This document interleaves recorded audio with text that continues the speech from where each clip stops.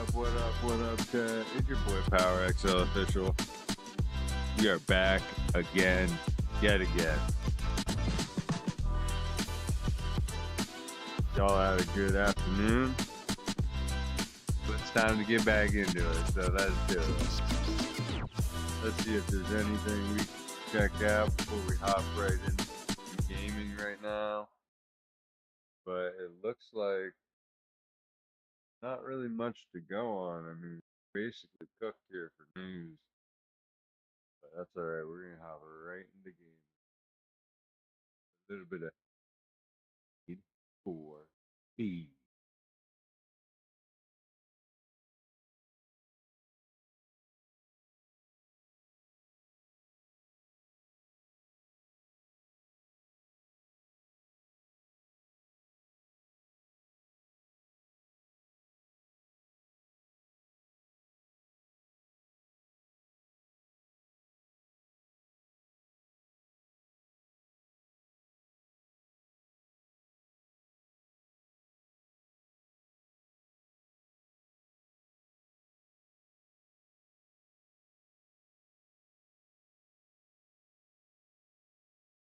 Can't imagine it being that glitched out.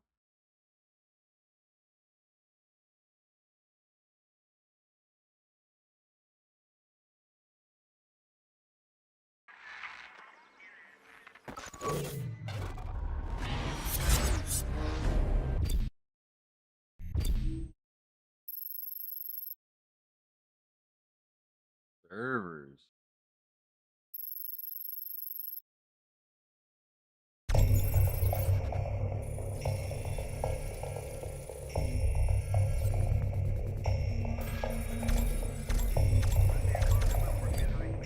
Fix these settings.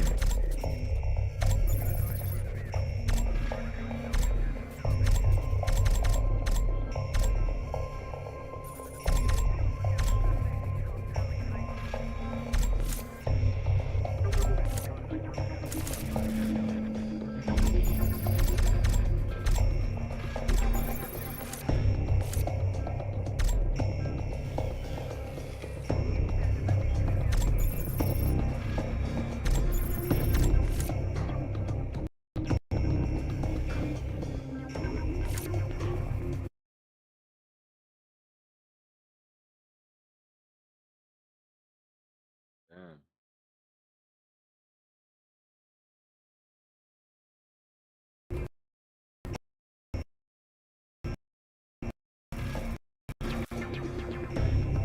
Had to revert back.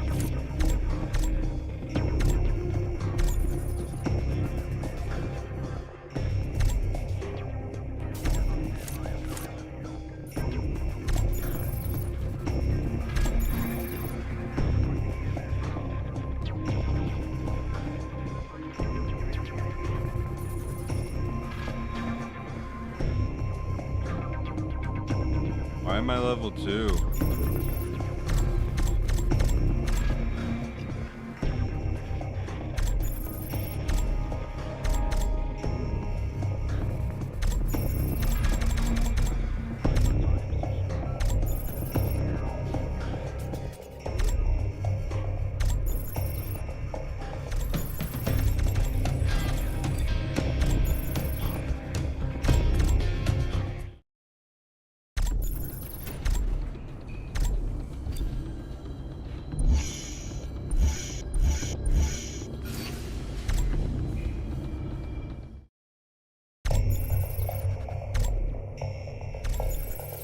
Why does this game take so long to load?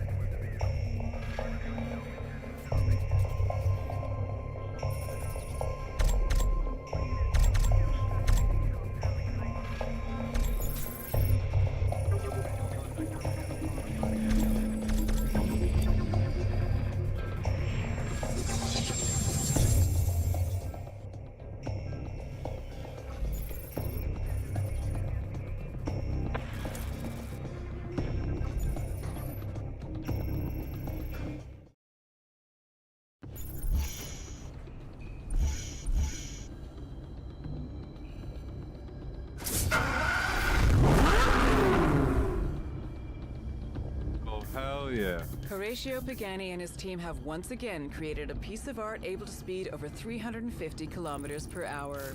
Created in Pagani's Modenese studio, only 5 roadsters will be built, complementing the existing 5 coupes.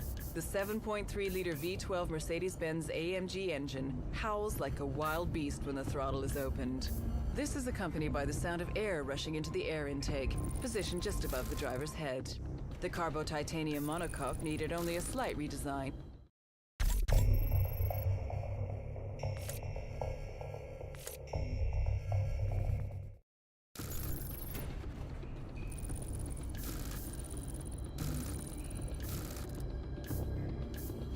Horatio Pagani and his team have once again created a piece of art able to speed over 350 kilometers per hour.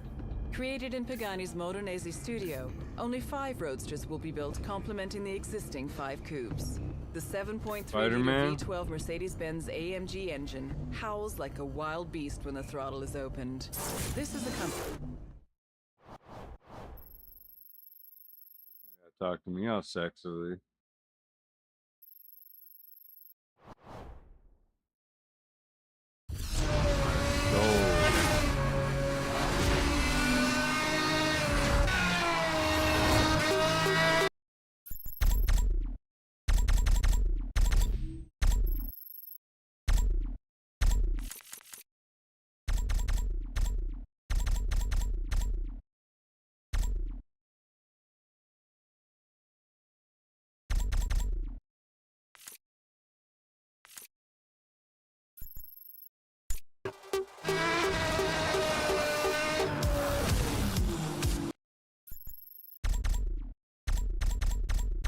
How did I lose control? Anyway.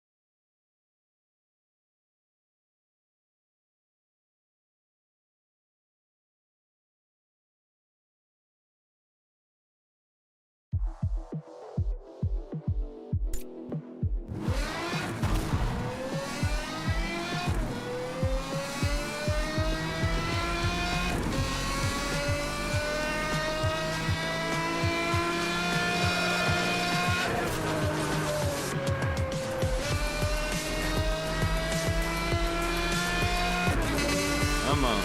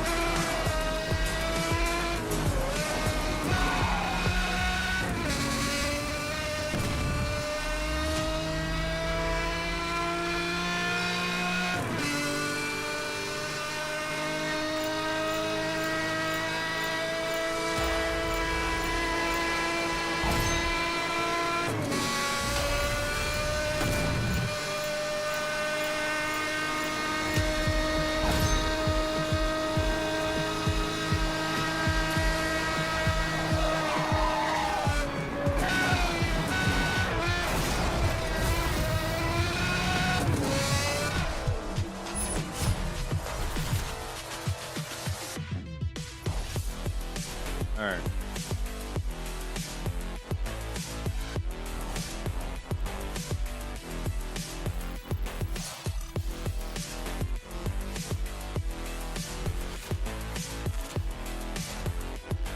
Your car has been installed with the latest anti-pursuit technology, the Spike Strip.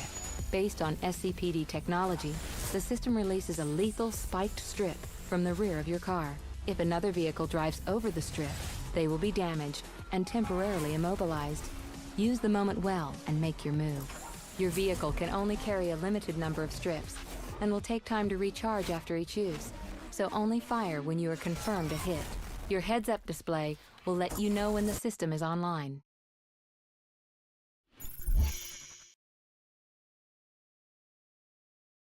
SRT. Lancer. Mazda. Report.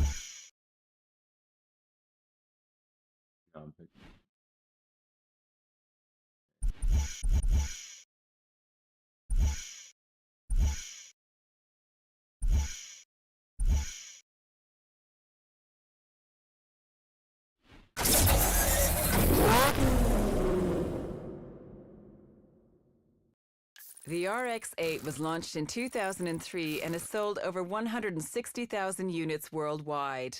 So far, this car has won more than 50 global awards, including many Car of the Year awards in 2003 and 2004. With a refreshed look and an improved performance, the latest RX-8 is still as stylish and fresh as it was when first launched. The Mazda RX-8's most unique feature has to be its Renesys rotary engine Genesis engine, which generates an incredible 232 bhp from a comparatively small, naturally aspirated 1.3 liters. Redlining at 9K redline.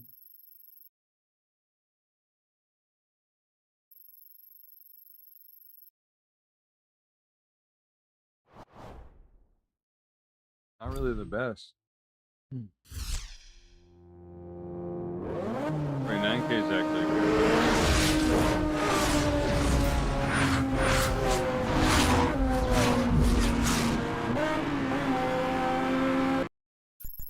Gotta fuck with this audio.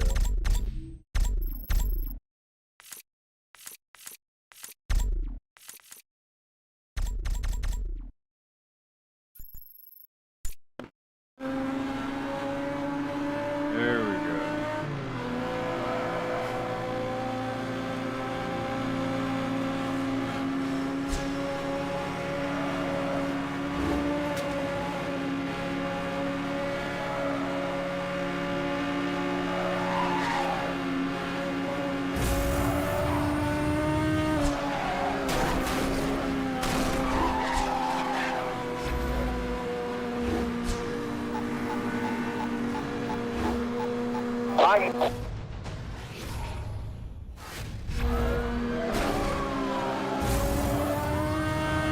Suspect is driving aggressively.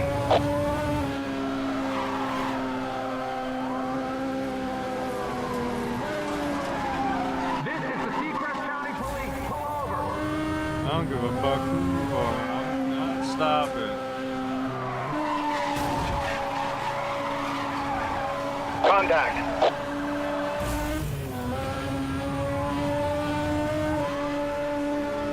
All units, heads up. I'm gonna... Roadblock. Roadblock reporting 1050. All units move in.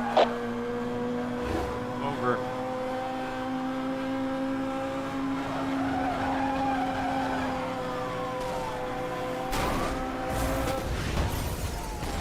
Fuck you,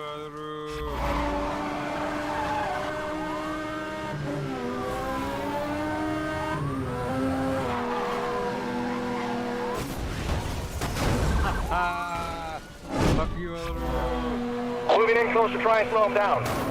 Officer, please proceed with caution. Fucking hit me.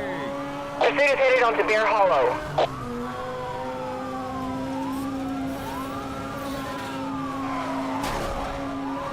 Suspect is driving extremely dangerously. We've got to end this now.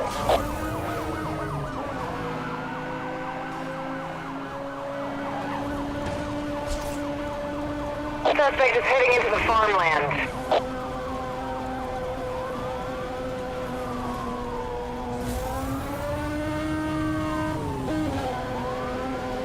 Suspect is not responding to my instructions. Let's see how he responds to this. All units, pursuit escalation. Use all available force.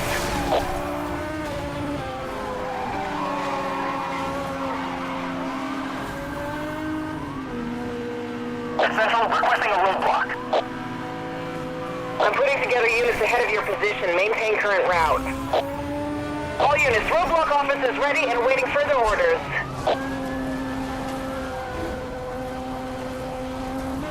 Luck with a roadblock when I'm not on the road, bitches.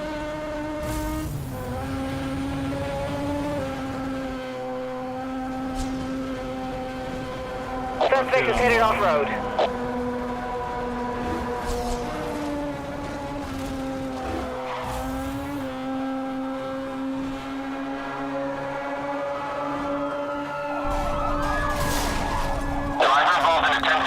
Suspect tried to run me off the road.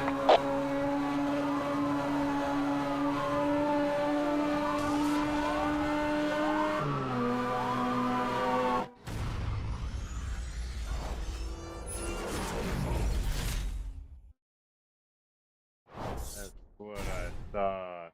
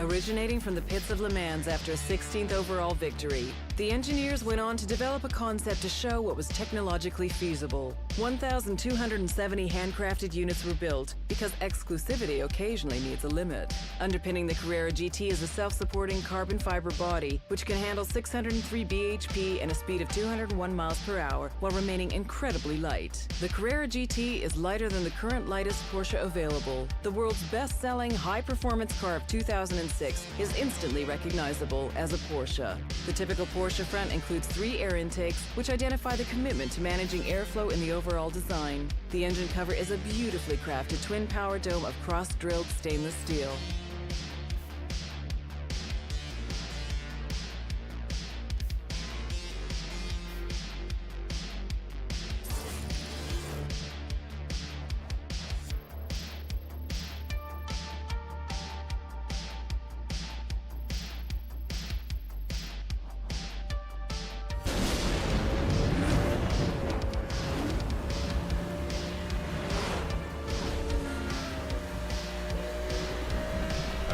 Let her rip.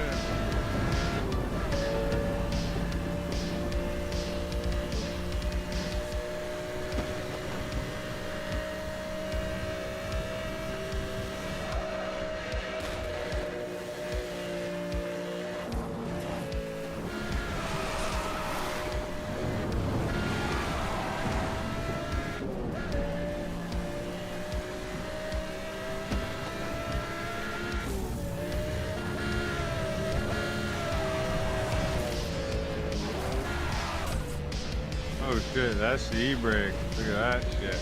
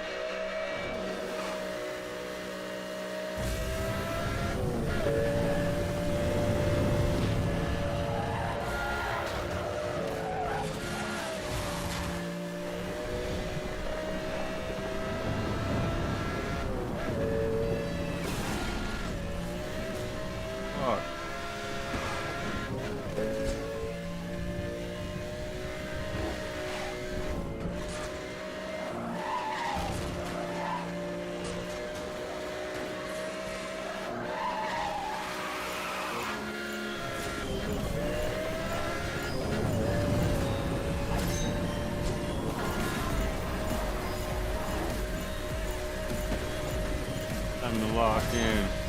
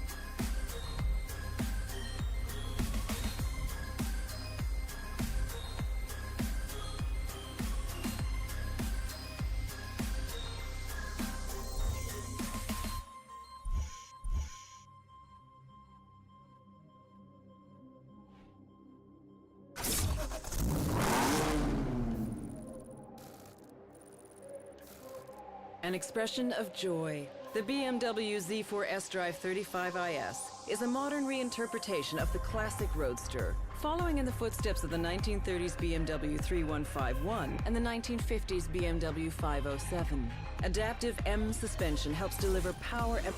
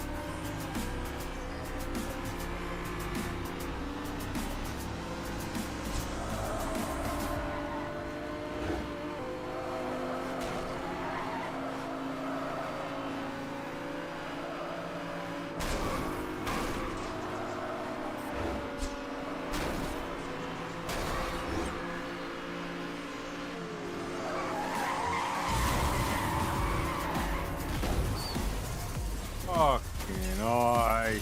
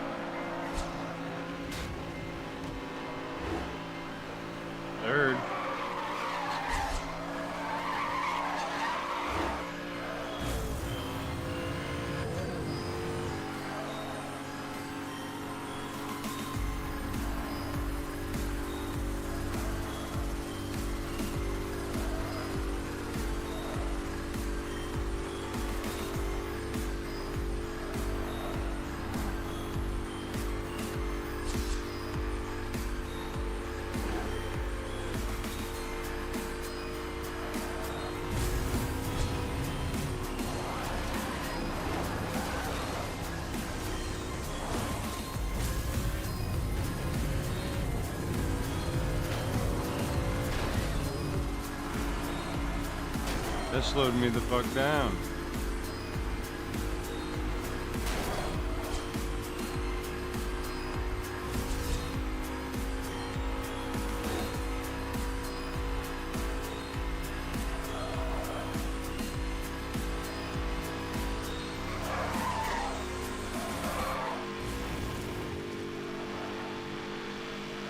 Damn.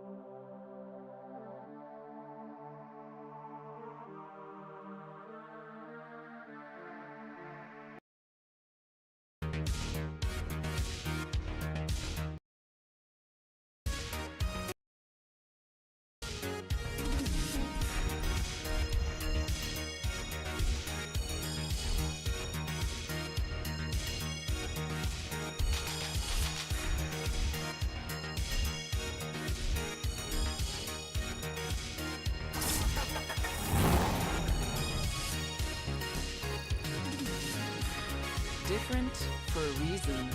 Known as Evo to its friends, this is the high-performance sedan and the 10th official version to date.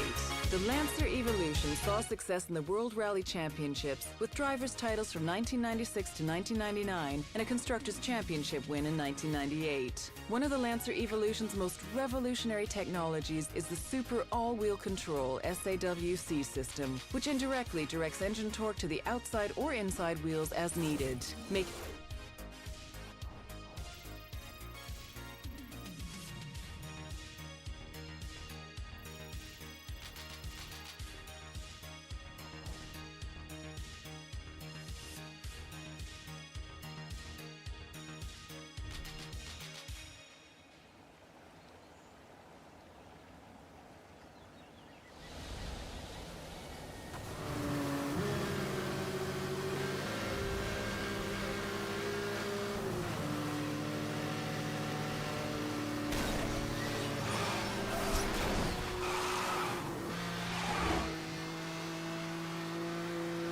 That slowed him down a little bit.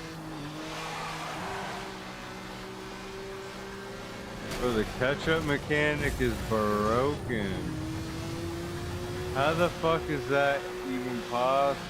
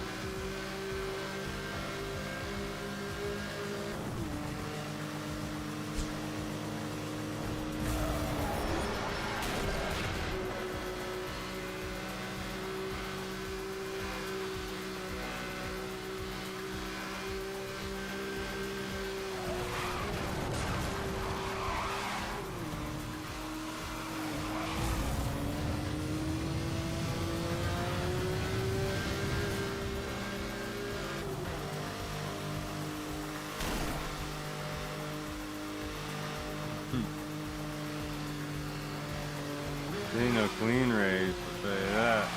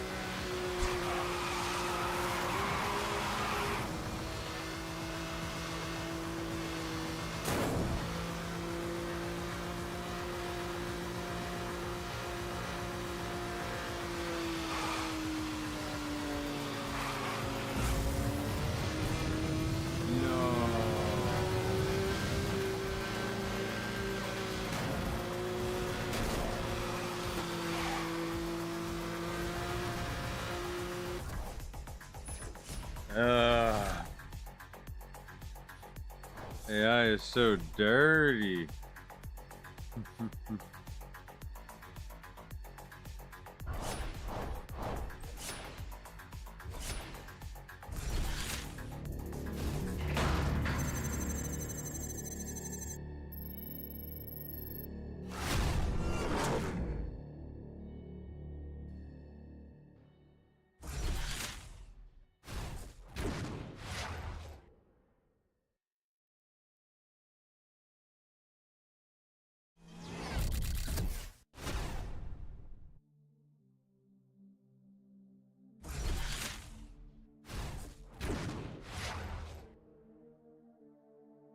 70Z.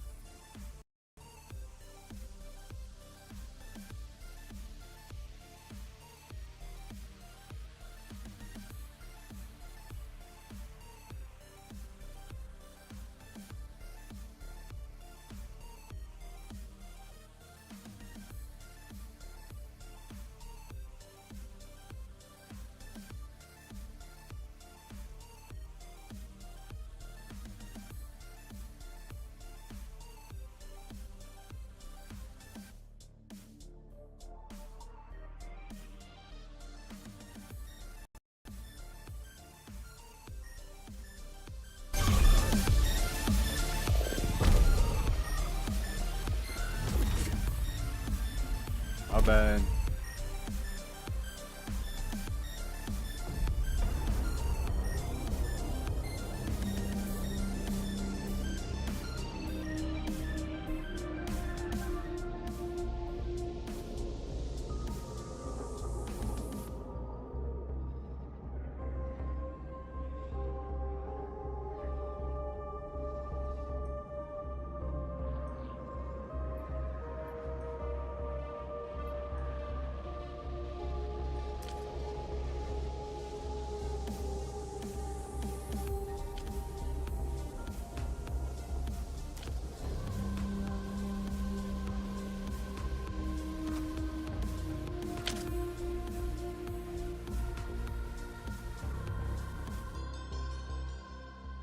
No idea what this game is.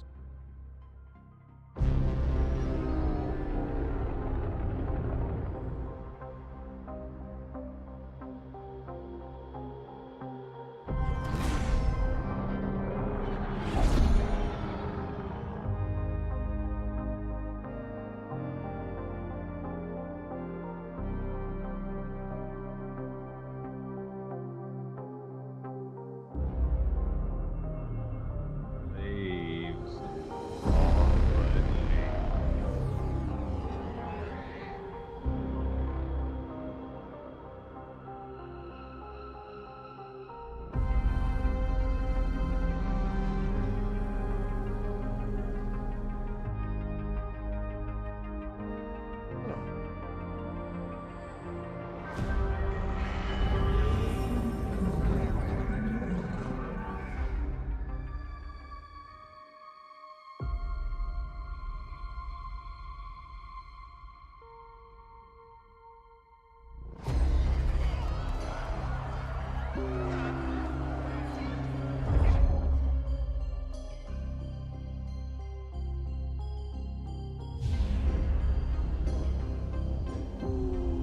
Good.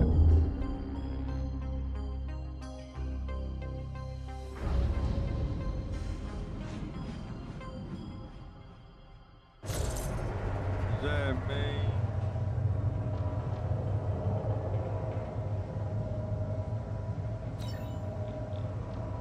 Let me fix that right quick.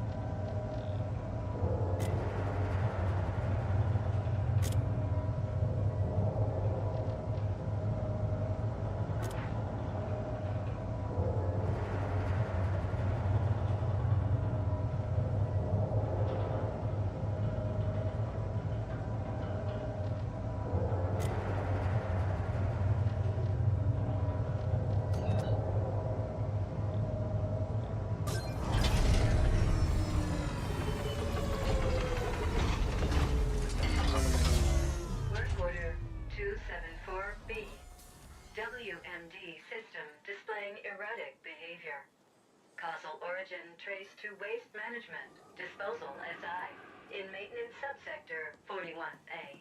Tasks. Locate WSD Control Room. Interface with WMD SI. Diagnose cause of error. Conduct any repairs needed. End work order.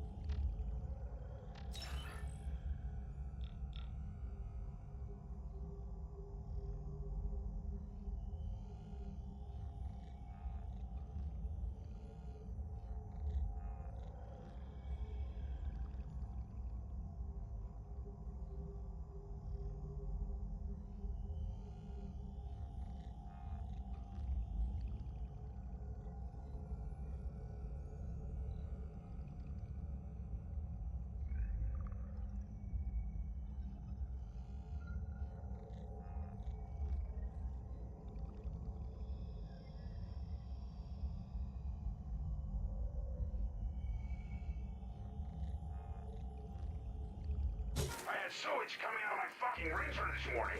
Ever tried showering in manure? I want this fixed. Get it done before end of cycle and I'll throw in a juicy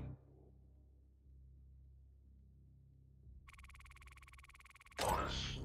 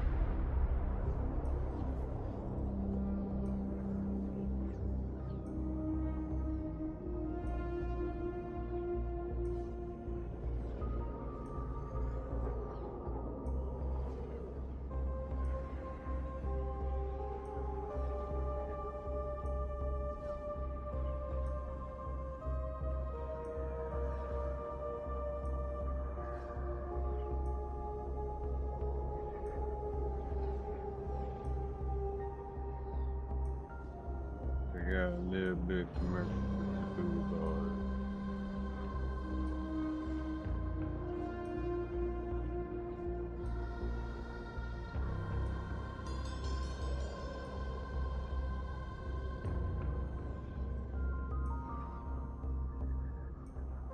Here we go.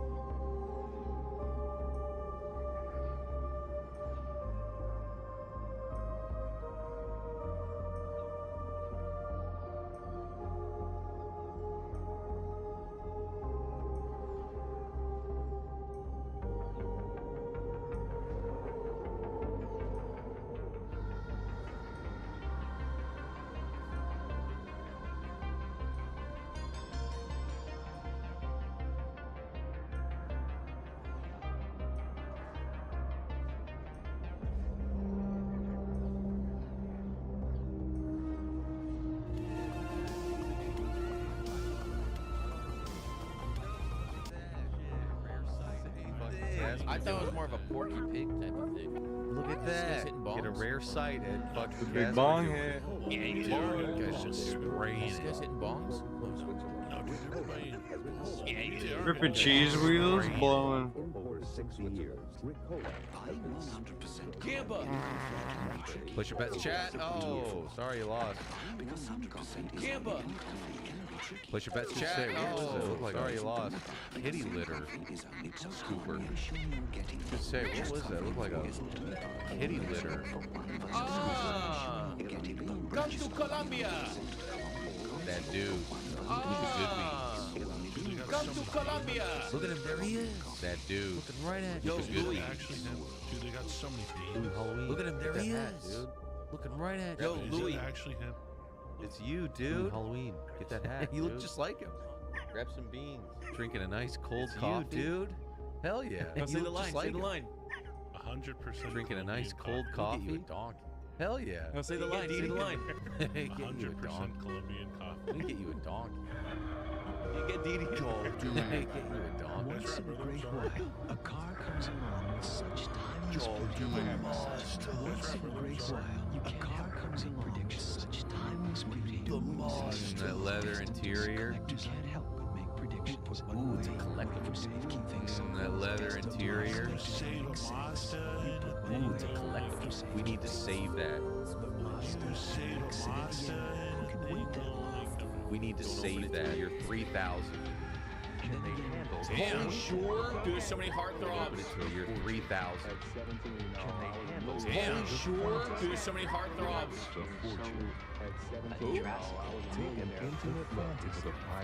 Luke, here, yo, PC Tech with the 5.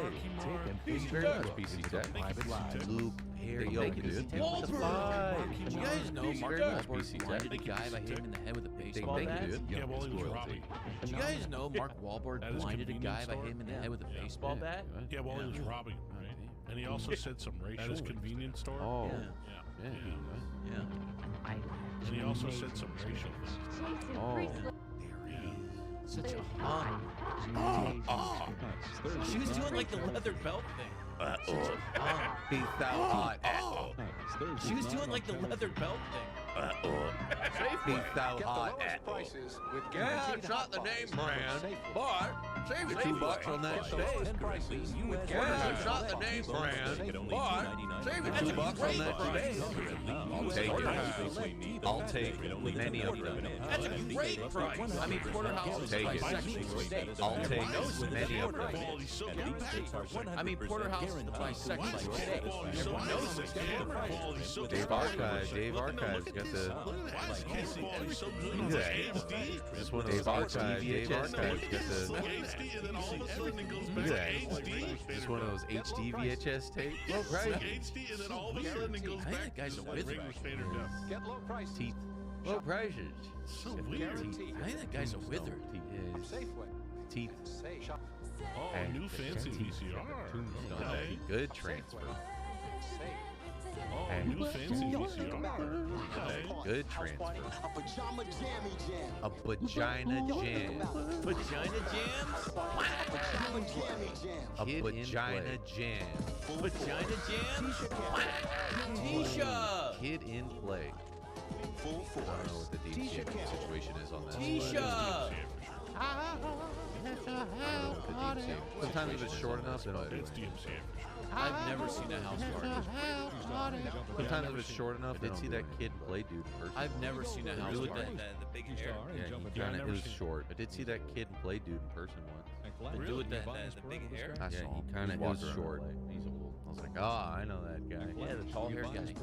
I saw him. He just walked around LA. I was like, oh, I know that Dances guy. with Tall Wolves. hair guy. Wow. Ooh, that one. I remember that one. Dances with Wolves. We dub Fuck that. yes, dude. That's Ooh, the that best one. Ninja Turtle. I remember that one. Down under, yeah. What is this commercial? We dub Fuck this. yes, dude. That's the best Ninja Turtle. Rental warehouse sale. What is this commercial?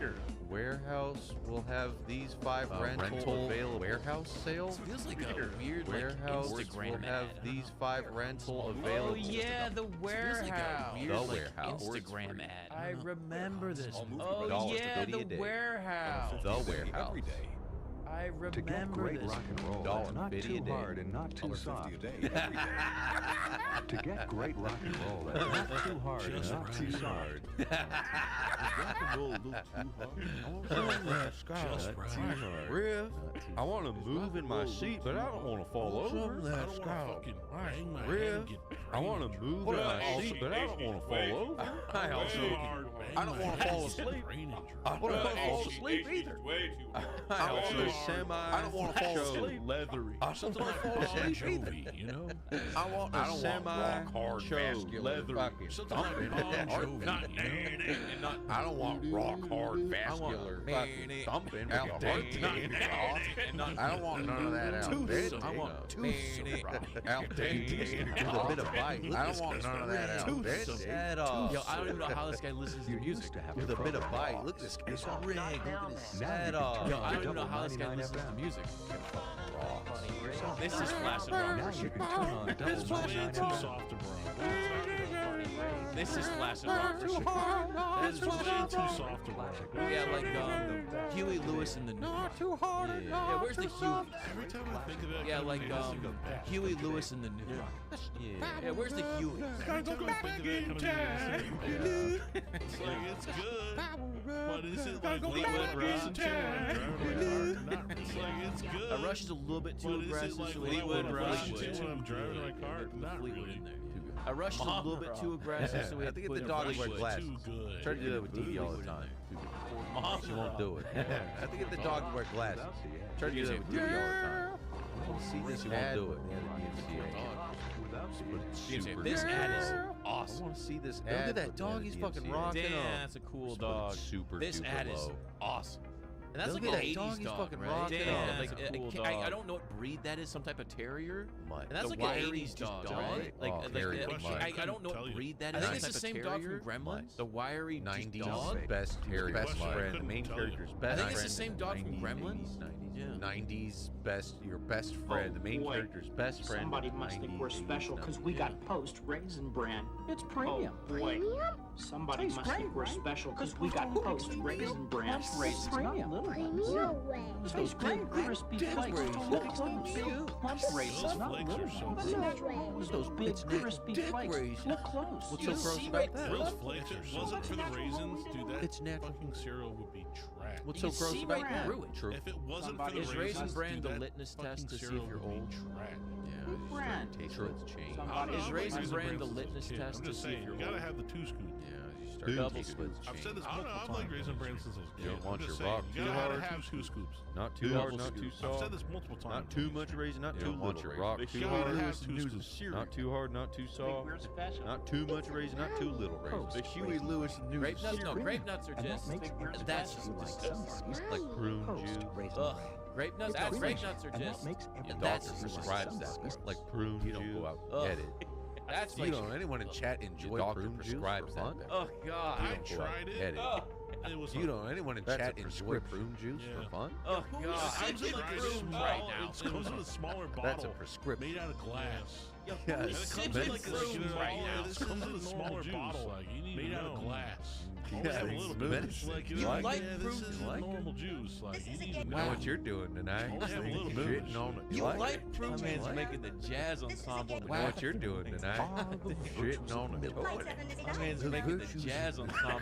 Is she at the airport drinking She's milk? in the milk stand. Oh, milkman, take me Is she at the away. airport drinking She's milk? in the milk stand. Drink so much milk, you're gonna miss your flight. Milkman, take me away. Goose, drink so much milk, you're gonna miss your flight. complex vitamins for steady nerves. It boosts your energy.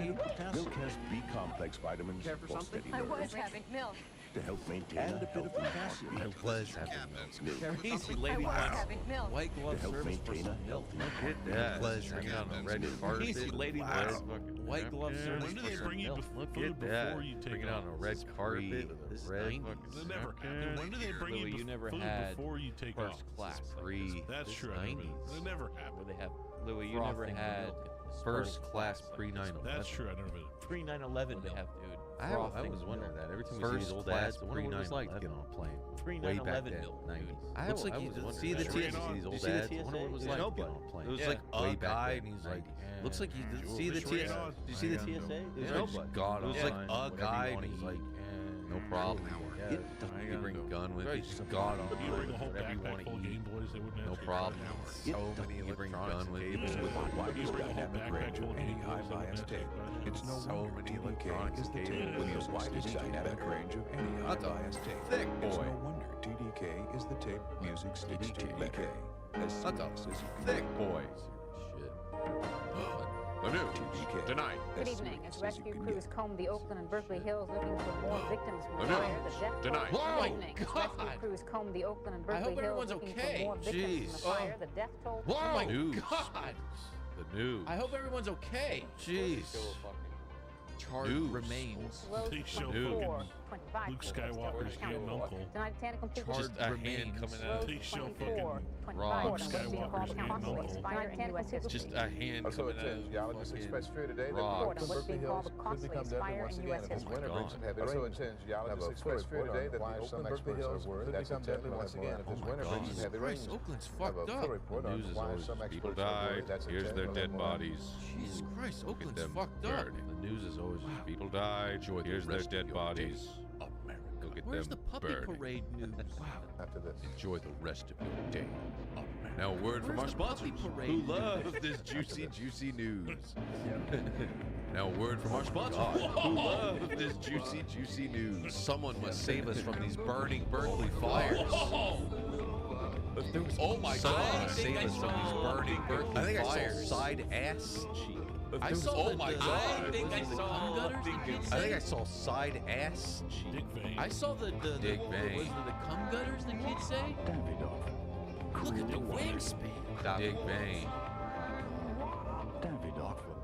Look at the wingspan. See, man. At Macy's. Yeah, I saw like his Available obliques exclusively hanging man. out to at his. Macy's. Maybe Look how BRB yeah, I saw screen like while how we- look how happy they look. They're like, out to his- we really have to talk about more maybe, dead. look how BRB screen. look while how we look how there's happy no they look. They're like, rotting we remains. really have to talk We're allowed about to show the more bodies? dead. Yeah, let's do it.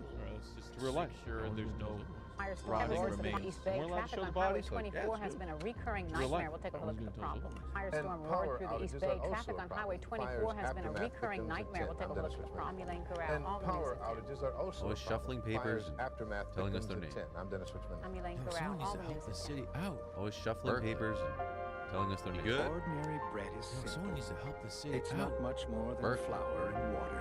You good? Ordinary bread is far more. It's not much more than flour. The finest grains are so A little bit of jam. It's far more complex. Fuck. A little bit of jam. Some nuts all over the top of This is the bread. Oh, fuck. And baked longer. It is God damn, this music makes anything epic as fuck. no one else bread in America. It is God damn, this music makes anything epic as fuck. the best bread in America. Slice of bread. Thursday. You've never asked the episode where Krusty cries about not having his father with him. Hold on. Homer goes and they go find him, and he's like a rabbi, cries about not having his father with him, and then Homer goes and they go find him, and he's like a rabbi, and then they reconcile. Let's find out. That's how much Simpsons I watched as a kid. Secret Past. Way too much. I still watch it. Like anytime I see something on the background. I watched as a kid, man. Way too much. I still watch it. Like anytime I see something on the background. Clown. I never want to see you again. You clown. Why you little? Wow.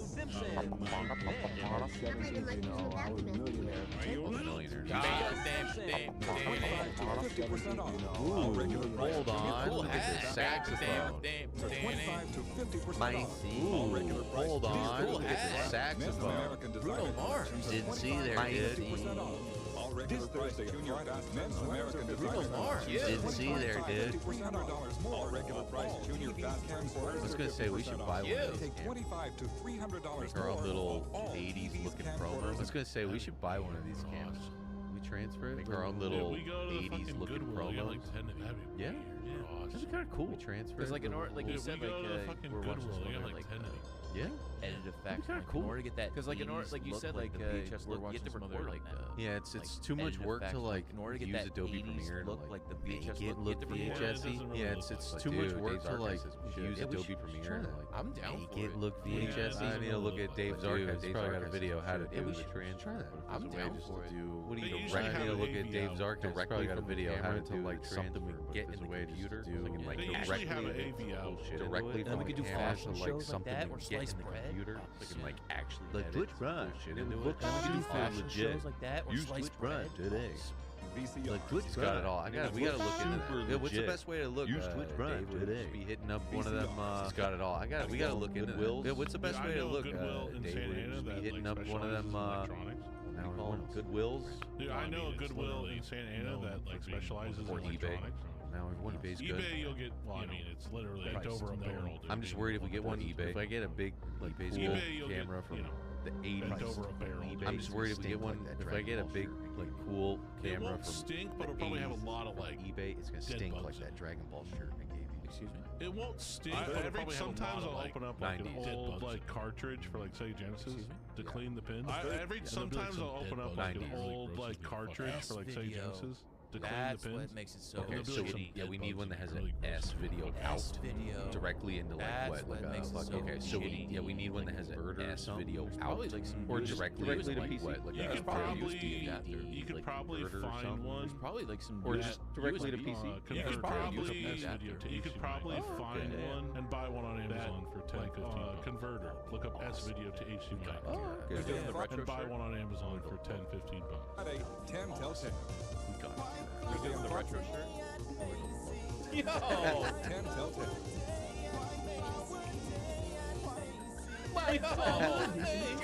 He says that for 4 hours straight. For exciting new hairstyles. He says that for 4 hours straight. Wait, what kind of wizardry is this? Topsy Tail. Wait, what kind of wizardry is this? Tight. Dude, you go, this hair's Daenerys Targaryen hair. Dude, you can have like Daenerys Targaryen hair. You can have sister wife hair. Ooh, look at that mud. Smooth. Ooh, look at that mud. Davey got the video on the transfer. I just got it. Thank you. I will be watching that after. Davey got the video on the transfer. Just got it. Thank you. I will be watching that after. We're about that life. Yeah, Dave, there's like a specific model. Direct S video, real cool camera, something. How even compact is it? Just to get that look. Direct S video, real cool camera, something. How even compact is it? Just to get that look, so we can film our own stuff with the green screen. I should still have my old. Yourself to a store right now available. Symphony claps ass. That's some high-tech shit. Dude, the Toffee Symphony. Oh my, Symphony claps ass. That's some high-tech shit. Dude, the Toffee Symphony. Yeah, when you see the commercial, even yeah, don't think they get enough love. I think you the know, when we Symphony start adds more talking milk. chocolate, but yeah, when you see the commercial, Like when people try to compare, like, top tier. the- I think the oh, Symphony American adds more chocolate sucks. I'm milk. like, yeah, but you're probably just trying. Like when people try to compare, like, the, oh, I American mean, I would chocolate say sucks, like, yeah, but you're was probably it just Cadbury's trying, better like, than basic Hershey's bitch chocolate. chocolate. But like, I mean, I would say like, better in terms was of it a Cadbury's quality of better than chocolate Hershey's because it's chocolate? But like, Symphony is better in Yeah, terms but of I'm a pretty sure quality of C's chocolate because blows it's fucking Cadbury out the water. But now you're talking about Yeah, like but I'm pretty a sure Cadillac C's versus blows a Corolla. You're getting gourmet, Man. chocolate. But now you're talking about like You never said there was a limit Cadillac to how much versus you a had to Corolla. do You're getting to get- gourmet, And then also chocolatier. the You're probably becoming like We chocolatier. never said there was a limit to how much you had to do to C's get version, that chocolate. and then also Across the the pond, probably you're is like, like oh, this is- no, you go the across the high-end pond. Sounds C's different. version. Remember those across freaking the Cadbury pond, things you're we like, had that tasted like fucking Go across the pond. Yeah, that was weird. So anytime somebody tells me Cadbury things we had that tasted like, I don't know, bro. I had an armpit taste. So anytime somebody tells me Cadbury's better, I'm like, I don't know, bro. I had an armpit taste of Cadbury. Smucking. That's good news. The good taste of Smuckers. 20 calories a teaspoon. Smucking. Strawberry jam. Oh, it's healthy. Something about Oh, Calories a teaspoon. Mother, strawberry jam. on it's some healthy. hot bread. Try Smuckers with a name Mother, Just on some hot Another thing as bread. you get older, it gets better and better. You know, as a kid, my dad always bought the boysenberry knots. It's another thing as you get older, it gets better. And I was at Costco. You know, as a kid, my dad always bought the boysenberry strawberry reserve jam or whatever. Like a drum And I was can at of Costco and they had a big thing of the Smuckers. I haven't had a peanut butter and jelly with strawberry jam before. So much better. So much better. I All haven't you had need a is peanut butter simple and things jelly in with life. strawberry Get a jam little before. fucking hot So bread much with better. some jam. You know nobody else All you eats need peanut butter is and simple jelly? things in life. Get a little Peanut fucking butter hot bread with jelly. some That's an jam. American. Did you know nobody else eats peanut butter and jelly? Is that Louis Classic. Theroux? Butt and No, I jelly. watched a video where it was like British people's reaction to peanut butter and jelly. Is that Louis Classic, Theroux? Gross. No, I watched a video where it was like British people's reaction to Really? peanut butter and jelly. They're like, UK probs don't get down with peanut and jelly. Canadians, they don't eat peanut butter and an jelly? exception. I thought everybody UK was eating probs that. don't get down with peanut That's a and North jelly. American Canadians, thing? they don't Oh, eat shit. peanut butter and An jelly? exception. I thought everybody was eating I that. thought everyone was like, oh yeah, so That's a Christ North not American gonna thing. pay. Oh shit, I Prob. thought that was Canadian everywhere. still. Canadians eat it. I thought everyone was like, oh yeah, so Christ not we gonna share pinch. stuff. Bro, Europe I doesn't heard really about do it. Ketchup Canadian. Doritos. That makes Okay. sense. North America. We Ketchup share Doritos. and mustard. Europe I heard doesn't they're really coming out do with it. Ketchup Doritos. UK. I don't know about the mustard. Ketchup That Dorito. sounds good. Mustard, but ketchup Sounds like a UK Mustard UK Doritos? stuff. That's what it Is it sounds UK? like. I don't know all about seasoning? mustard. If that sounds good, but ketchup.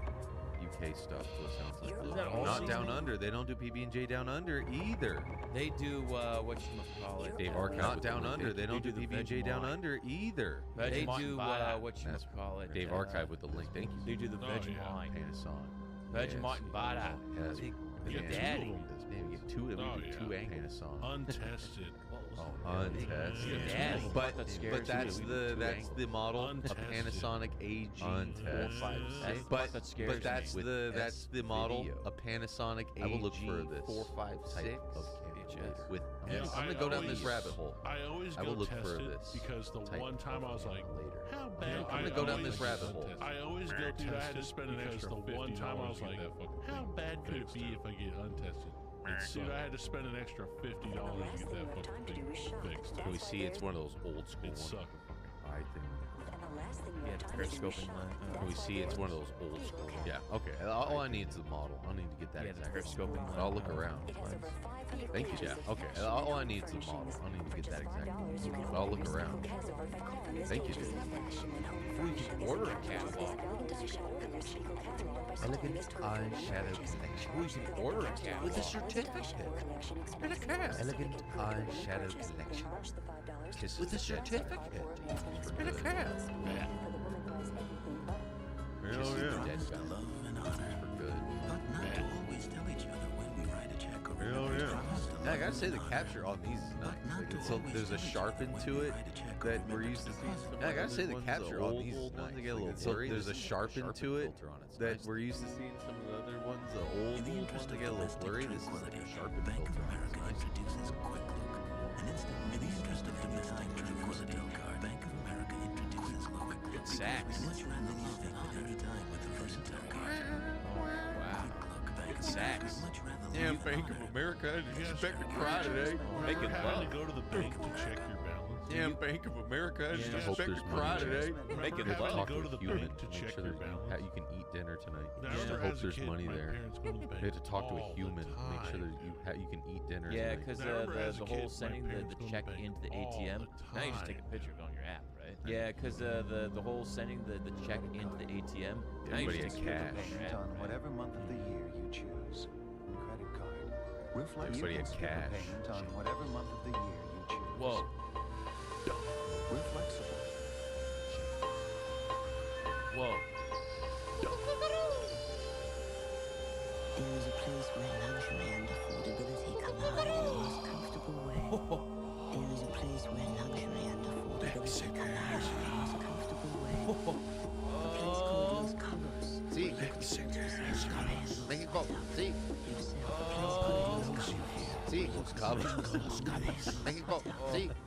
I've been there. That's what they said. You gotta dance around like nobody knows you.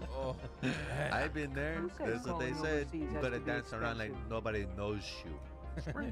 Sprint's got a new way to calling overseas has to be 25 francs on a typical call to France. Hundreds of yen on a call to Japan, save you over 25 francs All my friends from all across the world. Hundreds of yen Thank on a God call to Sprint's got my Japan, back. the way things are today. All my friends from all across the world. And Thank save God more money Sprint's so got I my big back. The way jack. things are today, Huge shoulder you need pads all so the you wand fucking you tackle can get. someone. If I need to save more money, man, my big jacket. Thanks, Huge Karen. shoulder pads so you fucking tackle someone. If I need to speak. He's pretty fucking- Karen-y looking. Thanks, Karen. With the old Sprint. He's pretty Karen-y looking. Right, Jack.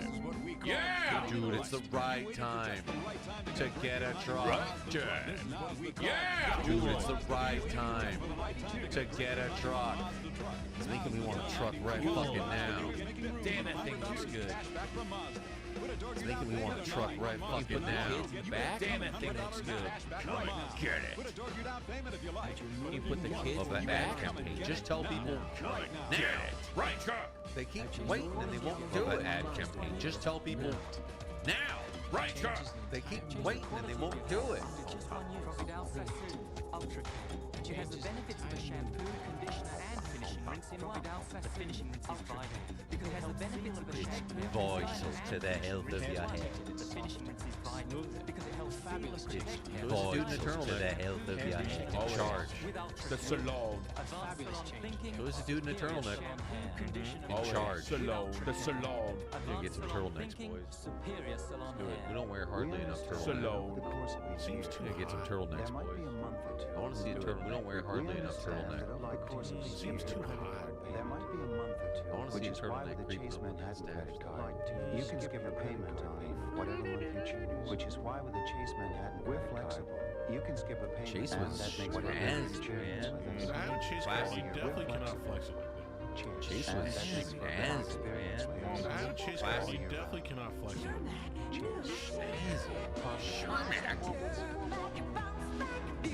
Yeah. Shermac? Sounds like a Mortal Kombat character.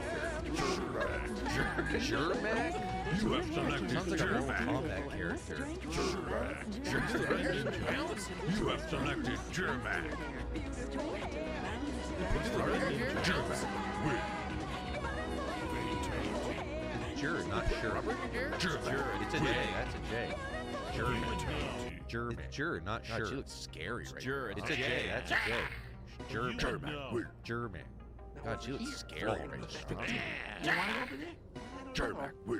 When the moment comes to build your victory, Dude, Louis, we gotta get you some big pants, dude. when the moment comes to build your victory, Look at these pants, dude, Louis. We gotta look how much they billow out at the hip. Look at these pants. when the moment comes to Look build how much your they victory, billow out at the benefit hip. gold You just All have your to hip. shit's gonna fall out of your pocket. when the moment comes to build your dreams, no card benefit Polos? gold All your MasterCard. shit's gonna fall out of your Buying pocket. power. Did you have the baby lifting weights? Yeah, buff babies. Polos? Places We start than with American polos. Express. More buying Did power. you have the baby lifting weights? Yeah, buff babies. More places than American Express. MasterCard, piece by piece, the best gold card to master the moment. Oh my god. Gold MasterCard, piece by piece, the best gold card to master the moment. Oh my god. Absolutely. This is a stream key. This is a dude. It's bigger than your head. This is This is a dude. It's bigger than your head. Nose ring last week. My cold. Sure, I even had a fever.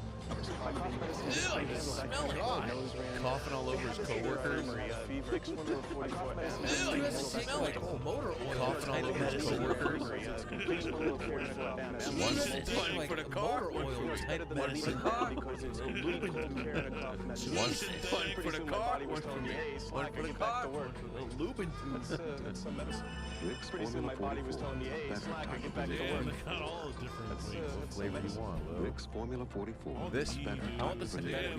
like this one only does headaches. Flavor you want. This one has headaches, diarrhea. This one, this headaches, I want the synthetic diarrhea. one. Like this This one will do the whole only thing. does headaches. I mean, This one is headaches, diarrhea. This one is headaches, if I'm gonna diarrhea. go in, I want to do the whole thing. I mean, And this is like, I don't even care if I don't everything. have it. I want to make sure. If I'm gonna go But this is in, I'm gonna gonna fuck stop you up. Like you're gonna be out. You're gonna be in a coma. Work on some heavy machinery. But this is and gonna take fuck some you up. 44M. Like you're gonna be out. through the You're gonna Let's be go in a to work coma. and work on some heavy This is machinery. the Might fucking fix. take some 44M. This is the band. Right through the sleep, things start getting weird. This is my fix. AT&T Pro This is Watts the gave you band. business savings on calls to 177 countries. All the calls. Now we're giving your business an extra 10% Letting you talk to Mexico. All the calls. Now we're giving you even more. Look at all of Mexico. Letting you talk to Mexico. Mexico's big. Look at all of guy bros. Introducing our favorite Channel's like a call. It's designed for the world. Call now. The you guys, bros. Wow. Call now to sign up. Where's Brazil? Nature. Brazil. It takes hundreds of years for a redwood to grow. And HealthNet's planning Let me tell you 40,000 about more. the It takes hundreds of redwood. years for a redwood Roger in the years to Redwood come. here. And HealthNet's planning Tell you all about these three redwoods. Take care of the world Roger in the years to come. Redwood here. After To tell you all care of about the these Star three Wars on a believes speeder that bike taking right care now of the world Yeah. is as important as taking care of the Star Wars on a speeder bike right now. Was that him? Was that Roger? Doing an eagle call. What are we saying?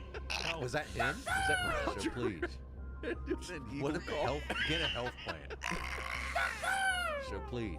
I feel good talking to What you if the about health? Almay. Get a I health believe in plan. Almay. For almost 60 years, Almay has created I feel good talking to you about Almay. I believe in Almay. For almost 60 years, Almay has created the products that help keep our skin always cared for, always hypoallergenic. Like Almay's longest lasting mascara. Always Sensitive lashes? Always high naturally without spiders. Almay's longest lasting mascara. It's much Sensitive really lashes? naturally without fibers, flaky, clumpy, or spiky. It's much fruit too.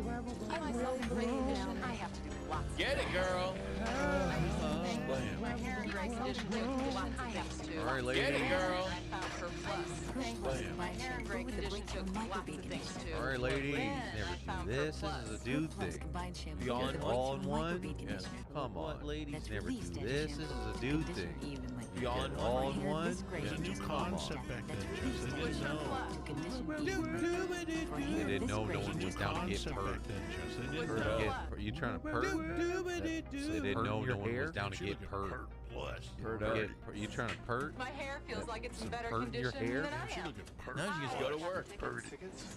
My hair feels like it's in better condition than I am. Now you just go to work. I can get friends. Save your time. Plus, great hair that's one Yeah, step one and I done. mean, done. I can get behind it. Save your time. Hurt up. Just I just feel Yeah, one and done. like Done. empty and negative. hurt up.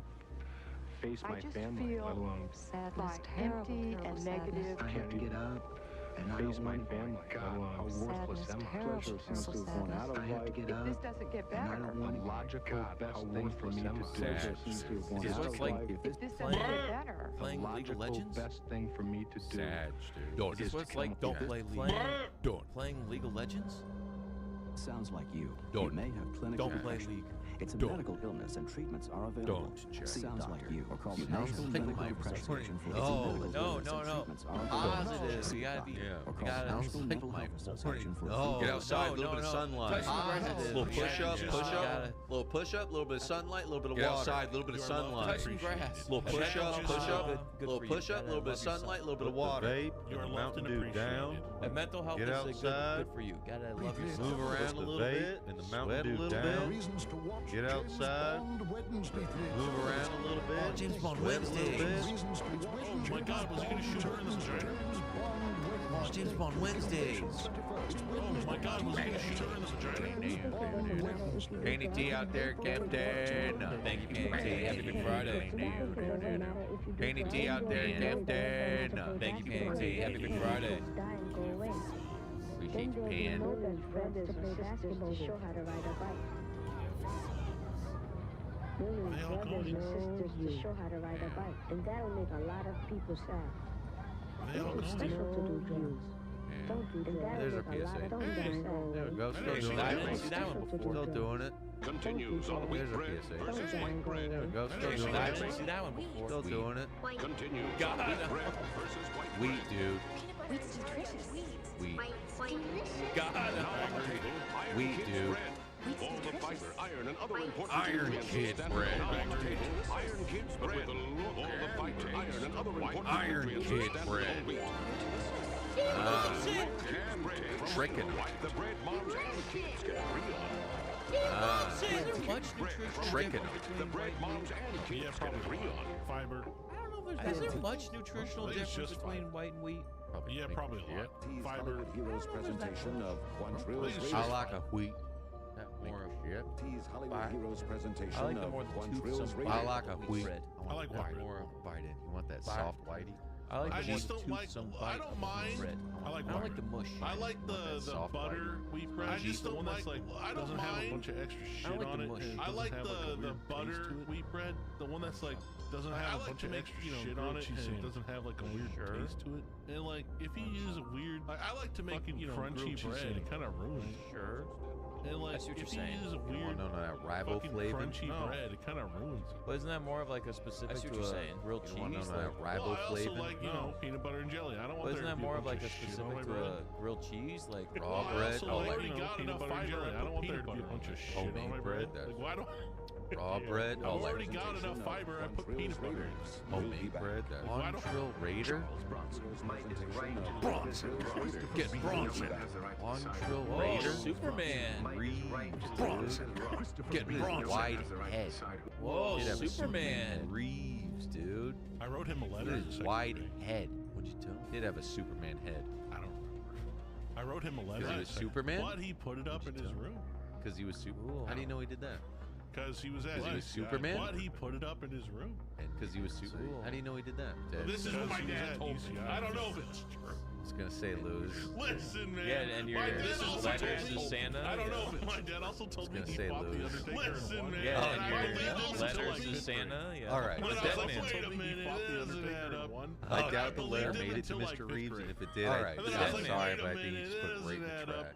I doubt the letter made it to Mr. Yeah, it Reeves, makes and if it did, I'm sorry, but I think he just put it right in the trash. No, I'm sad. All of it. Doesn't even make sense. No,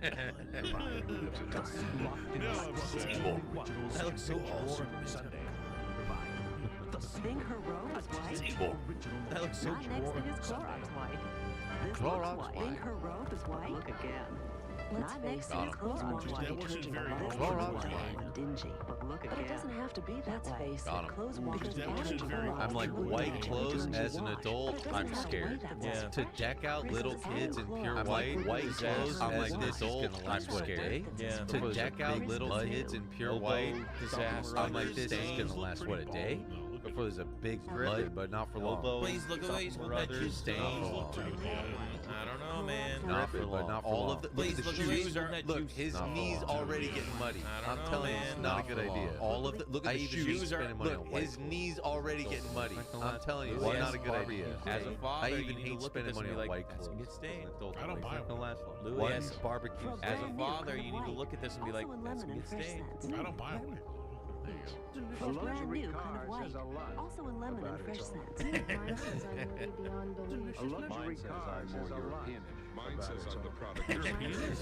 Luxury car says I'm so successful I can go into Mine debt. says I'm the product. Another pathetic sheep following the herd. So successful Sheep. I can go It's into like, debt. like, David just like Another talking to pathetic Twitch sheep chat. following the herd. Oh my god, this is like David just like talking to He's Twitch taking chat. Carolina drop. I'm irresistible. Oh, hey. Not chasing love. Like Barbara. He's taking Carolina drop. The wrestling is. Oh, hey. Not chasing love. Oh yeah. Barbara. evidence that you bought a great Wrestling car, is and you can still pay your mortgage. Oh, yeah. Legacy. All it Oh, shows this is car that you said bought a you great didn't pay car, that much, and you can still and you're pay your doing all mortgage. right. I mean, the Subaru isn't This like car said you didn't pay that much, cheaper than a and fucking. you're doing all right. I mean, the Subaru isn't I think they're like throwing shades that at the much Mercedes cheaper than a fucking. and the BMWs of the world. Like, I just yeah, love the sentiment of I think like, they're yeah, you throwing can shades spend a at lot, which Mercedes. makes you look like And you spend money a lot. I just Yeah. love the Or sentiment get of something like, not yeah, too you can hard, spend a not lot, too which makes you soft. look like you spend money a lot. Or you get something not too hard, not too soft. Modest independent. They want to stop you from getting network television for free.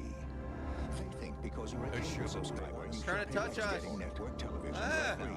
The TV networks are because you're a trying cable to stop subscriber. you. Trying to touch us. Could result in an extra charge for network TVs unwanted. They're trying to stop you. Legislation Still touching me. result in an extra charge for network TV. Let them make you pay Don't for touch it. me. Still touching me. Scared them all. Today through the networks and state your opposition to pay for free TV. Contact your Scared them all. today. Wait. So they're promoting anti-free TV? Don't let Wait. them. So they're promoting the free channel. But I want free TV. Yeah, they're saying take a stand.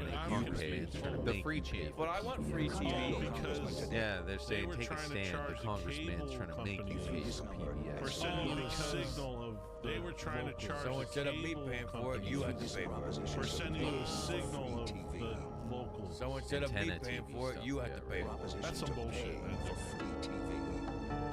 Antenna TV stuff. Do I make a move? That's some Or bullshit. I don't want to scare her. She might fall. And then you go right under.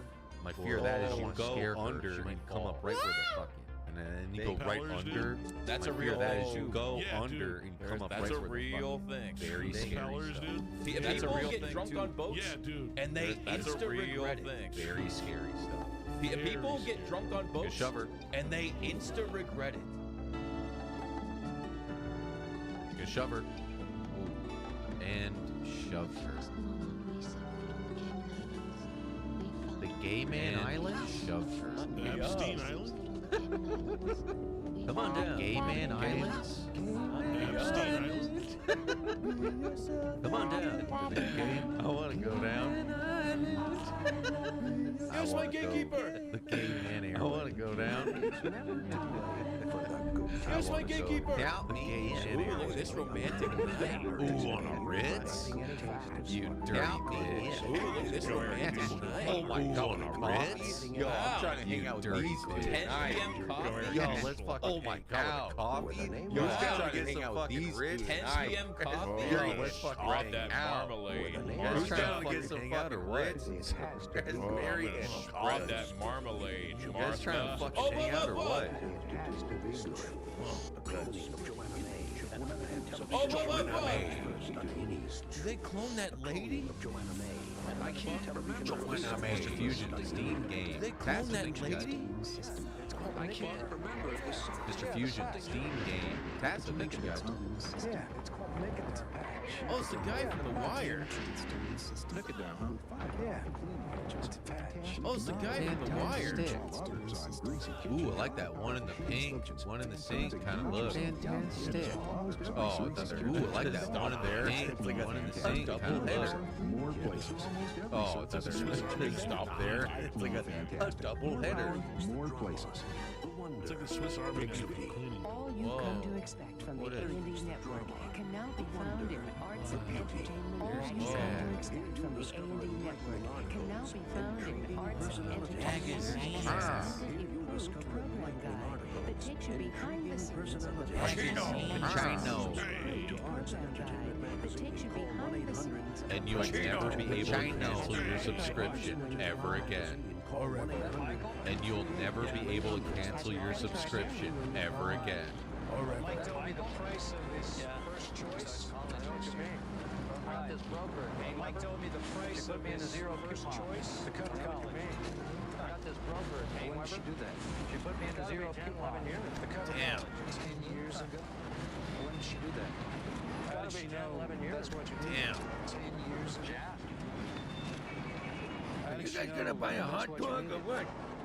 Just holding up the line. You rich fuck. You guys gonna buy a hot dog or what? He's arguing over going to school for $100 grand or $300 grand, and I'm trying to sell a door. He's arguing over going to school for $100 grand or $300 grand, and I'm trying to sell a door. Out of the way. Now get the fuck out of here. It's a nickel or get out of the way. Then recently, Chronic 420, thank you for the prime, dude. Love the name.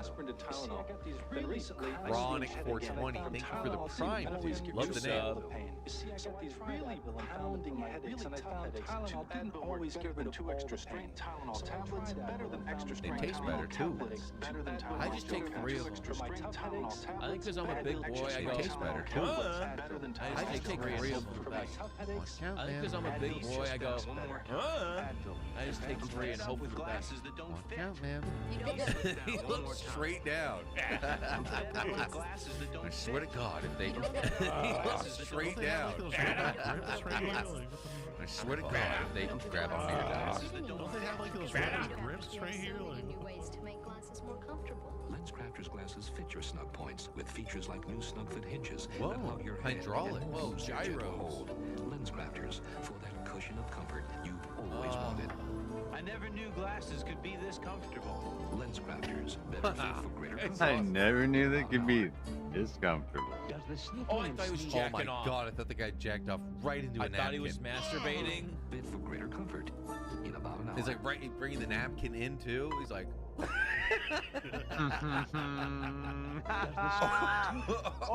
Sneezing. When you have to sneeze while you're jerking off, this is what it looks like. And you accidentally use the same rag. Damn allergy. Hubbada, hubbada, hubbada, hubbada, hubbada. It's like you can't not close your eyes when you sneeze. You can't not. Does the sniffling and sneezing Oh no, I just got in the rag. Isn't doing all it should? Does your Got my rag on my face. the feeling those tiny time See, I just pop them off, bro. I pop them right off. Oh, do I or not? Damn, bro, he doesn't give a fuck. I can't even kill him. They don't even let me kill the dog. Grandpa. Oh shit.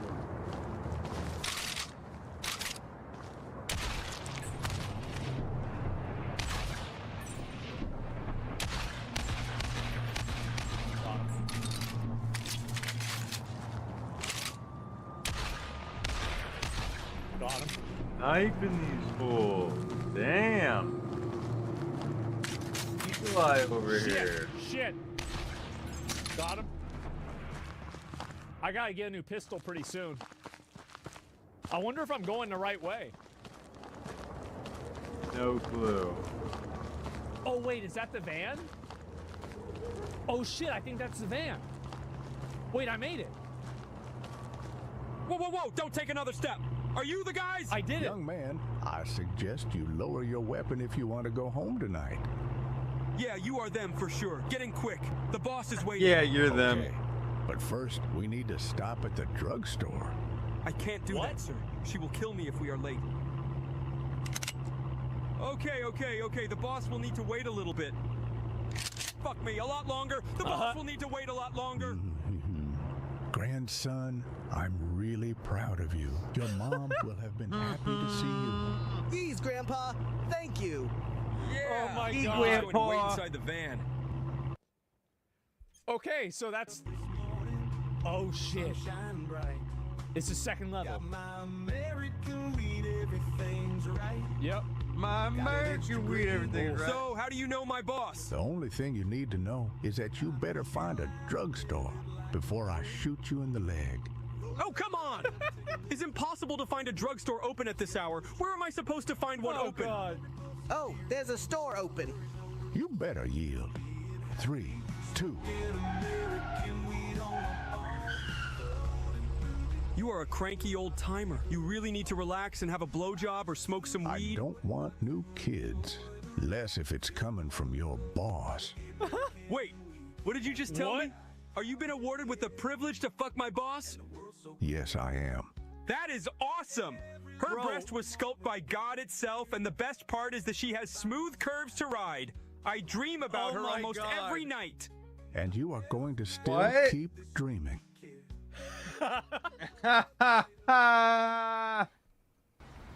Bro, what the fuck? What is going on in this? Hey! Hey! This is a pretty nice place. Look at that. You get tents. It's iPads. Wugga, wugga, wugga, wugga. Sombreros. Wugga, wugga, wugga, wugga. Wait, button to kill. Kill? Welcome to my headlog store. How can I help you today? I did not understand a single word coming out of your mouth, but where can I find the extra large condoms? Ha! No extra large condoms for you, only extra small for you.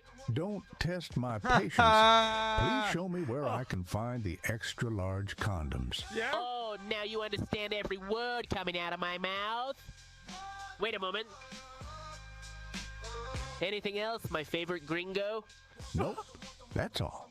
Wait, please add some energy drink and the Viagra as well. Damn. I knew you had a small cock. What any of this has to do with my cock? What cock? Who's old? Grandpa Hell is not going to do anything about it. Yeah, maybe tomorrow we'll give you a surprise visit. No surprise visit tomorrow. Next customer in line.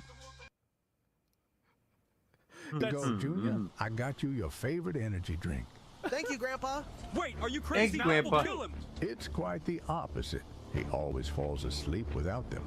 That's exactly why you don't feed them that stuff. Oh, Shut shit. up, you little bitch, and tell me where your boss is. Shut up, you little bitch. About that, they captured her and put her in the basement of a building. Is she really worth it? Uh-oh. Fuck it. Take me to that building. I knew you wouldn't back Fuck down. it. But to enter the building, you must go through the forest and the back door. Well, we gotta Are go you in still there. up to it? Do you think I am a little bitch like you? We are doing this. Listen to me very well and very closely, because I will not be going to tell you a second time. Don't cock block me. My friend, Oh, really shit. need a doctor. Just watch my grandson while I rescue your boss. Goodbye, champ. Grandpa needs to rescue a woman in that building right there. Please Okay. don't kill the van guy and finish your special juice, no matter what that guy tells you. Okay, Grandpa. Okay. Grandpa. Oh my fucking god. Okay, oh, I can't go this way. All right, let's go. Go save her. Can I jump up there? Wait. Oh, I see.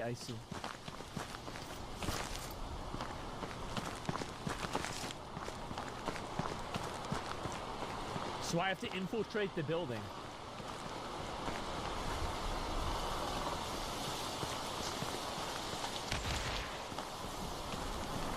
Wait, what? Hey!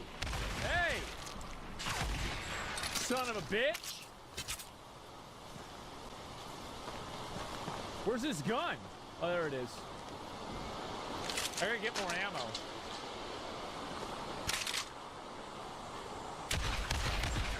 Oh, I just shoot him right there. That was easy. You're right.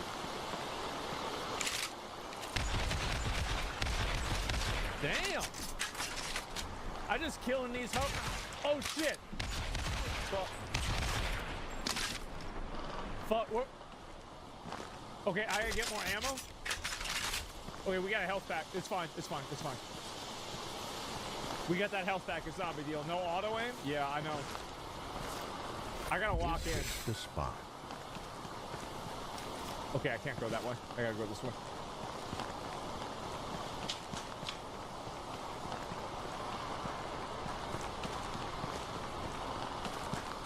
Okay. We gotta go in this way. How's he crouched? Okay. All right, good. We gotta be sneaky, bro. We gotta shoot them in the I head. hope Junior is okay, but I have to do this. Shut up. Shut up. I don't want to hear anything about that.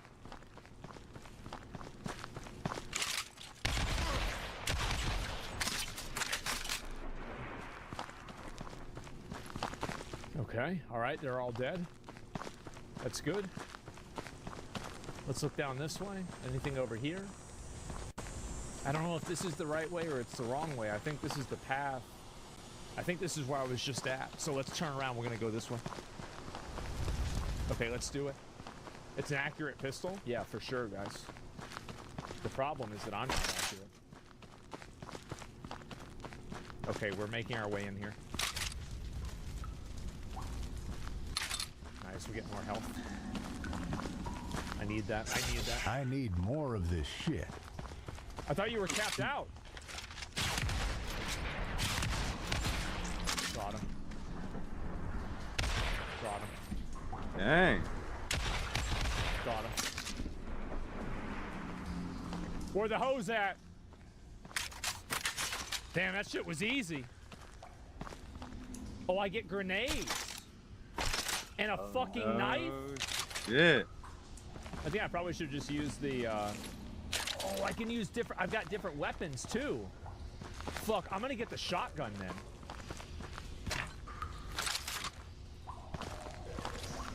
Okay.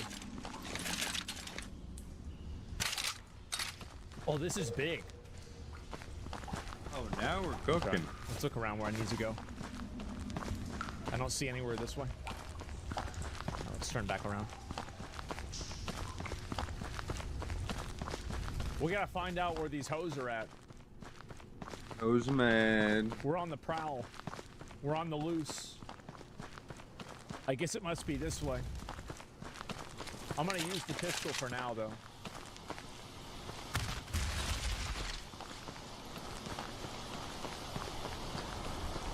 Okay, I think this is the path.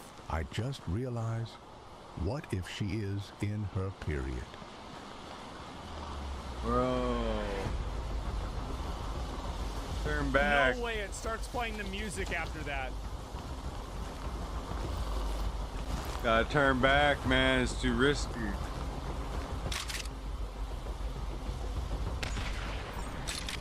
Oh my god.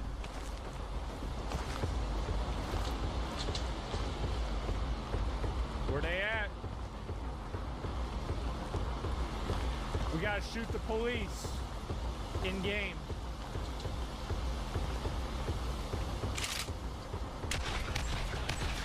Got him.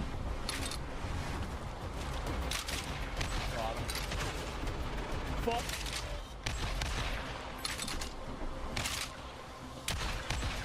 Got him. They all dead. We get some more ammo too. Maybe I need to go up there. Let me check this way first. Yeah, bro, this has got to be a path. It's got to be like a path or some shit like this. What? Wait, what? Hey! Fuck! Oh! No! Fucked up. Bro, I didn't see that shit at all. I just got fucked. Get the fuck out of here. Suck my dick.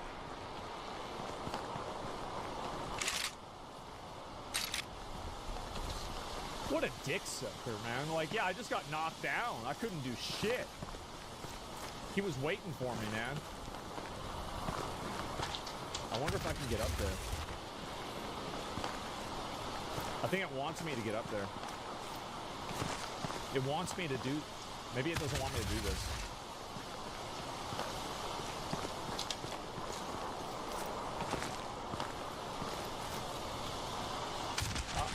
I don't know. I bet maybe it doesn't.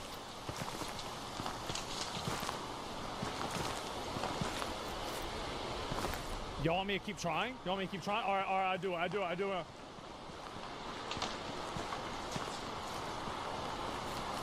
Oh. Oh.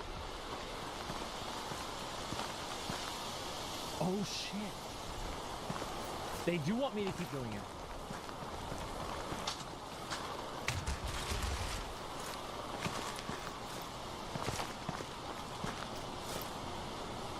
Oh my god.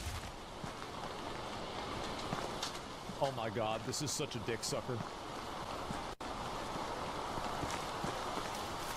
This is such a cocksucker, bro. Not the way. We might not be able to do this.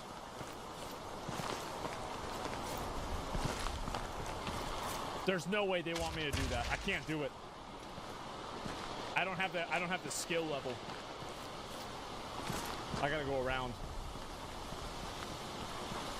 Let's go. We gotta move forward.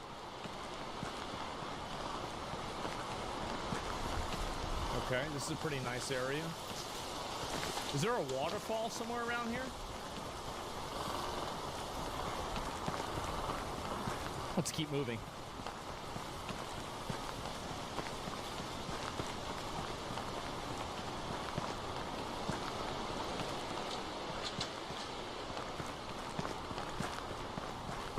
I see him. You guys saw him?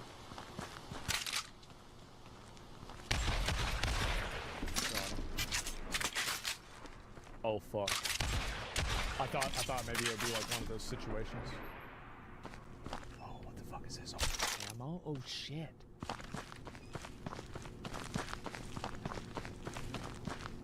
It's a jumping puzzle. It's a jumping puzzle.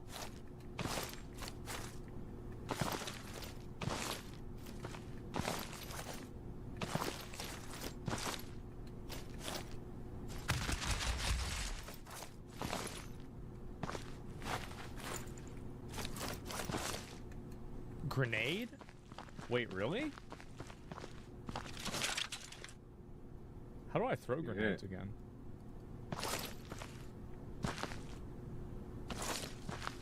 How do I throw grenades? G?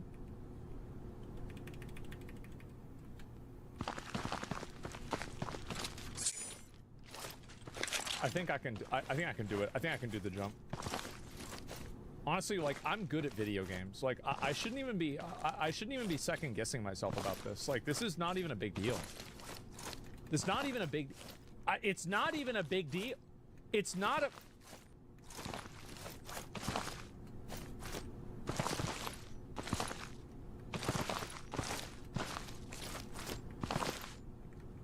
Bro. Oh, we in this shit now. That was easy. Finally, I'm out of the forest. Get down, bitch. What? Oh! Yeah, like that. Okay, I gotta loot that. Oh, wasn't there health over there? Yeah. Okay, we're gonna stick with the pistol. Fuck yeah. Fuck yeah.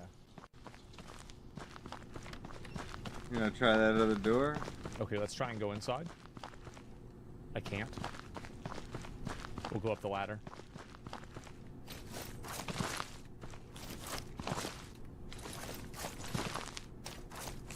Oh, got it. I was worried it wasn't gonna work. Hey. All right.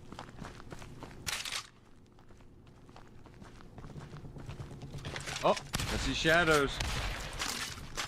Stupid ass. He's an army ranger, bro.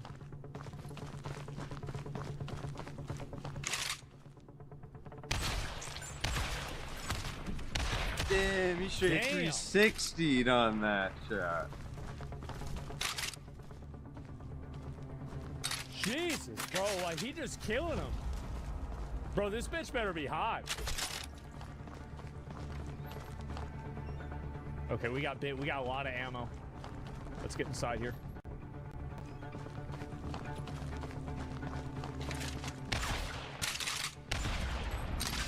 Got him.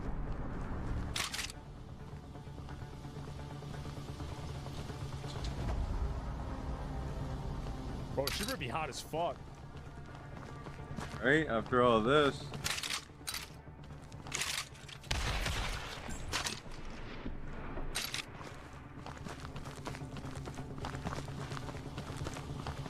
Oh, oh, oh, oh, oh. We gotta go in through here? Shit. Oh, fuck. We got the music going. We got music going. caught that guy by surprise. Shit! Got you by surprise. Holy shit. Get that health back. This hits the spot. I gotta be careful now. All right. That guy got me with the shotty.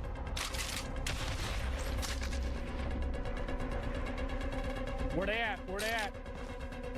Music's getting intense.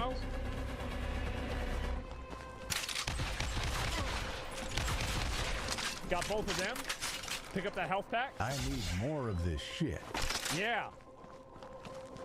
I need more of it. Yeah. Okay. All right, we're making our way inside the warehouse. We gotta find out where this bitch is. F, come on. There it is. Yeah. Okay, good.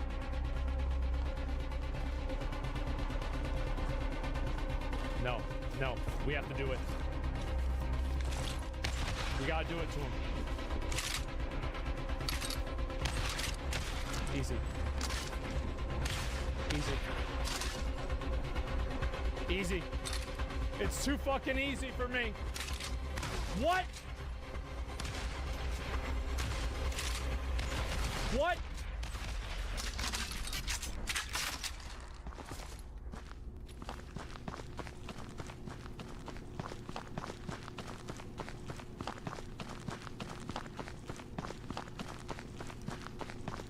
Okay. All right, we're fine. I'm dead.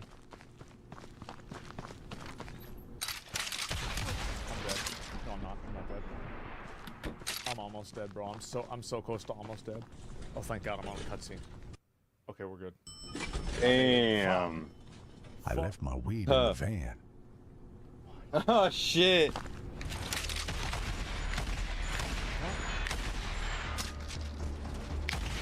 Got him. Oh, we gotta get the ammo. Okay, we're breaking in now. We're inside the building. Health refresh? Yeah, I know. Let me actually take this down a little bit. There. Is that a bad guy or a good guy? Let's find out. That's a bad guy. Let's see. Pistol, ammo as well. All right, good. Game of the year, at least. Okay. Where the fuck do I go? I can't go through there. Can't go through here.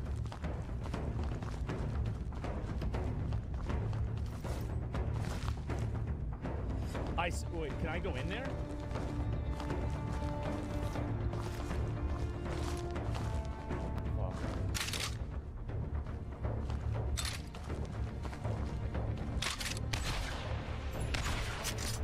There's a red button? No, there's not. Oh, shit.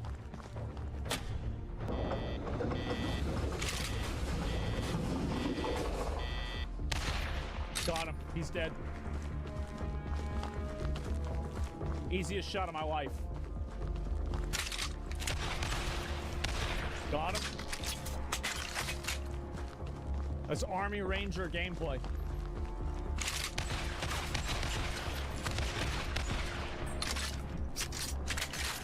Easiest game of my life.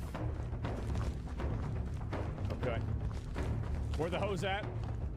Oh, bro, I got everything. I got everything loaded up. I'm a fucking killer.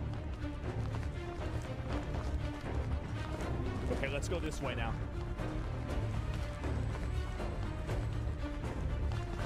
Let's go this way now. Okay, let's go this way now. Alright, not so bad. Not so good either, but okay.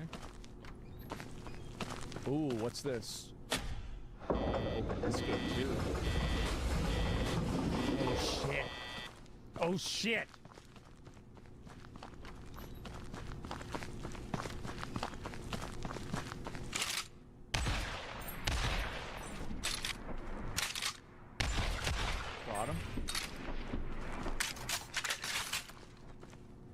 So So are these all the... I wonder, am I killing police officers here?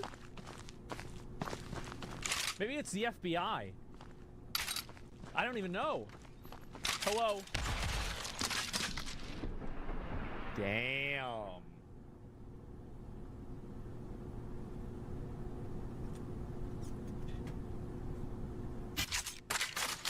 That's how you hug. They got the hose in there. I need more of this shit. Okay, let's keep going. It's time. Bust in through this shit.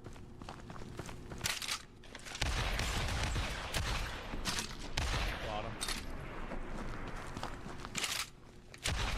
Got him. Quick draw that bitch. Alright, not so bad. Health pack. I'm trying to see if there's anything else I gotta look at. I really gotta get some more ammo soon, too. Well, okay, alright, I can get his ammo. I'm a little bit too, maybe I'm too aggressive. Actually, you know what? That's not true. I'm not aggressive enough.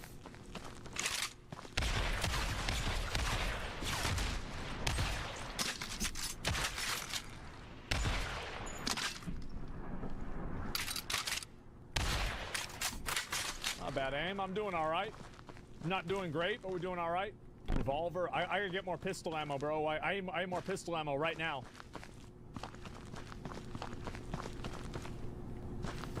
I only got 6 shots left. Oh, oh, oh, oh. I didn't see this. What gate is this? Oh, it must be this gate. All right, I got it.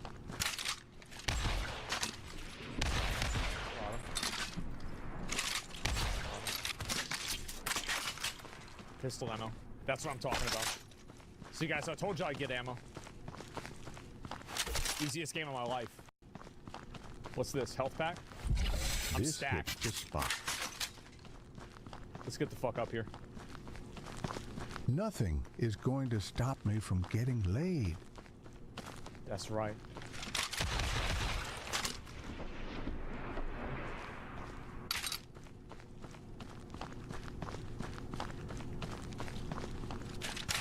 What? Oh, I see.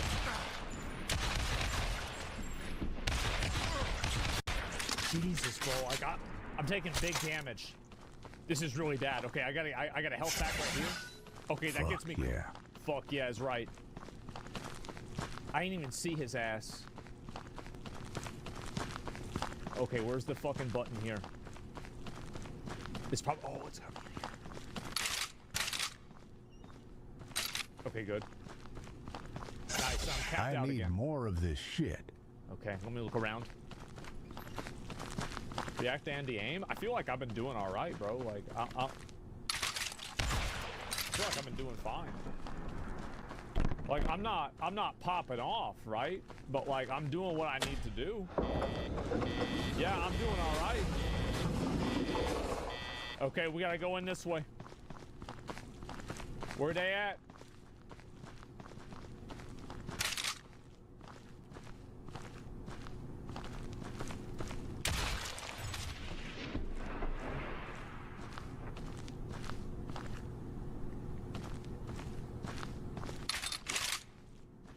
I thought there was gonna be some guy there. All right, I'm capped out. Oh.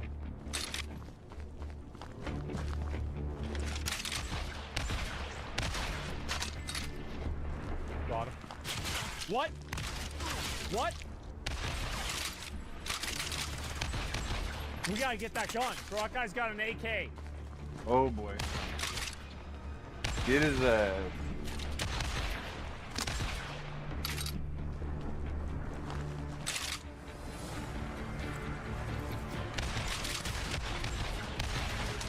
Got him.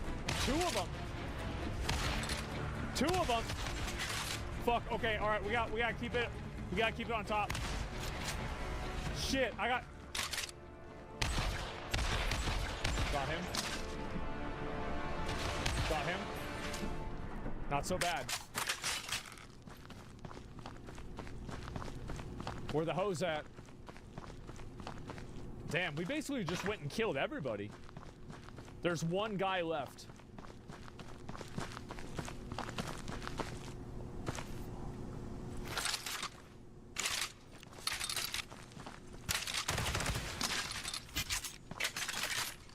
Damn, now there's not. Damn. This gets the spot. Okay, let's see. All right, we got everything. Let's move. Now we're gaming? Yeah, you're right. What a bunch of bitches. They thought they can stop me. Oh, shit. That's your bitches. Oh, got the shit. laser They got me the light. big gun now. Let's do it. They want me to Got use that this. AK. I'm about to pop in and just blow everybody the fuck up. There Let's they go. are. Where they at? Fully loaded, kitted out, K-car.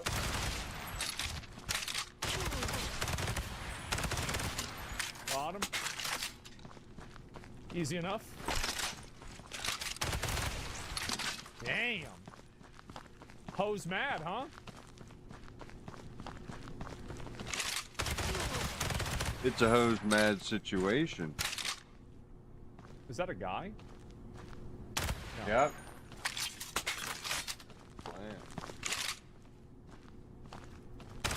That's the guy. I gotta play it a little bit safer until I get some more health. I need more of There you this go. shit. Yeah, I sure do. We're not taking any more shotguns, bro. Fuck that. Going through ammo quick? Yeah, I know. 40.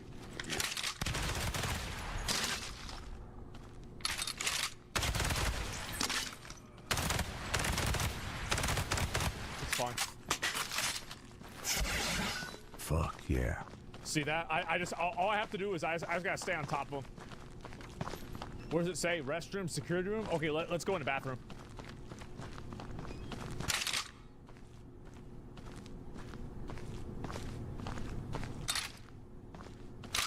I was trying to shoot. I was hoping I'd be able to shoot somebody while they're taking shit. Okay, health pack is full. All right, I'm good on this. We're ready. Okay, security room. Let's go there. Need a new janitor.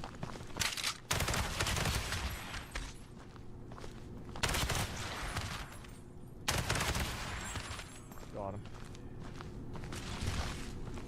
Shit's easy, bro.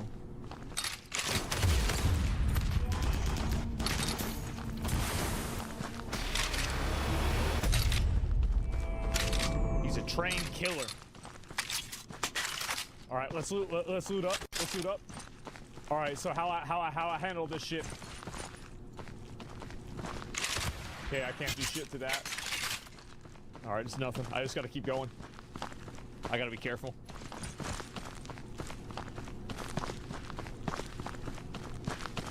Ooh, radioactive.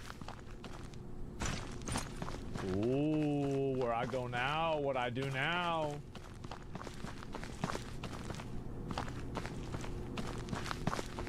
It's pretty accurate too, because the old guy doesn't know how to use computers. See, there's no interact button with the computers. Shoot the barrels? No, I don't think that works.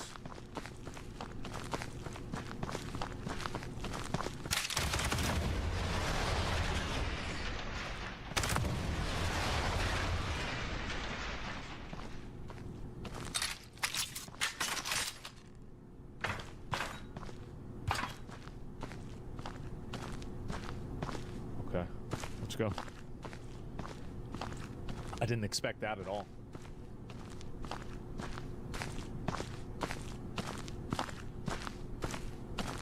Gotta be sneaky. There's no way there's some like dick sucker hiding out in here, right?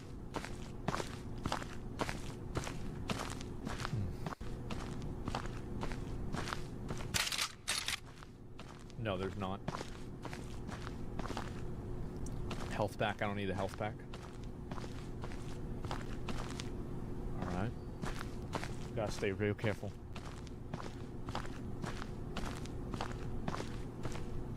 Real careful.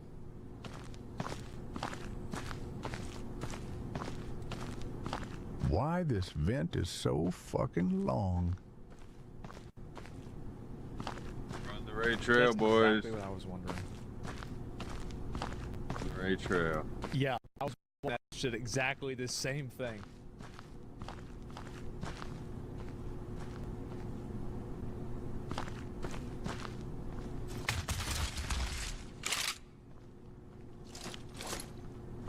Where they at? Get them hoes.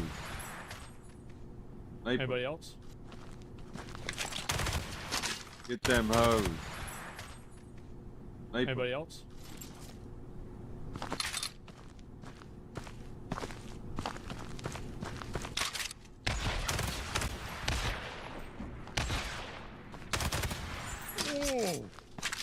Oh, another one?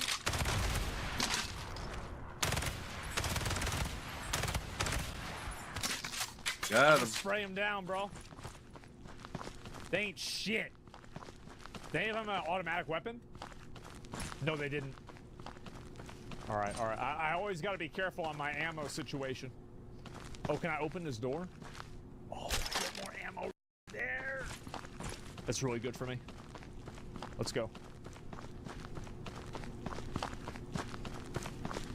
All right. I guess we got to go down this way. Damn. This is a long way down. She must be down here.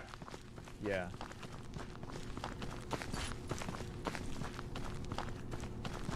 What's this? Health pack? Okay. I gotta stay careful. Maybe we do like this, maybe we do like that. What the fuck?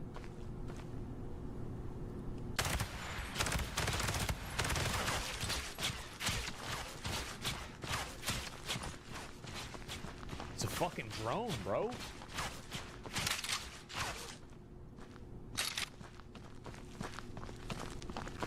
What are they doing with the fucking drone?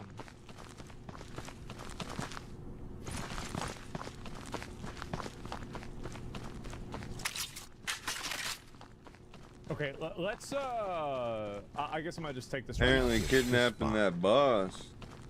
Let's get it.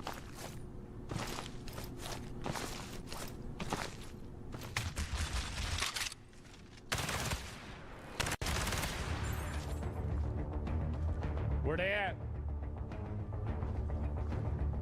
Where they at? Clean headshot.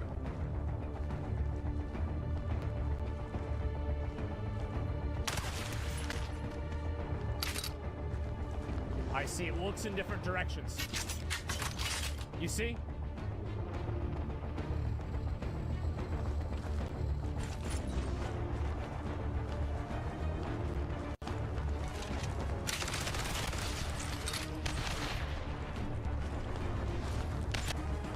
Hello? Goodbye. Alright, where's this stupid bitch at? That's right.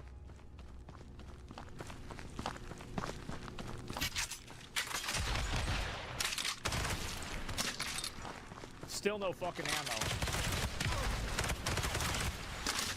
Still no fucking ammo, man. Where's my fucking ammo? Is that it? Or away. Okay, I got my AR. Oh, I'm strapped now.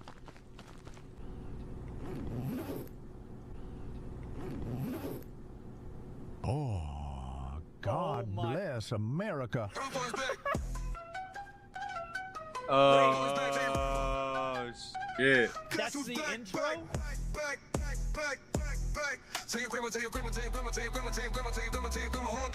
Wait, I have to tell you some deep shit. Thank you for getting me laid. Because I don't know if you noticed, but I did not had any sex for a while, and you better. But I did not had any sex for a while, and you better leave a good review. Oh my fucking god. And they're coming out with DLC.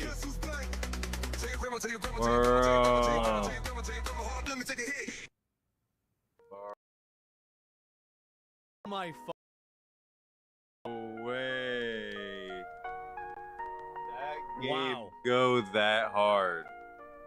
There was no need for that. I gotta say, That this shit was real, huh? There's gonna be more levels? I think damn. so. I think they cooked. Hello friend, welcome to Zuzukorn's spoiler-free beginner progression guide for Terraria 1.4, filled with fun for both new players and veterans alike. This video will give you a general idea of what to do and how to beat Terraria, but made intentionally vague so that you can have the full vanilla experience on your own. Any spoilers here are kept to a bare minimum. For all you veterans out there, test yourself. See if you can guess what exactly I'm referring to in this guide. If you can't, then maybe you're not a real veteran. I've made a number of guides on how to progress and beat Terraria in the past, and I used to cover exactly what to do and what weapons to use against each boss for the easiest time. But I still occasionally get complaints from ungrateful purists who get angry at me for spoiling the game, even though they were the ones who stupidly clicked on a video that says all of Terraria in 8 minutes. So here I am throwing out a guide with minimal spoilers, only pointing you generally in the right direction. So if you're a new beginner, I hope this video will help you get the full experience. And if you're a Terraria veteran, let's see if you truly deserve that title. So let's begin. Stage 1, World This guy is fucking... boy.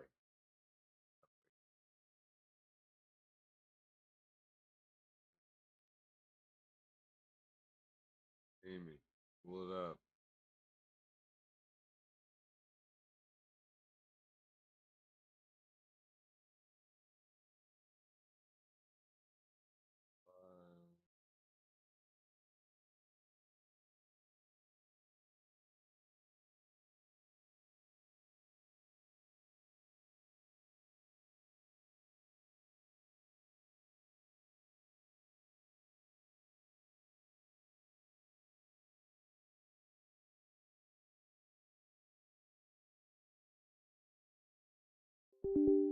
creation. Welcome to the wonderful world of Terraria. You've launched your game and now you want to play. What do?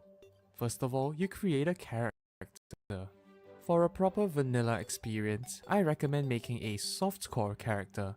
Make sure you don't make a journey one, because those can only go into special creative mode worlds. Don't bother picking medium core because that's just a horrible experience and no one ever plays that. And don't click hardcore unless you're really ready for the challenge. Once you've made your softcore character, give it a name and then create a world. I recommend either a small or medium world for your first experience. A large world is filled with lots of resources, but it might get too tiring to travel great distances all the time. There's also plenty of loot in a small world, so you're really not losing out on much. As for the world evil, it doesn't matter. Corruption and Crimson have different loot drops, but they don't affect progression that much, so I'd just leave it up to fate. However, Corruption is usually considered slightly easier, just ever so slightly. So pick... Hold on, what the heck?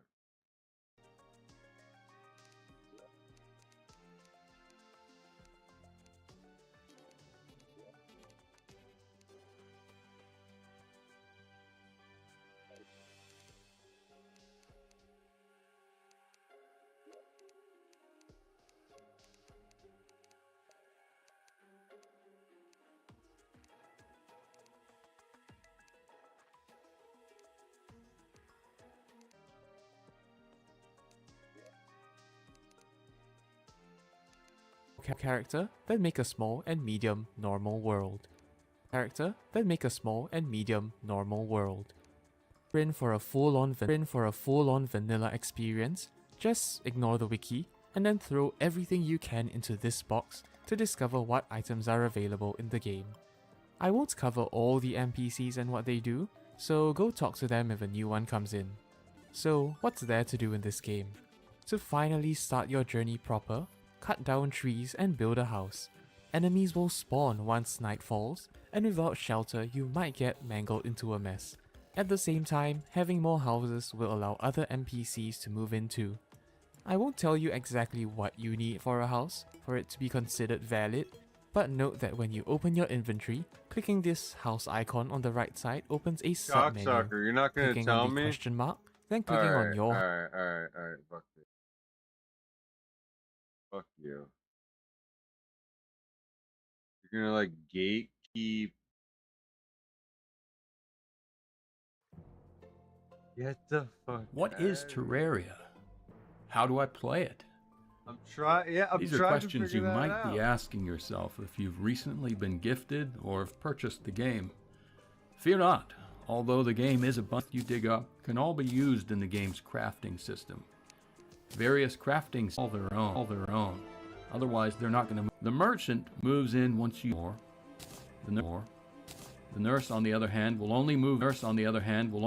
In once you have more. The merchant moves in. Combat is also in once you have more. The merchant moves in. Combat is also a big feature of the game.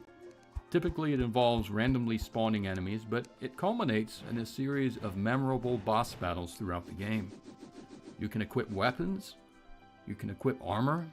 You can equip accessories that boost certain stats. All of these will get stronger as you face stronger and stronger enemies. The first boss you're going to face is almost certainly the Eye of Cthulhu. Like many other bosses in the game, if your character dies, fear not. You'll respawn at the spawn point and you'll get to continue playing. Albeit maybe with a loss of some modest amount of money. The last core concept in Terraria is the biome. Terraria has several biomes, including the snow biome, the jungle biome, the beach biome, desert biomes, etc. Each different biome features different monsters, different loot to acquire, and generally a very different will also be affected by the biome. Your world will also feature a tainted biome, which will either be the Crimson or the Corruption, each with hellish enemies specific to that particular biome. And take note, the Crimson and the Corruption also spreads. So in Terraria, you start weak, poorly equipped, practically alone, and without a place to call a home. But it's all uphill from there as you acquire items and equipment, greet new NPCs as companions in your base, and generally become a richer and more robust character. For more guidance on the nuts and bolts of playing Terraria, continue watching my beginner's guide. If it doesn't autoplay, please follow the link in the video description below to find the next video. Good luck to you in Terraria and welcome to the game.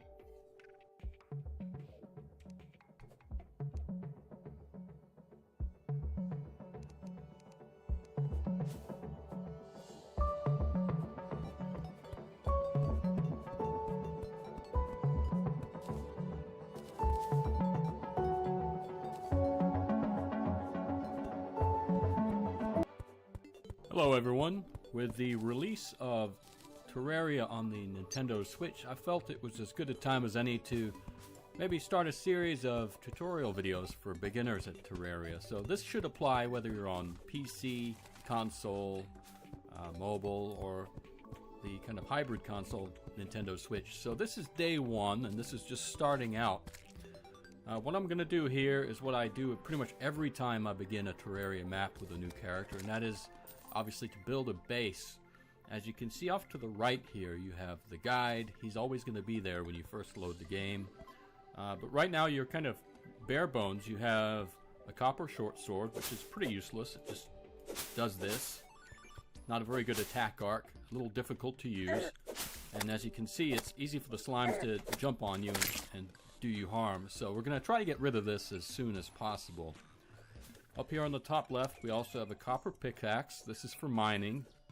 And then the copper axe, which is for chopping trees, which is really the first order of business because we really have to get cracking here if you've ever played Minecraft, day one in Terraria is much the same as your first day in Minecraft. And that is really all about surviving the first night. And to do that, you really need to get a base up and running as soon as possible. You need to gather some materials. In this case, we're gathering wood. And don't worry about chopping all these trees down. You'll see that among the wood, you also get acorns. And so you can use those to plant trees in the future. So the deforestation really is not a problem. And at any rate, you're going to need a footprint for your base. So these trees have to go anyway. Just as a basic principle, the game follows certain progression paths with its ingredients. I'm using copper equipment right now, and you'll soon learn that there are better metals in the game with which to make items. Unlike Minecraft, you can't create stone tools. You can create wooden tools, but not stone tools. And so we're going to try to get beyond copper as soon as possible. As you can see, the axe also kills slimes. In a way, the attack arc is something that makes it better than the copper short sword. Anyway, I'm going to chop these last two trees down, and then once that's done, I'm going to start using the materials from the trees to build the base. And obviously, this is wood. I don't really have anything else at the moment.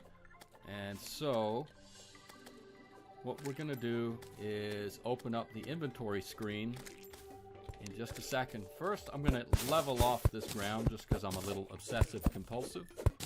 And then once that's done, we'll get cracking on building our first base. You can see from the top of the screen it's about midday, and so we're really going to want to get this base up and running by the time night hits, because it's just safer during the day, and you'll soon see why. So let's get this leveled out. Alright, just like that. And with that done, we want to open up the inventory menu, and as you can see, it shows what you have, but it also here has a crafting menu.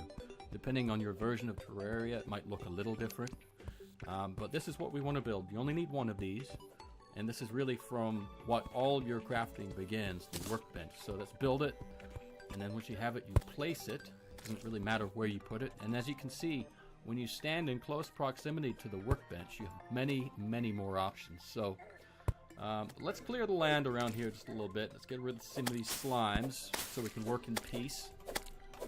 And once these are dead, what we're going to want to do is build some wooden walls, because in order for a structure to be considered a house, one of the things is you need walls. And so let's get on that once this green slime is killed.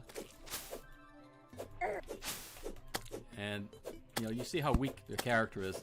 The enemies don't really get any weaker than this, and yet these slimes are causing quite a few problems for my character, but we'll soon get rid of them, so no worries. Alright, there we go. Let's walk back to the workbench, and as I said we're going to do is we're going to build these wooden walls. See here? And so we're going to want to build quite a few of them. It's actually kind of surprising how quickly you go through them. And one thing to keep in mind is you're going to want to build multiple rooms before very long, and so go ahead and be a little ambitious in how many walls you produce. I'm going to try to build a fairly large footprint on my base here before night sets in. As you can see, as I said just a moment ago, you do go through the wooden walls rather quickly. Thankfully, they're pretty cheap to build, and so they're not too hard to get in large numbers. So I'm going to try to keep my initial build maybe a little modest, maybe a little like this. And so while you may have seen on the Terraria subreddit some fairly ambitious constructions, obviously in day one, it's more of a bare bones project. You're not going to really build any fancy castles or cozy houses or anything like that. Odds are you just need to build a big boxy house just to get what you need up and running before the night hits. So let's focus on that. The fancier stuff can come later, and don't worry, you can replace all of this fairly easily once you get up on your feet. So those are the walls done. Let me get rid of that slime. Alright, and what you can do with the wood is you can actually just use the wood directly to build the wall and ceiling of your house. Now obviously this isn't very attractive, it's not the prettiest thing in the world, but it gets the job done, and we'll compartmentalize this into rooms in just a moment. The slime is not making my life any easier than it could be. Let's see. Alright, there he goes. One more hit. There he goes. Alright, before I get too much further in building the walls, I'm going to build a couple of doors, maybe 3 doors actually, just to make sure I have them. And as you can see, you need a wall above the door here. There's one level of wall missing, or whatever you want to call it. Outside wall, I guess you could say. So let's put that door in. That'll keep the slimes out as long as the door is closed.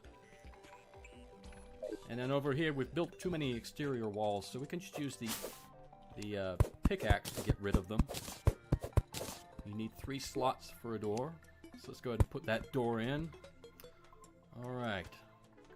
Now, what you need at this point... Let's go ahead and put this in. For NPC housing, bear in mind you'll need certain things in place. You'll need a light source. You'll need some kind of a surface or table. And then you'll need a chair. And so for now we're going to keep it fairly basic and rudimentary. Let's go ahead and put these doors in place. I'll get one more door in here, and then we'll get cracking on the NPC furniture. You'll also want these torches as your light source. Those use wood and the gels, which you get from slime. It shouldn't be too difficult to make quite a few of these torches. I like to keep them on my hotbar just for quick access. Let's put one on the outside, and then just on the interior like this to provide adequate illumination inside. Alright, there you go. And as you can see, I've got interior doors, exterior doors, I've got ceiling in place, I've got walls. What do I need? Well, as I said, I need a table for each NPC room and a chair for each NPC room. So let's go ahead and do that. There's 2 chairs. And again, don't worry about it being too fancy. We can fix this later on. All right. I'll have to get rid of that later. So let's go ahead and get rid of the dirt floor and pretty this up just a little bit. The daylight's fading, but we should be able to get this done in time and make it look a little better before the night sets in. So without further ado, let's get cracking on that, because you'll soon see why you really want to get ahead of things before night falls. Alright, now we should be able to put our table down. There we go. And then the chair, just like so. And I'm going to do the rest of the floor in here, just so we're consistent and we have all of the basics of the housing in place. And so, as I said, it's a lot like day 1 in Minecraft, where you're really just focused on survival, getting some basic items in place, getting some structures up, and it's really a race against time. It's actually one of my favorite parts of every time I play Terraria, and that is the race against the clock on day 1. So let's put the workbench back. You're going to want an area in your base. Keep in mind you'll want an area in your base for your workbench and future crafting stations. So I like to do that in the middle of the ground floor and then have NPCs on the exterior rooms. You can obviously build up, you can build down. I've kept it very simple for now, just so you have an idea of what to do. Let me finish off the floor here.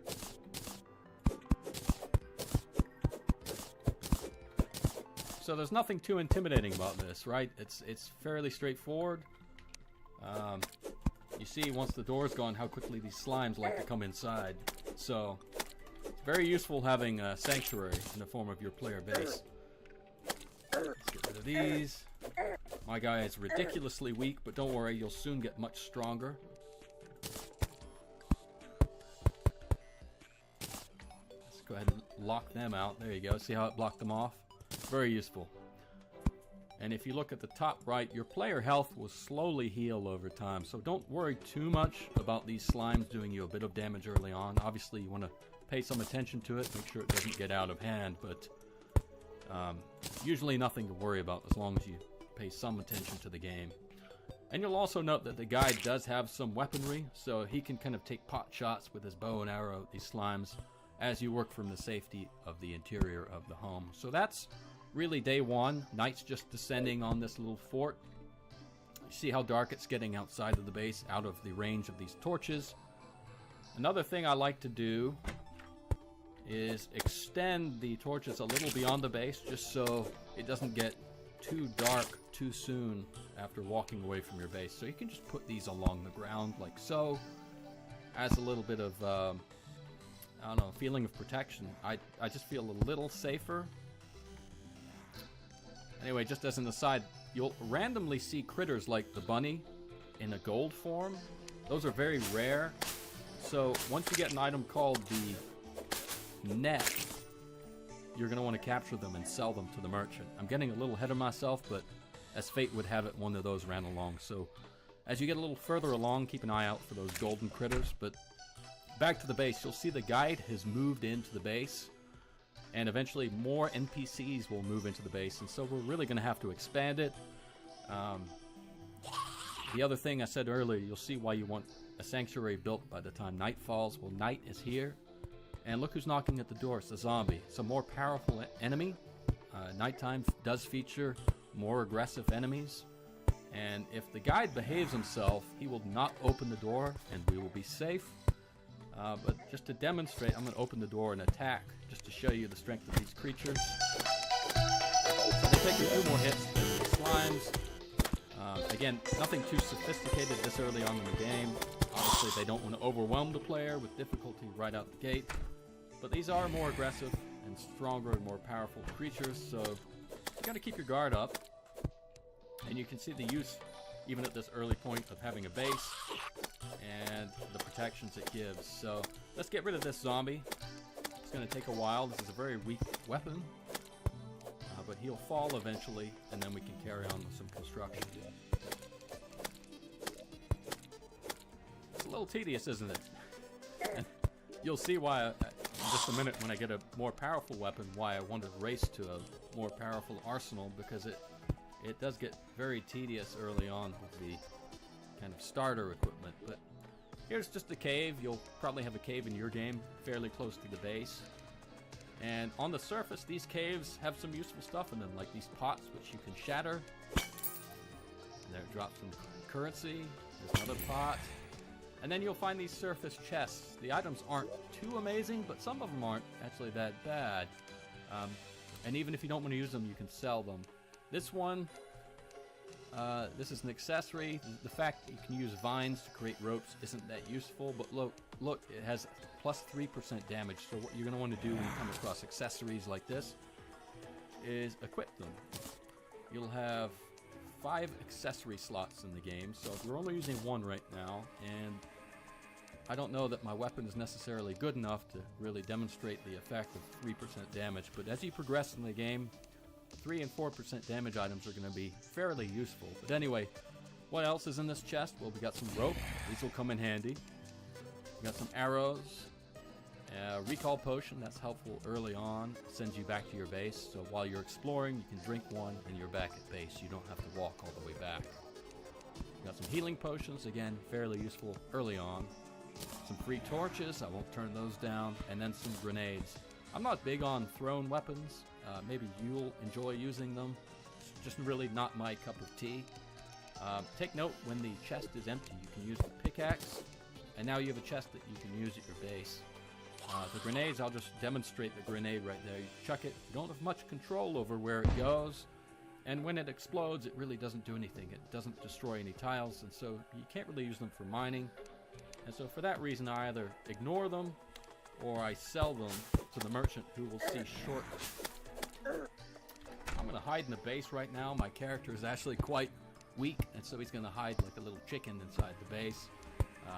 These monsters do not have the capability of breaking down your door, so you're perfectly safe in this scenario. There are situations later on where they can break the door down, but for now, don't worry about it. On your regular nighttime enemy, like the zombie or the demon eye, they are totally incapable of coming in your house. So while this number of zombies would probably overwhelm my character right now, since, as I showed you, we raced to build the structure, we're perfectly safe right now. The night's almost over. It's at least more than halfway over. You can see the moon there. And so the night in Terraria isn't quite as long as the daytime. It's nighttime from 7:30 p.m. in the game to 4:30 a.m., so there's a bit of a bias in favor of the daytime hours, so that's good. These more difficult nighttime hours, they're not half the day at least, right? So that's a little easier. Anyway, we have a moment here to look at the guide. He can help you with crafting tips. If you click crafting, he'll take you straight to crafting. Just in case you weren't aware that you could craft, he reminds the player that you can. But if you click the help button, he'll give random tips. And so if you find yourself stuck with some of the basics, feel free to check in with the guide. Anyway, that's it for right now. This is kind of day one, the bare bones basics. What have we done so far? Well, we haven't really crafted anything too crazy yet, but we did clear some land. We leveled it. We acquired lots of wood. And then we used that wood to craft the crafting table, the wooden walls, the exterior walls using the wood. We've crafted torches, doors, tables, chairs. And that's really all you need to do in day one. You can focus on the other stuff in day two, but really, every time I start Terraria, for day one, it's all about getting that base up and running. You know, on a night like this, you see all these monsters just trying to get in. You really don't want to find yourself out in the wilderness with no protection in the first night, because you are so weak. In this case, I started randomly with the annoying modifier on my copper short sword, so it's even weaker than normal, and even more useless than normal. So you are very vulnerable at this early stage.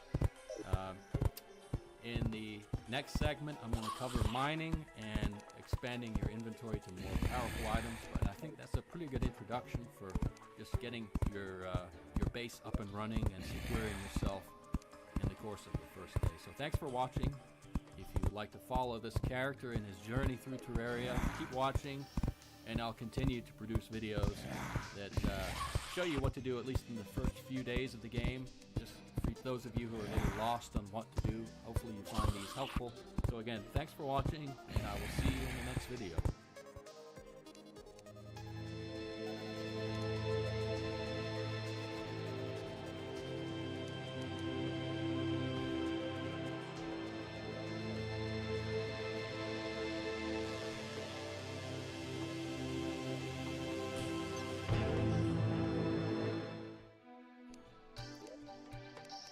Hello again everyone, and welcome to part 2 of the beginner tutorial for Terraria.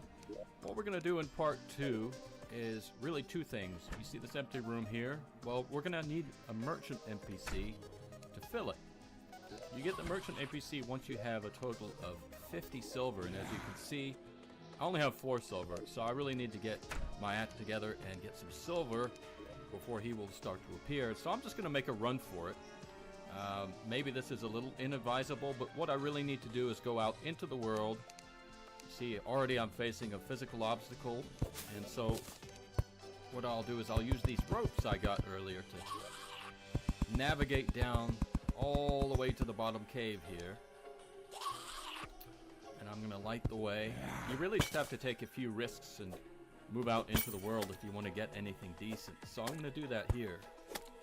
And as I mentioned in the last video, the weapons at this point are pretty pathetic, but I think I can probably handle these enemies. If I can't, I'll just use a recall potion and return to the safety of my base. Let's try this out.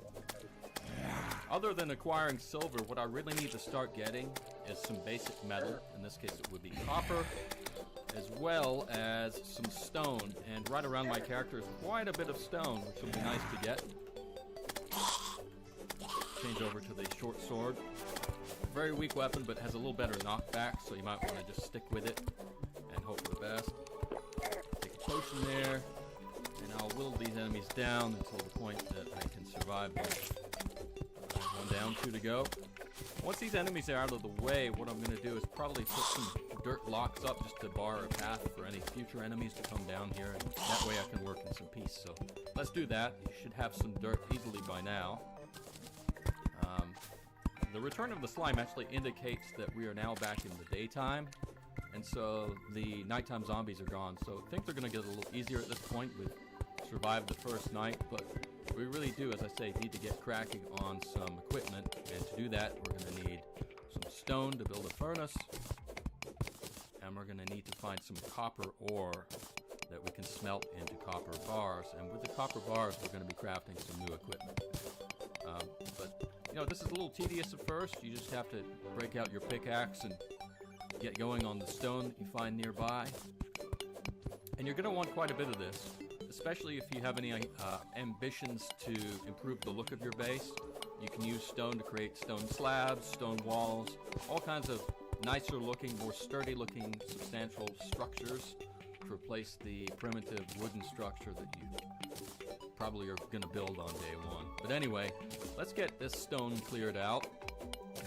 And this dirt wall up here is already paying dividends. Don't be afraid to use the game's mechanics to your advantage. And don't worry about the physics in the real world in Terraria. Terraria really doesn't care about it. Look, I can do that. So just use the game's mechanics to your advantage. So let's clear out this stone. And I can see some copper down on the bottom left. We're going to harvest that for sure once we get this stone out of the way.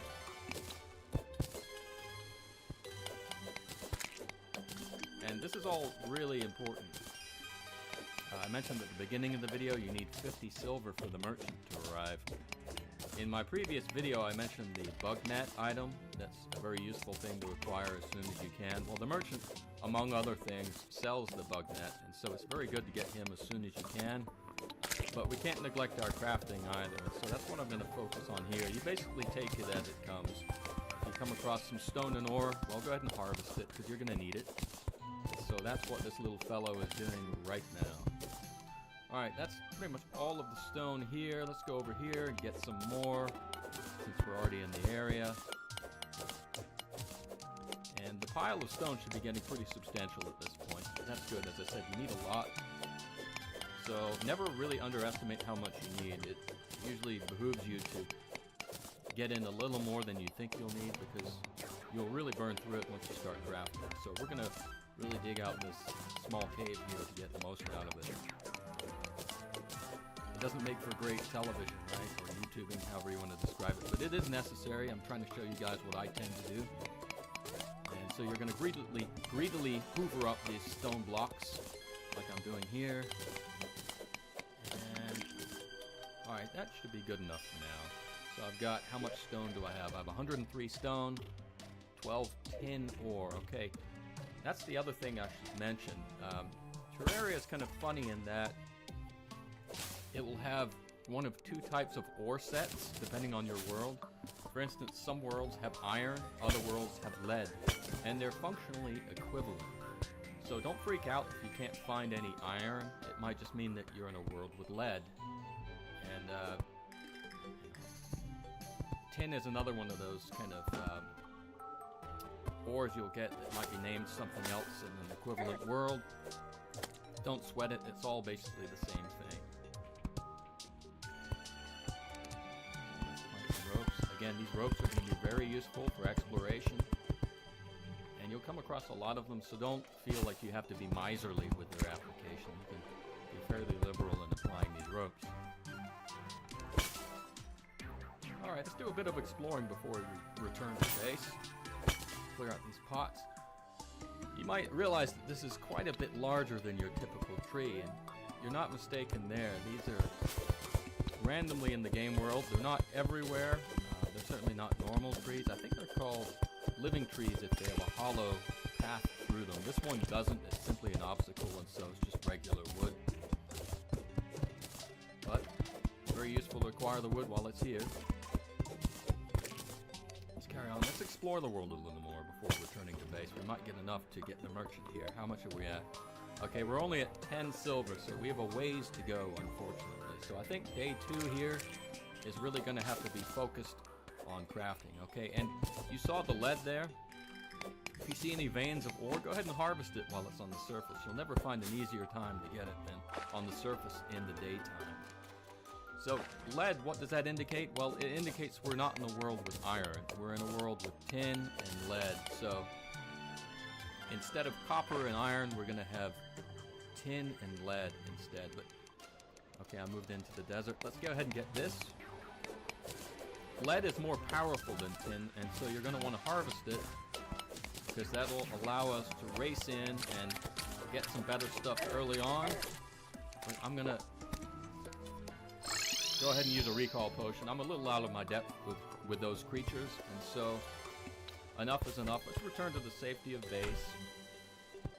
And let's get a little organized here. In the last video, I'd acquired this chest. Let's go ahead and put the chest down. It'll let me organize quite a bit better than before. And now that I have stone in my inventory, let's see if there's anything new that I can craft. What's this? You notice I can now craft the furnace. The furnace requires stone, wood, and torches. Thankfully, I have all of those things, and let's go ahead and craft it. And then put it down in the central crafting room. And when you're in proximity of the furnace, it affords you even more new options. Over here on the far right, you got tin bars. That might be called copper in your world. And lead bars, as I said, that might be called iron in your world. So let's see how many we can get. Probably not too many. I was able to make 4 lead bars and 4 tin bars. So I probably can't craft anything great with those yet. I'm fucking stuck. A bit more. But while I have the crafting screen open, I complained in the last video about how bad the copper short sword was, and it is dreadful, especially with a negative modifier like this. So instead of the annoying copper short sword, which does 4 damage and has a bad attack arc, let's see what else we can make. Even with wood, you have a few crafting options. You can make some armor, but you can also make the wooden sword, which does 3 more damage. So let's go ahead and do that. And let's look at the attack arc. Isn't that much better? You can see how that would be more defensive for you, more powerful. So we're never going to use this copper short sword again. But while we have the crafting around and we've got extra wood to use, let's go ahead and build some quick armor. Over here you can build admittedly very weak armor for your character, but a little bit's better than nothing at all. So let's build a wooden helmet. We're going to equip it over here. And it shows up on your character. You look at him, he's got this silly little wood hat on now, but he's got a little bit more defense too, so he's tougher. Similarly, we're going to include the wooden breastplate in our crafting. And I think we ran out of enough wood to make the boots. But you get the idea, right? We have a little bit of armor now. We've got 2 defense. That shows up as this little shield icon next to your equipment menu. So you've got a little bit of defense against the dangers of the world. So let's go test out the new wooden sword we made. Look at that. You couldn't have done that with the copper short sword, right? It's definitely better. So we're going to go back out. I had passed by this little ore vein of tin. So we're going to do our best to get that right now, since it's so close and at hand. We're really thirsty for ore at this point in the game. Later on, you're not going to stop and bother digging up some tin. But right now, it's very useful, so let's not pass it by. Alright. And I'm going to go hunt for a bit more, because frankly, I think we'll need a bit more tin to really do anything useful. I see some here. Why not? Let's just go ahead and harvest this. Let's go ahead and harvest this ore. We can always fill it back in with dirt later if we're afraid of it looking ugly. In fact, let's go do that now. So if you're into aesthetics, don't worry about it. You can, as I just did there, you can put dirt blocks back to kind of restore the look as you deem fit. Alright, just taking stock of the situation. I've got a little bit of armor, I've got an improved weapon, and I'm starting to acquire larger and larger amounts of tin ore, which will be very useful in terms of crafting better equipment. But this is going to take a while. Don't feel like you need to race out and get a full iron or lead set right away. You saw when I went into the desert that while there was lead available, it posed certain dangers with the stronger enemies around. So take your time, just probe around a little bit, and only take the risks you feel are suitable. Take a few risks, but it's not like you have to do anything crazy to get established in this game. At least at this point, it's pretty easy on the player. So we're going to carve a path through this giant tree. And remember what I said about physics in Terraria? Alright, it's almost like Wile E. Coyote, where the physics at least takes a pause. You can chop through a tree and it won't fall down on you. These regular trees will if you chop the base. they will fall down, but these big, what I call living trees, you don't have to worry about them crashing down on the player. So as you go around, again, don't be afraid to use the ropes. They'll help you back up.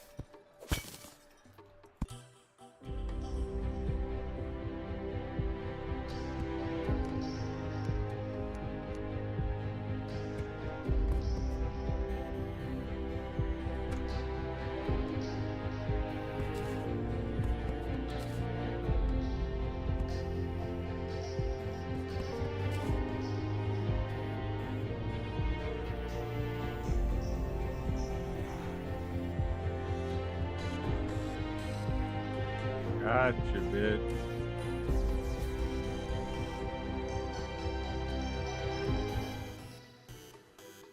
Fallen Star. We're just going to do a bit of exploration here during the safety of daytime. We still have a little bit of daylight left. And so while the world is still relatively safe, we'll go explore these caves. And looks like we found a good one. This one really goes down, and usually pretty close to your base you're going to find a cave like this where you can really kind of do a good job of exploring a deeper cave. The other ones we saw were quite small, so this one, I don't know how deep it'll go. It might go quite deep. But for now, we're just going to be opportunistic. I see some tin ore. While we bide our time in the soon-to-be here nighttime, we're going to want to do some crafting. So I'm going to try to dig up as much ore as possible while the sun is shining. Again, use your ropes. That way you can descend safely, reascend if you need to. There's some extra tin there. Alright, so this cave is continuing down. As I suspected, it's non-trivial. It carries on. Let's not bypass this chest. Let's see what we've got. We've got a wooden boomerang. I'm not a huge fan of these, but I'll save it because I intend to sell it once I have the merchant. This is good. We've got some lead bars. More rope. I'm not going to turn that down. More healing potions. And then an iron skin potion. Just for later reference, iron skin potions are good through the entirety of the game. Even in the end game, you're probably going to want to drink an iron skin potion before a boss fight. So pretty much every boss fight, save an iron skin potion before it. You can keep one in your chest at headquarters. Keep them as you find them and just draw from your reserve of them whenever you're ready for a boss fight. So bear that in mind. So let's continue exploring. Oh, look, another chest. The game does throw you some bones early on. You got some bottles, those are used in crafting. Got a shine potion, not very useful, but even if you don't intend on using things like these throwing knives, go ahead and take them, especially early on. They're useful, if anything else, just to sell to the merchant once he arrives. We're obviously a long way from getting 50 silver, but once he does arrive, we can really start to accumulate wealth by selling a lot of the things we find in the world. And you'll note, since I'd equipped that accessory in the last video, I really equipped it just for the damage boost, but it does allow you to collect free rope whenever you chop vines, so watch this. If I didn't have that equipped, I wouldn't get these vines, but since I do, these vines function the same way as regular rope does. So if you're short on rope, this is a useful accessory. Probably only early on in the game is when you'll find the use for it, but that's also when you find it. So it's a good little accessory, and that's why I have it equipped. So here we got some more tin ore. I think we're going to do some good crafting tonight. Let's dig all of this out. I have a feeling the night is about to arrive, so we don't have too much more time before we'll need to return to the base. Now, the effects of nighttime aren't as pronounced underground. The underground is fairly consistent in its difficulty. It's more of an above-ground problem. But at any rate, nighttime is as good a time as any to return and start doing some crafting.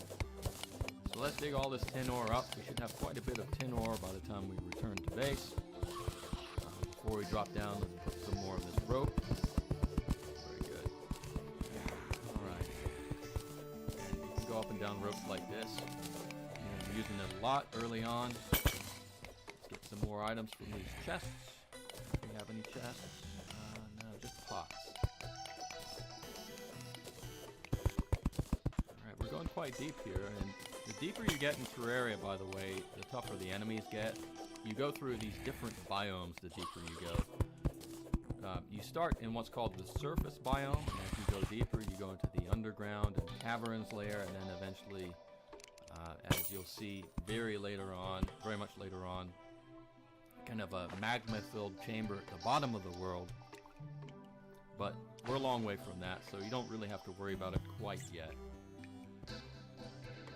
And you can hear the nighttime music, so we're already in the nighttime, so I'm about to return to the base.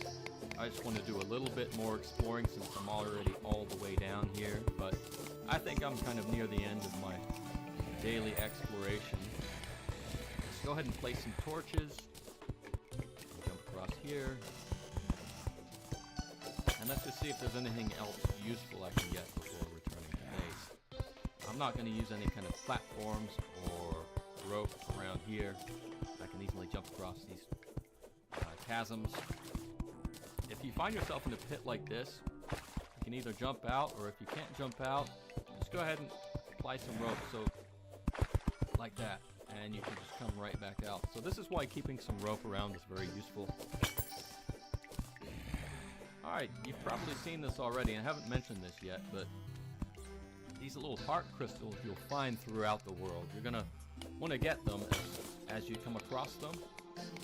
What do they do? Well, look up here. You have 100 life. If you use the life crystal, now you have 20 more life. And you can do this up to a certain point, and past a certain point they no longer have any effect. You hear that noise? That's one of these worms. These are going to be a pain in your rear end for a while until you get stronger. But you can kind of tell from audio cues when they will strike, so you can kind of time their attack. They start to pick up in crescendo right before the attack comes, like so. And you can kind of time it and figure them out, so don't be too freaked out by them. We're going to dig up this lead ore. Alright, I think I'm pretty much near the tail end. I'm not even going to bother with that. Alright, what you just saw there was a trap. This is something you're going to have to be vigilant about. Whenever you see one of these things here, it's a dart trap. Dart traps are going to be a major thorn in your side, at least early on. What they're activated by are pressure plates, which you can't really see too easily in the world. I think there's one here and one there. The visual cues for these pressure plates are quite subtle, and so usually I just try to dig out these dart traps before I stand on the pressure plates. Yeah, that's a pressure plate. And there's another dart trap over here. We can't see it, but we can see this pressure plate. So let's go ahead and dig it out just to deactivate it. And now we can walk safely and figure out where that other dart came from. It's over here. It's a little hard to see, but there it is. So, things are getting a little hairy now. I think I'm probably going to use a recall potion momentarily.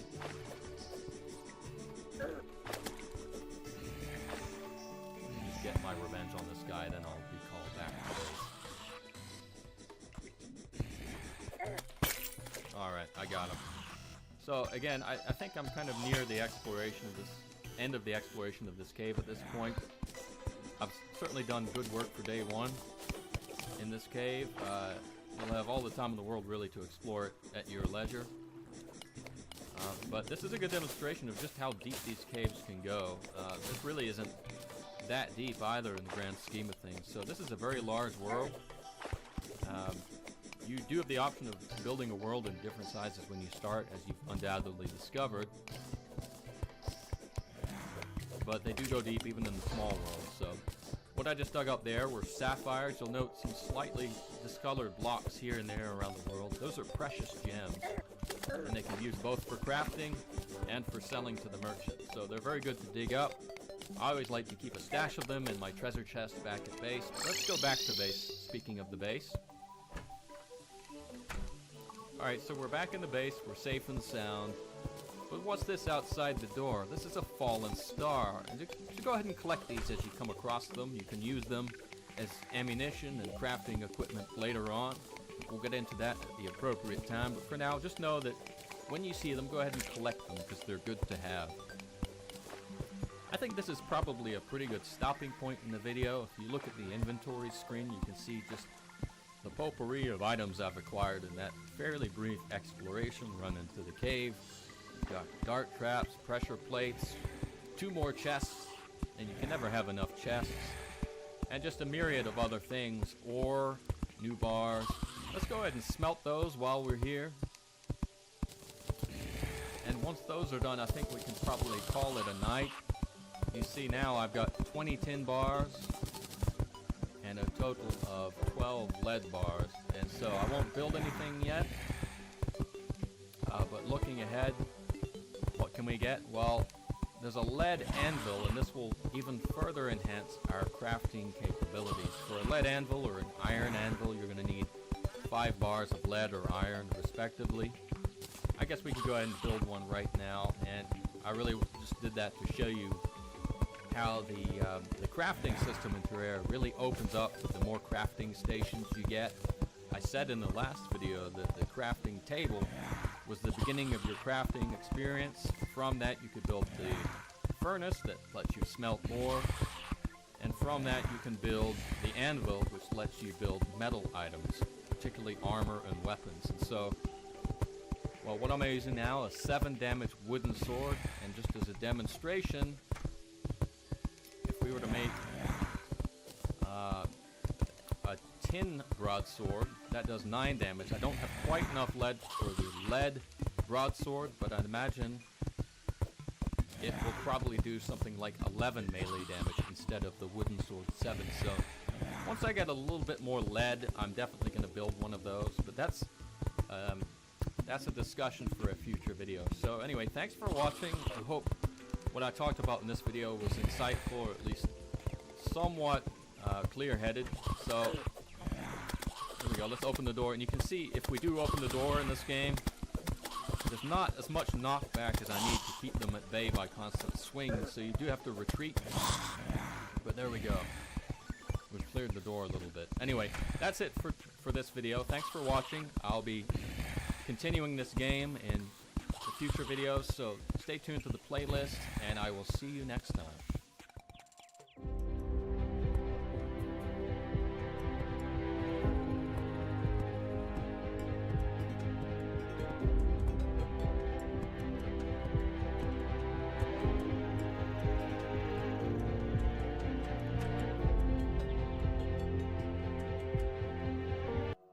Welcome back to part 4, everyone.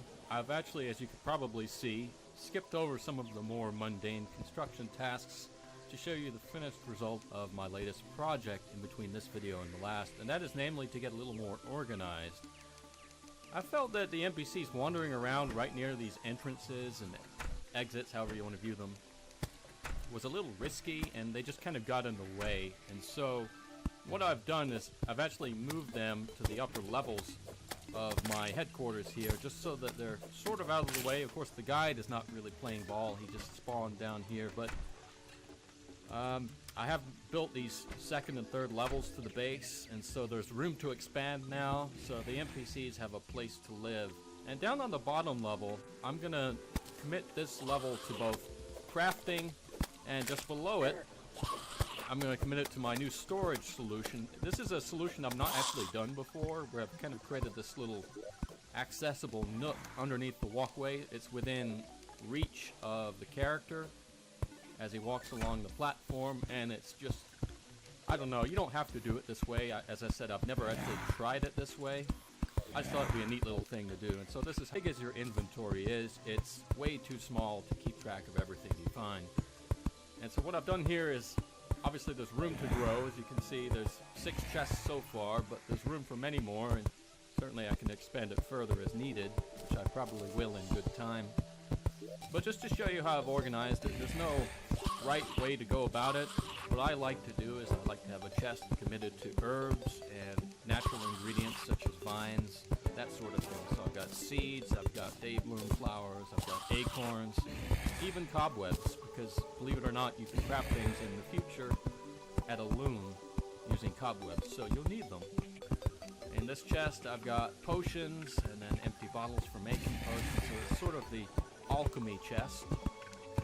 In this one, I've just gotten started with a gems chest. There are obviously many more gems in the world than sapphires. but I like to keep my gems in their own chest just for easy access. And then over here on the right side, I have sort of world finds, mechanisms and furniture. So things like pressure plates and dart traps, if you find them in the field, I like to collect those as well, just in case I ever want to implement them in any designs.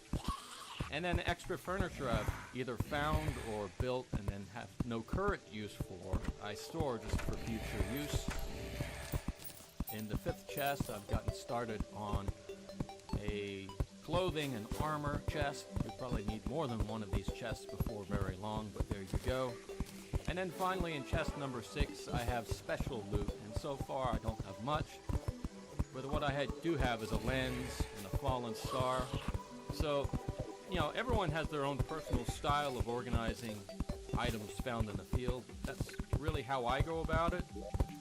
The one chest I probably will end up placing on this level I'm walking along right now will probably be an ore chest, and I'll keep that right next to the furnace and to the anvil, just because ores are what you use when you craft armor and weapons, obviously, and I like to have those close at hand, sort of like a little blacksmith station, and so that's the one exception, as I said, to the stored solution below. But I thought this would be a good demonstration of one of the many solutions you as the player can implement to deal both with the ever-increasing number of NPCs and also with your need to organize and store all the loot you have in the field. Just to go back to that for a second, I've decided to keep in my inventory for the moment things I intend to sell once I get 50 silver and the merchant arrives. None of these things here I have any intent on using, and so I'm just keeping them here for now with the full anticipation of selling them to the merchant once he arrives. And so that's that. Also the ore and the metal bars I'm keeping in the inventory for now, because I'm sure I'll come across more ore soon in my adventuring, and so there's no real need at this early stage to put them in an ore chest. And then this here, the wooden walls, the wooden platform, yeah, you can deal with those as you will. I could certainly put those in the furniture chest down here if I wanted. I'll do that just now as a demonstration. But since we're taking stock of where I store everything, I'd like to talk about the quick access bar here. And this may look a little different depending on which version of the game you're using. I always like to have my primary weapon located probably on the first slot, at least early on, and then have an axe and a pickaxe right after it. I do like to have a rope somewhere in the quick bar, at least during earlier adventuring, before you have other means of flying up and down.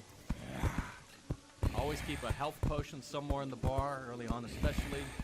And then finally in the end slot, this is what I do throughout the entire game, I have torches here on the end slot, because you're going to go through hundreds if not thousands of torches during the course of your adventure, and you're going to need them. And, you know, even if you use whatever you're going to go through hundreds if not thousands of your adventure, and you're going to need them. And if you use whatever hotkey you have, what I like to do is keep them on the hotbar just so that I'm not surprised and suddenly get transitioned to glow sticks. Because when you run out of torches, it shifts to any other light source you have available, which is usually glow sticks, which are obviously not as useful as torches most of the time. So here's another thing you'll come across. You may create a nice little house like this for NPCs, and then it dawns on you that, hey, wait, I can't really go around and maneuver very easily. Well, one thing you can do, you can put ropes down like this, and this isn't totally necessary. I like to do this just to give my character some options for maneuverability, just in case, I don't know, whatever the reason may call for. If you want to go up and around your building, you can do so. And so that's what I've done here. So the ropes come in handy in many different ways. Keep in mind this game is very flexible with how you design your base. And this is just an example of how weak you are early on.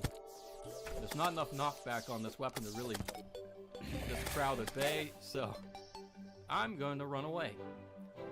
Anyway, that's it for now. I'm going to continue on with more adventuring in the next video, so stay tuned, and thanks as always for watching.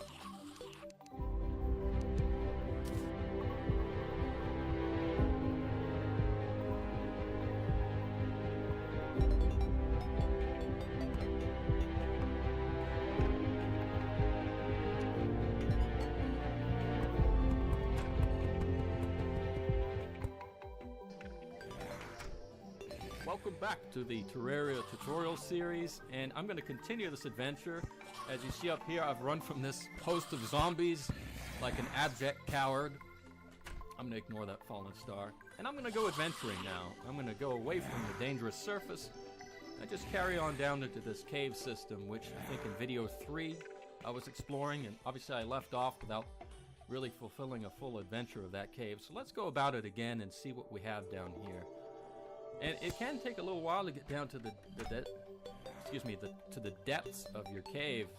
This one is certainly no aberration in that, you know, pretty much all the major caves you come across go quite deep in the world, and it can take some time to traverse them. So don't feel as though you're doing anything wrong if it takes a while to get back to where you left off. So we'll be at the bottom before long. Let's carry on down.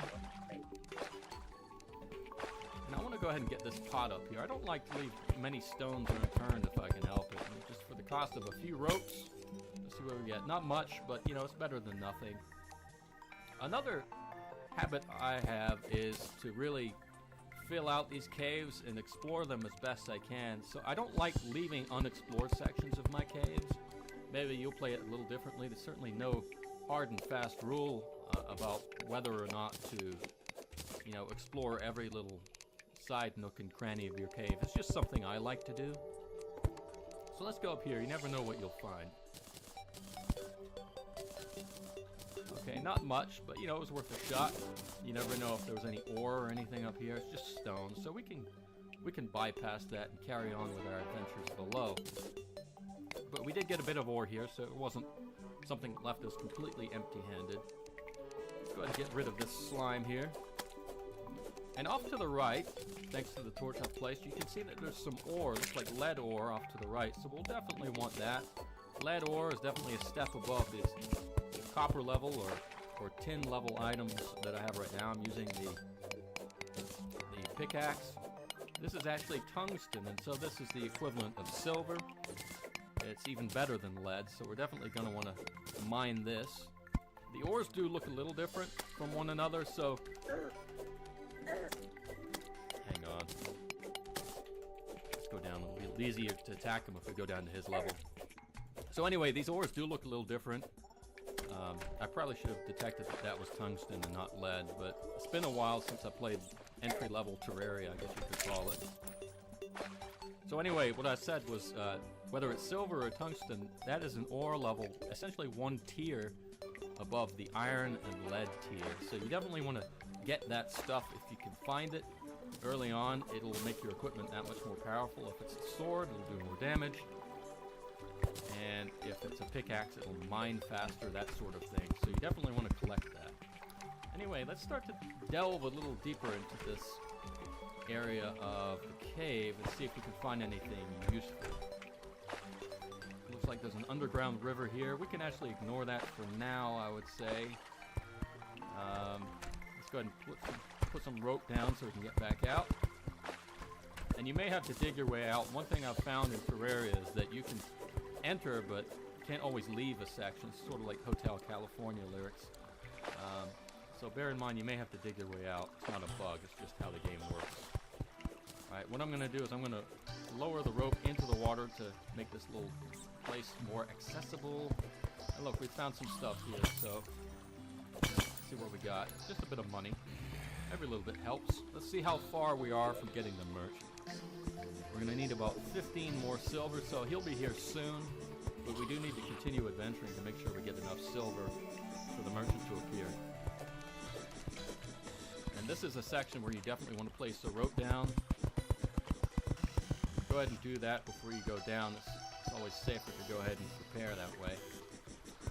We got one of these pesky worms swimming around in the dirt, just trying to get an attack off on us. These things are sort of a nuisance early on. Before long, they're not much of a threat, but right now I really don't have much in the way of armor or weaponry, and so they are a bit of a challenge. Pretty much everything's a challenge, really, at this point. But if you've been watching the video series up to this point, you'll know that the character, as weak as he is right now, is still more powerful than when we began, right? So, yeah, it's baby steps at this point, so don't be disheartened if your character is weak for a little while. grin and bear it until you get better gear, and then see what you can do moving forward. So on lakes like this, underground lakes, you know, a rope obviously isn't going to help you. Fuck did he let that guy in? Remember, as I said in an earlier video, you don't have to obey the rules of physics, so you can do this. You can build a little causeway of earth, and that way you can traverse the lake with no problem. So use all the tools at your disposal in Terraria. There's no shame in it. There's no hard and fast rule. I'm going to craft a few more torches. There are no rules for any of this, so just do what's convenient, especially early on. And go about your adventuring. So this is quite a deep gorge. I'm going to try to catch the rope on the way down. There, I've done it. I'm jump down to the surface here. And what I'm really hoping for is to get a chest or something soon that will help the merchant arrive. That's our next real goal, because you can't really do but so much until the merchant arrives. He's the guy you sell stuff to early on. He sells you some good items that allow you to get stronger. I don't know what you that really want to guy's get to that 50 silver level for the merchant to arrive. And if you have that level and he's not arriving, please double check that your housing is adequate, that you've got enough houses. Anyway, what do we have here? Well, looks like some shiny stones here. These are gemstones, I think. No, just lead. Okay, well, that's still good. We want lead, right? So let's harvest that and carry on. What do we have down here? Some wooden arrows. We can sell those or just keep them. And then let's go ahead and build another causeway and maybe put some rope down here and dig out some of this ore. There's some ore over here also. This will be useful. And there's a whole host of ore down here, so we've hit the jackpot here. This will serve our character well. So let's strike into these ore veins once this little worm's dealt with. There he goes. And we can boost our character's strength with some tin ore and maybe some lead ore. We'll have to wait to see what we find here. So let's go ahead and swim down, plant a few ropes so we can find our way back out and get cracking with some mining. Okay, so this is tin. It is the lowest level metal, obviously, but you know, it's still helpful to have, so we're going to dig it up, because there's still things you can do with it, even if you don't want to build any armor, let's say. You might have a use for it in the future all the same. So never pass it by, at least early on in the game, because it does have a utility for your character. So we're going to do that. It's a little dull to watch this. I'm sorry about that, but early on you do what you have to do to get your character up and running, and it does involve mining tin ore and just kind of doing more mundane tasks. The more adventurous stuff kind of happens later on, so we gotta get through this little slow patch in the game. But you know what? It's fun in its own way, I think, because the pace of your character's growth at this stage in the game is quite rapid, and so there's something to be said about that, I think. Anyway, as I mentioned a minute ago, we really hit the jackpot here with these ore veins.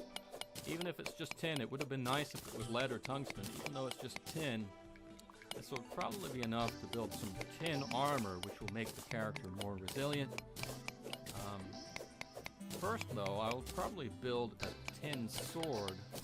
So right now we're using this wooden thing, and it's simply not adequate for the job. It's not up to the task. We want something more powerful, something that can more quickly take out slimes, and more quickly take out those worms that dig through the earth, that sort of thing. So we're going to get about that as soon as possible. Here we got some lead. That'll be good. You know, if we have enough lead, I may try to go ahead and build a lead sword, because if I can completely skip over the tin sword section of the game, I think that would be really good for the character. So let's see if we can do that. Alright, I think we're almost wrapped up with this phase. Let's go ahead and build a causeway over here. I think we're done with that little pool of water, so we can just bypass it in the future. And we've got some stuff up here. Let's go ahead and dig that out. And again, you can see the utility of these ropes. They're really a godsend. Okay, we got some more lead. You know what? I think we'll definitely have enough for a good lead sword. So that's next on the agenda. That's next on the to-do list. So let's go ahead and dig these out of the earth. We'll be well on our way to increasing our character's strength. So let's go ahead and do that. And I think we're probably done adventuring. for now. Once we get some of this ore. And I think there's even more up here. So we're really getting spoiled with all of this. I'm going to go ahead and go back to base. This is getting a little much for my character. And so what I'm going to do, I've already kept all the ore in my inventory, obviously. And that is 28 and 55. So let's see how many bars we can get from this. We already had tungsten ore as well.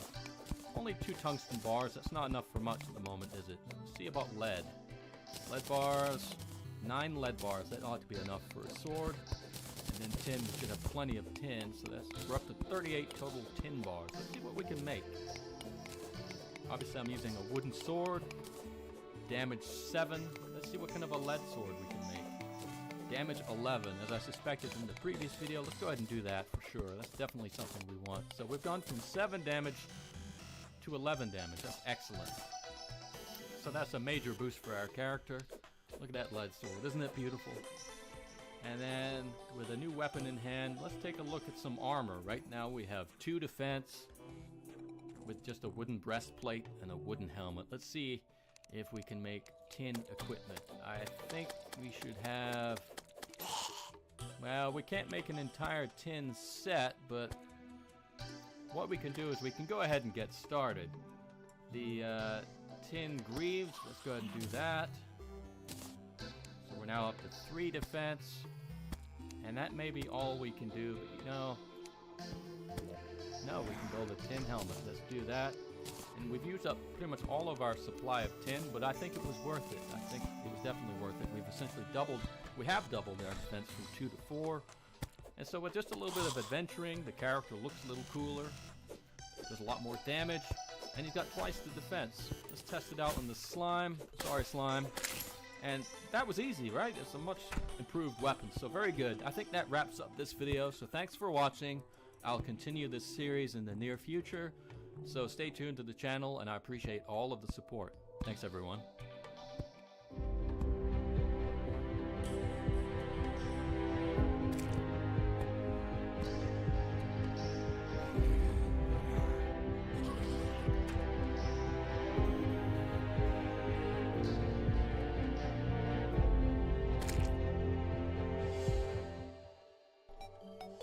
So it has finally happened. The merchant has arrived at base, and this is because, as I said in the other videos, I finally have 50 silver or more.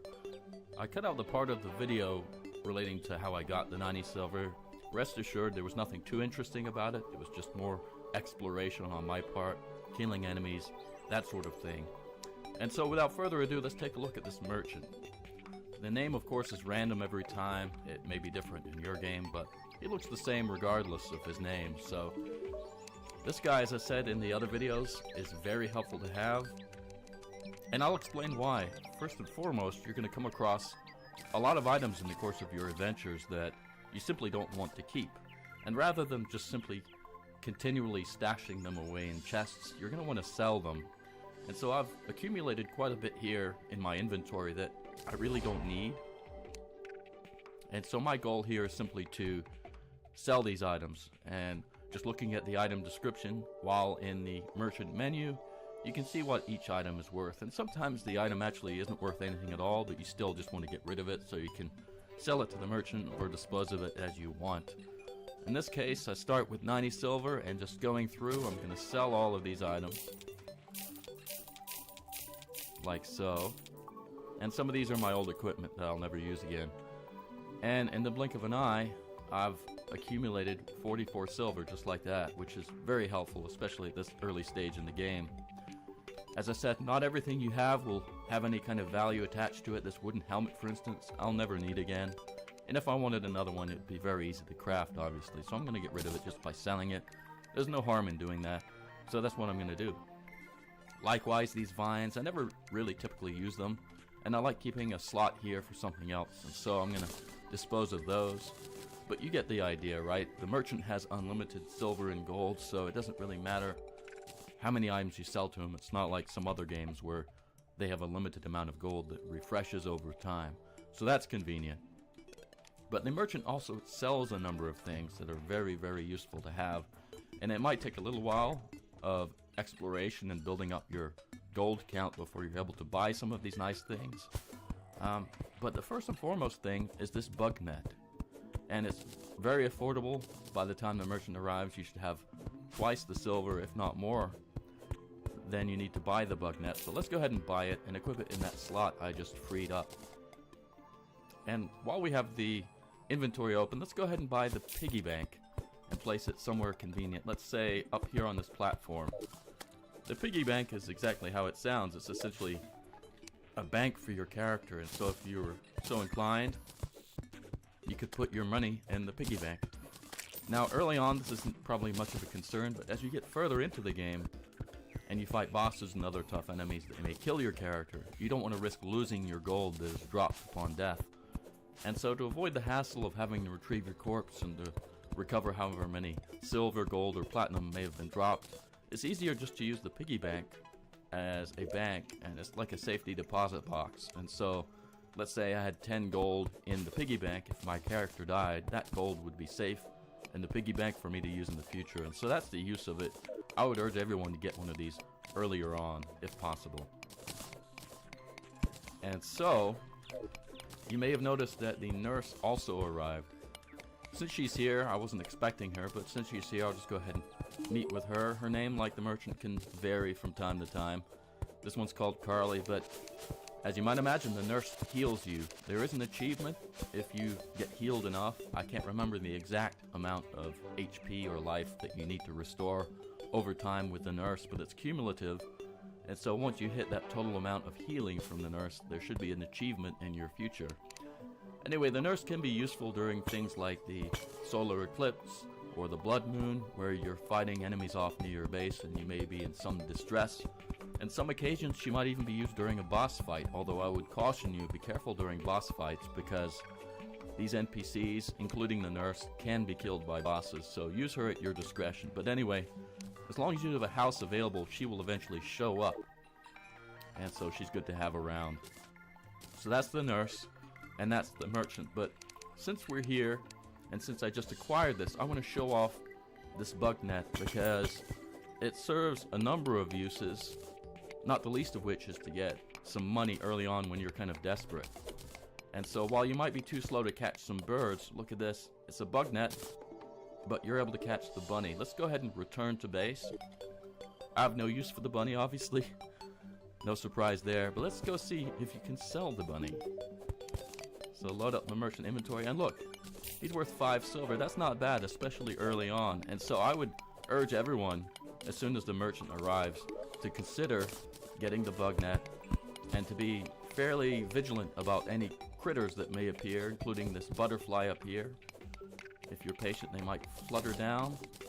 And there are actually a surprising variety of butterflies, each of which has their own value. Let's see how much this monarch was worth. Okay, again, 5 silver. Once again, not bad. And so you can imagine, given how many of these things are in the world, how this can accumulate over time. And if you start early on, you can actually acquire a decent amount of silver and eventually gold just by putting in a slight bit of extra effort as you explore the world and acquire these critters for sale to the merchant. And believe me, you're going to want the gold before long to buy a lot of other things. So I would strongly urge you to get the bug net. But that's really not the ultimate purpose of the bug net. No, the bug net is really used to acquire bait for fishing. You might think, well, why would I be bothering to fish? This is Terraria, it's about exploration and combat. Well, don't discount the importance of fishing. There are a lot of fishing mechanics in Terraria, and that can lead you to get not just gold and silver and eventually platinum, but you can get a lot of nice items, including ores from fishing. So it's something you're going to want to start early on, especially if you're interested in getting probably the toughest achievement in the game, and that is to complete 250 fishing quests within a single game world. And so the earlier you obviously get started on that, the better your odds are of completing that achievement. More on fishing in a future video, but suffice it to say, you're going to want to get started before long. Since I'm on the topic, I'll go ahead and say that really to get fishing going, and certainly fishing quests, you need to unlock the angler NPC. And he won't come to your base automatically. On the fringes of either side of your world are ocean biomes. And on one of these two biomes, if you're lucky, you'll find him sleeping on top of the water. And what you need to do is you just need to talk to him to wake him up. And as long as you have housing available, he will eventually wander back to your base and provide a daily fishing quest where he asks you to take your fishing rod out and catch a particular fish in a particular biome. So again, I'll have more on that in a future video, but suffice it to say, fishing is something that you're going to want to start early on. And at the very least, even if you're not interested in starting fishing, I would urge you, at the very least, as I said, to go ahead and get that bug net, because as I've already shown you, there are a lot of items you can acquire just for the sake of boosting your gold count. And this really does come in handy when it comes to certain mechanics you'll want to take advantage of as the game progresses. So I think I've probably spoken enough at this juncture on what to do, and in fact, given the variety of Terraria, I'm going to depart from the normal chronology of these videos. I'll still come back to this world in future beginner's guide videos, but I think given the amount of variety of player activities and the different options at your disposal at this early juncture in the game, I'm going to do beginner video tips by topic, so things like fishing and that sort of stuff. I think going by topic probably makes more sense, as I said, given the variety of activities available in Terraria. And once again, I will use this world, so there's some semblance of continuity between all of the videos. But just to summarize, at this point, you have a lot of freedom, and obviously you're going to want to do a better job of exploring your world over time. You can go to the east or the west and certainly dig down into the earth. There's a lot to explore. You're going to want to map out your world. Eventually, you're going to want to map out the limits of the world and go to the ocean biome on either fringe of the map. And also, you're going to want to dig down and see how deep you can get with the strength of your character. So there are a lot of places to go, a lot of things to explore, and there's really no set path at this point. Really, what you're going to want to do is accumulate wealth, accumulate better and better ores, and with those ores, manufacture better and better equipment. And in the course of doing so, you're going to encounter more and more NPCs, all of whom will need NPC housing at your base. And so, when it looks like your base is starting to fill up, go ahead and manufacture some extra housing. When in doubt as to whether or not you have valid housing, you can use this housing query tool. And if you click on a room like this, you'll get a message saying whether or not the housing is suitable. And so if I click in open air, it says this room is missing a wall. If I click in here, there's a place to sit. It has a surface, it has a door, and it has a light source. And so it says this housing is suitable. So it's pretty easy to figure out whether or not you have empty housing available and whether there's room for future NPCs to move in. So always have an extra space or two in your house. Your house will become a little unwieldy and large, but don't worry, that's perfectly normal. So I think that's a fair summary for this latest video. So thanks for everyone who stuck it through all of these videos. Again, I'm not done with the series or this world. I will just change the format a little bit to something that makes a little more sense now that we've gotten this far. So thanks again, everyone. If you've liked this series thus far, please be sure to like and subscribe to the channel if you haven't already yet. So thanks for all the support, and I will see you next time.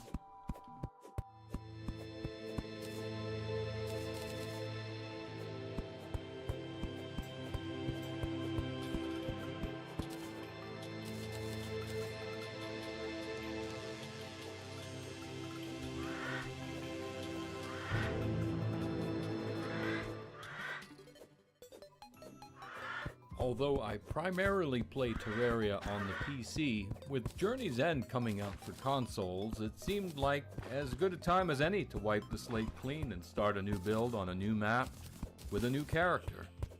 I want to get into the spirit of things, and my recent poll showed that most of you on console are going to be starting from scratch.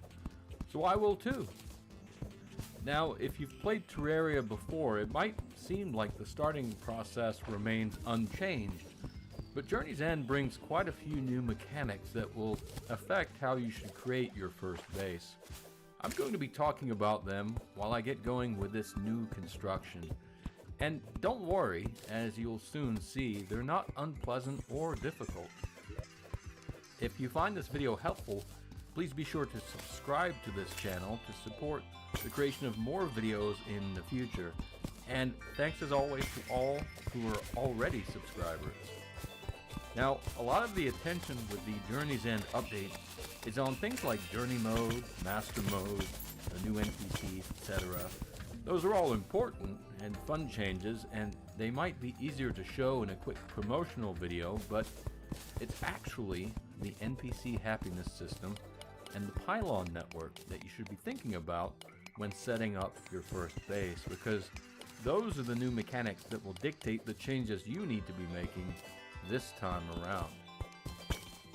So, how do the new pylon network and NPC happiness systems affect my miserable wooden NPC prisons, you might ask? Well, in a nutshell, with Journey's End, each NPC has a list of other NPCs that they either like or dislike. And similarly, each NPC also has preferences for biomes. They like some, but they dislike others. NPCs generally also don't like crowded bases with too many people. Can you see where this is going? That's right. You're not going to want one single monolithic mega base at the spawn point anymore. Your NPCs are more like us, fussy about this and that. Now, at first, this might seem like a hassle, but it's actually a really clever improvement, and one that's not hard at all to deal with. Other people have already figured out how to game this new system.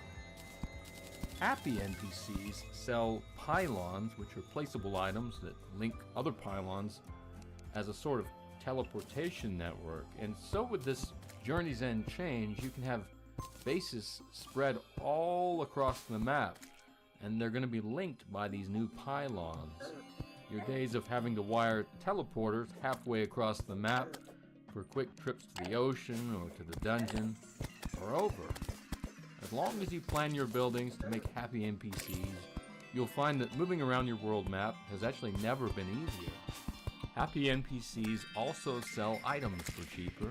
They buy your items for more gold and even have perks like reforging items for less gold, which is highly desirable, as you already know. If you've ever tried to reforge one of the endgame items, it's very expensive. But the most important feature of the happiness system is that you'll need to have a very happy NPC in a particular settlement in order to purchase your biome-specific pylon, so bear that in mind. Again, the system has been figured out. Don't worry about it. I'll talk about it later. And once the pylon for your particular biome has been placed, the NPCs at that location don't have to remain happy, so you can move them around as you see fit once the pylon is down. But you'll really need to butter them up initially to get that precious biome-specific pylon planted in the ground.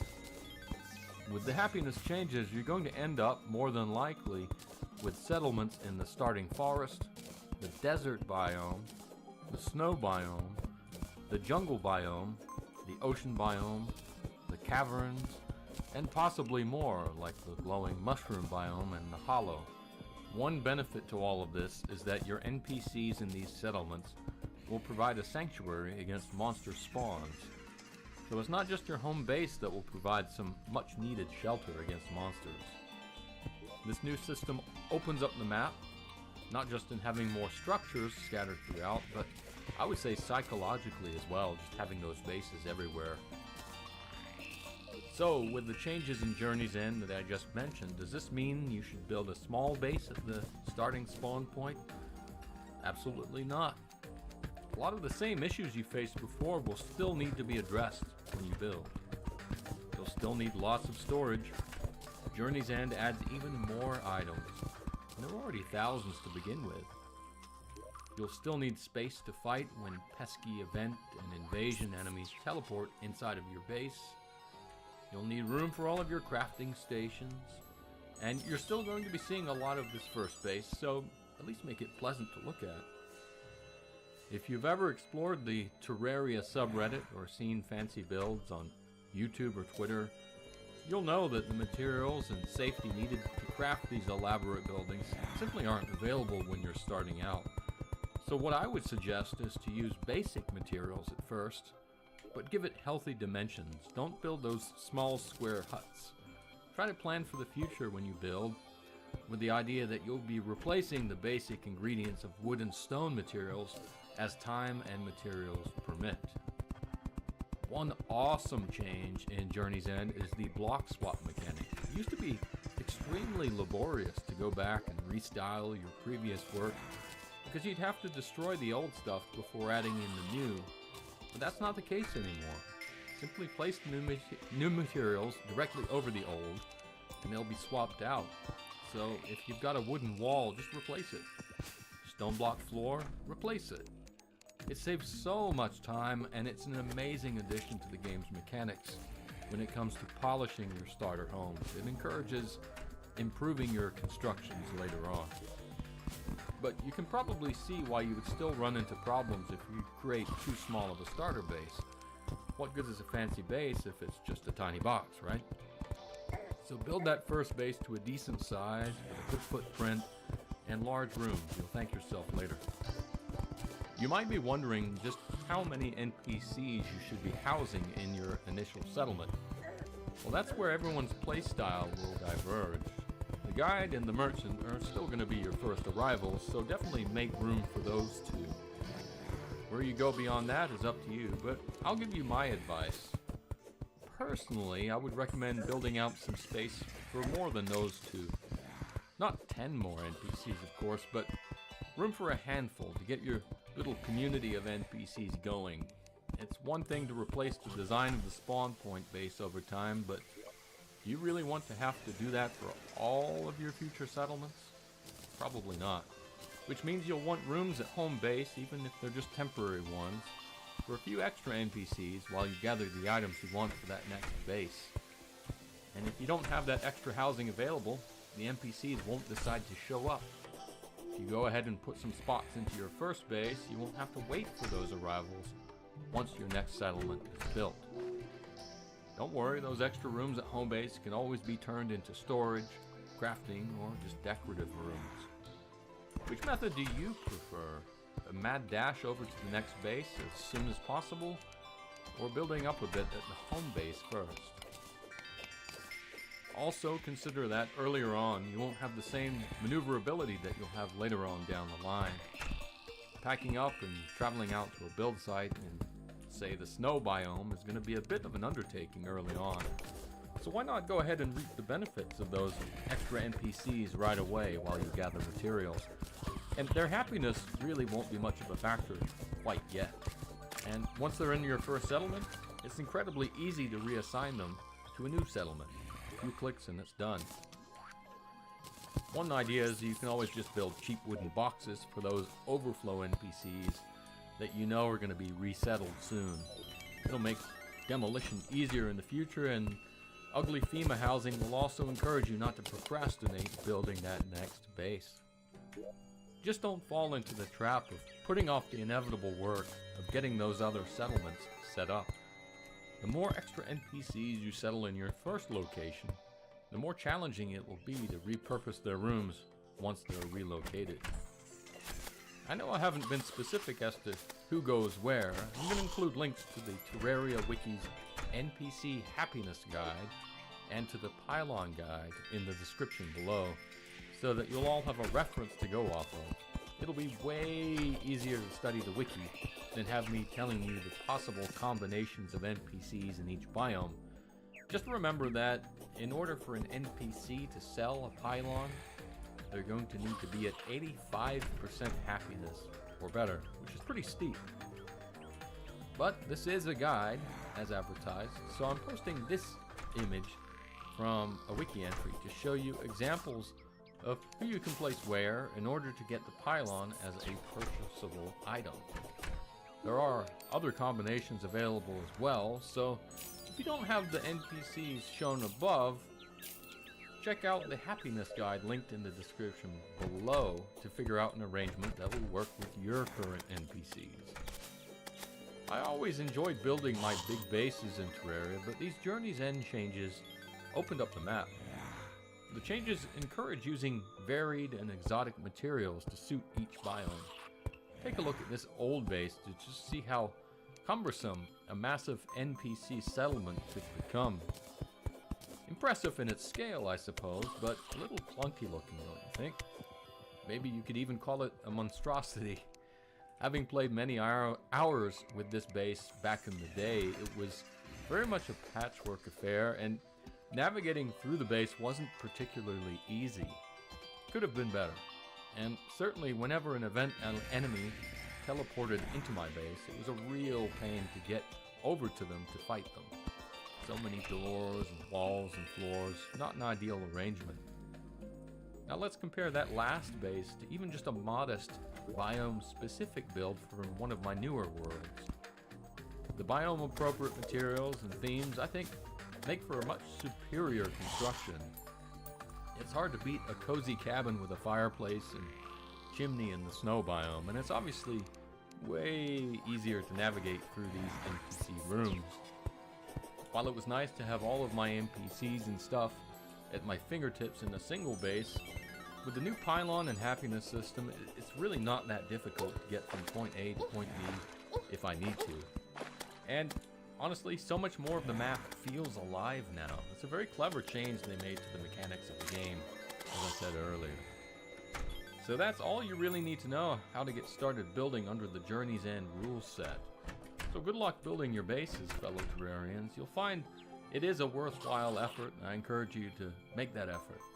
And if you're still more of the tiny box NPC dungeon kind of player, well, I guess there's nothing stopping you from doing that, I suppose. Enjoy Journey's End, and thank you to all of you for watching.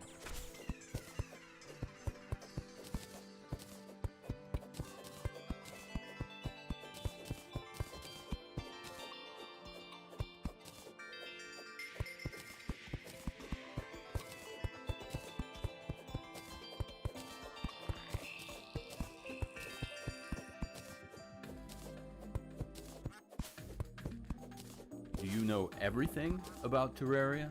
Maybe, or maybe not. Certainly there's a lot tucked away waiting to be discovered, and if you're still learning the ins and outs of the game, you may not want to have to reinvent the wheel. Want to hear some trivia, tips and tricks about the sprawling masterpiece that is Terraria? Well, continue watching. Also, if you're watching this and feel that I'm missing some worthy trivia, tricks, or other tips, be sure to post a comment below. A lot of people like to read the comments, so let's crowdsource some good ideas and help out the rest of the viewers. Now, with that being said, let's get started. With every new patch, there's more and more to craft. Having trouble scrolling through all of the options? I bet. Just look at all this stuff. Well, in case you've not used it, check out this helpful tool. Click it and the crafting menu becomes much easier to navigate. You're welcome. Why this isn't the default option in all versions of Terraria? Well, I have no idea, but hey, there's always a future patch. Terraria? Well, I have no idea, but hey, there's always a future patch, right? A rule of thumb when wandering a new world is this. The dungeon will always be on the opposite side of the world from the jungle. Why is this? Well, the jungle has the underground temple, so to keep your subterranean adventures from overlapping and to keep the world more balanced, they've just done it this way. Another bit of World Gen trivia, the ice biome will always be on the same side as the dungeon. So, dungeon and ice biome on one side, jungle and underground temple on the other. Again, it might not have much practical application, but it can't hurt to know. You probably know that you can grow plants, but did you know that you can also farm chlorophyte ore? That's right, this important hard mode jungle ore can be grown, as it were, near your base. Particularly important for crafting items like chlorophyte bullets, this process is explained in greater detail in a separate video that I'll link to in the video description below. Long story short, go to the bottom half of the underground layer, or deeper, and plant a seed block of chlorophyte ore in some mud. It will over time spread in that mud and form more chlorophyte. So if you want to, plant several seeds apart from one another and just be patient. You'll get your precious chlorophyte before long. This is a weird one. The dialogue for female NPCs changes during a blood moon. Whether you find that funny or offensive, well, that's up to you, but if it's the latter, don't blame me. I'm only the messenger. I have to say that the nurse NPC seems particularly irritable during this event. Also, during the Blood Moon, the arms dealer will sell better bullets, which are normally only for sale in hard mode, so if you're having trouble beating the wall of flesh, maybe hit him up during a Blood Moon and have that extra edge. Some of the other NPCs do sell extra items during this event too, but those more powerful bullets are by far the most helpful if you need an edge against a boss. Want to start somewhere else when loading your world every time? Well, you can. Just build a bed and click on it to change your spawn point, but choose wisely. Obviously, you don't want to put your spawn point in somewhere dangerous or on the far reaches of the map, but it is very useful. For instance, here, if you have a floating base, you don't have to climb up to base every time you start the game. Traps are wired the same way as your own creations, so while this might not be too important by the time you get them, if you do equip a wire working tool, you're able to see the wiring for traps before you stumble into them. This is probably most useful in the underground temple of the jungle biome, which is absolutely loaded with traps. Just don't forget to fight the monsters too. If you pick a random world seed, you can still tell whether you're getting corruption or crimson by looking at the graphic on the progress bar. I hope you're not disappointed. The Clothier NPC is the same old man who guards the dungeon entrance, that's right. And note that the Clothier only appears after Skeletron is defeated and he is freed from his curse. The rare item Clothier Voodoo Doll allows you to attack the Clothier, and if you do that at night, it summons Skeletron, so there's no doubt it's the same person. You can tell that also by some of the dialogue he has. Creepy, right? The landscape of your Terraria world can be hostile, full of hills, pits, and water hazards. You don't necessarily have to fight on such unfavorable ground, and it's not cheating to build a boss arena. This might be a long flat surface, or it might be something a little more elaborate, such as this set of platforms.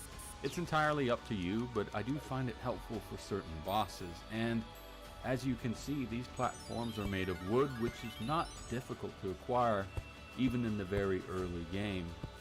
And if you're in a bit of a bind, don't be afraid to throw in some healing aura objects like campfires, heart lamps, that sort of thing, if you need that little bit of extra help. From time to time, you'll see golden critters. Don't kill them, not that you should ever kill critters, but if you capture these special gold critters with a butterfly net, you can sell them for bonus gold. 10 gold to be precise. This is obviously very useful, particularly early in the game, but it's pretty good throughout the rest of the game too. And don't let that stop you from selling regular critters, of course. That silver adds up. Don't waste time while safekeeping your money. Many of you will have a bank of some sort to avoid losing coins if you die deep underground, but in case you weren't aware, you can quickly put your new coins into your piggy bank or other vault by using the quick stack button. The game will sort and consolidate all of your coins for you, so you don't have to waste time organizing your coins ever again. Some items you don't want to throw away, even if they don't seem overly useful at the time. Two of those that come to mind are the metal detector and the slime staff. The metal detector is a 50% drop from the nymph, which is a very rare underground enemy, and it's useful because of the crafting recipe for the game's best accessory, the cell phone. So if you're lucky enough to find one of these metal detectors, save it for later, and you'll, I assure you, use it in your crafting. In that same vein, if you do get a slime to drop the slime staff, be sure to save it. It's a very, very rare item. It's so rare that many people, myself included, have resorted to automated slime statue slime farming to find one. Why is it valuable? Well, it's part of the ocean grinder trick to generate huge amounts of platinum. If you're curious about the platinum farm I just mentioned, well, check the video description below. I did make a video on it, and it's a pretty interesting process. Those zombies attacking your front door sure are a pain, and during a blood moon they can actually break and enter. Terrible, right? What can you do? Well, how about the humble dirt block? Yes, the dirt block can keep your doors locked until it's time to go out. So, if you want to retreat underground, that's fine, but if you want to stay above ground, and you want to do work in your base, for instance, then just put a block down at each entrance, and now you have thoroughly bamboozled that Blood Moon AI. Well, at least the AI that can't teleport. Guys, please do me a favor and make sure that Smart Cursor is activated when you're placing walls and digging tunnels. By default, this is the control key on the PC version, and the difference between placing walls with and without the Smart Cursor is astonishing. Much faster and no wasted tiles. Very helpful early on, like on your first day when you're trying to get a base up and running before dark, but certainly useful at any point in the game as well. And similarly, it makes digging tunnels, both horizontal and vertical tunnels obviously, a relative breeze. Digging is of course a major pastime in the game of Terraria. You'll be digging constantly, and so I can't even begin to think about how much time you're going to lose if you don't take advantage of the Smart Cursor. It's there, and so use it. Put some effort into your world early on and you'll reap the benefits for the duration of your playthrough. Try to focus on building a tunnel straight down to the underworld to save time. It's not only a super fast way to the underworld, but it's a super fast way to all biomes in between. Similarly, make east and west travel to the ocean biomes, jungle, and dungeon a breeze with a sky highway. For more details, check out my videos on these infrastructure ideas and get building. So that's all, folks. Just some rudimentary tips and trivia. I hope you've heard something useful from all of this. If I'm missing something, as I said earlier, please be sure to leave a comment. As I said, it'll help the rest of us. We know more as a group than any one of us alone. So thanks for any input, and of course, thanks for watching.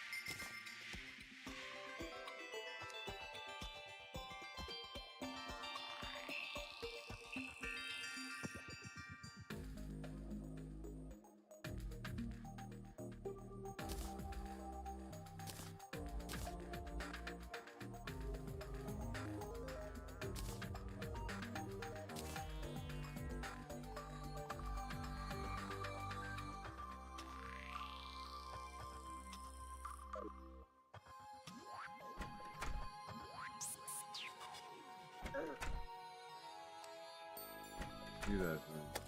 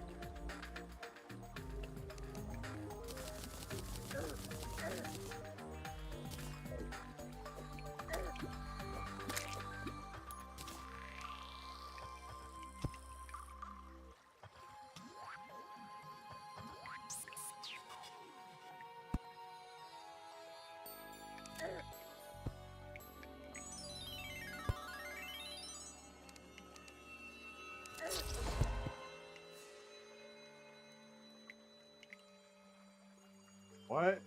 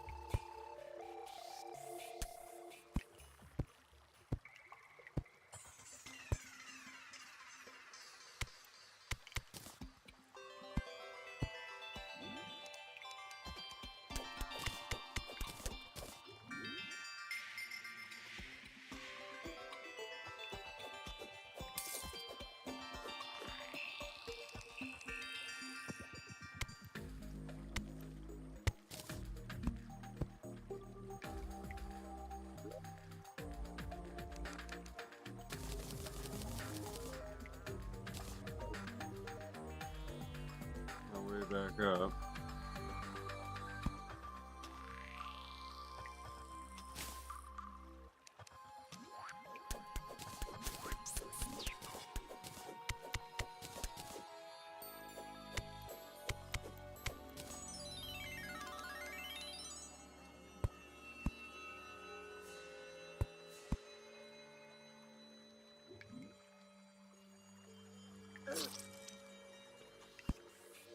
No shot.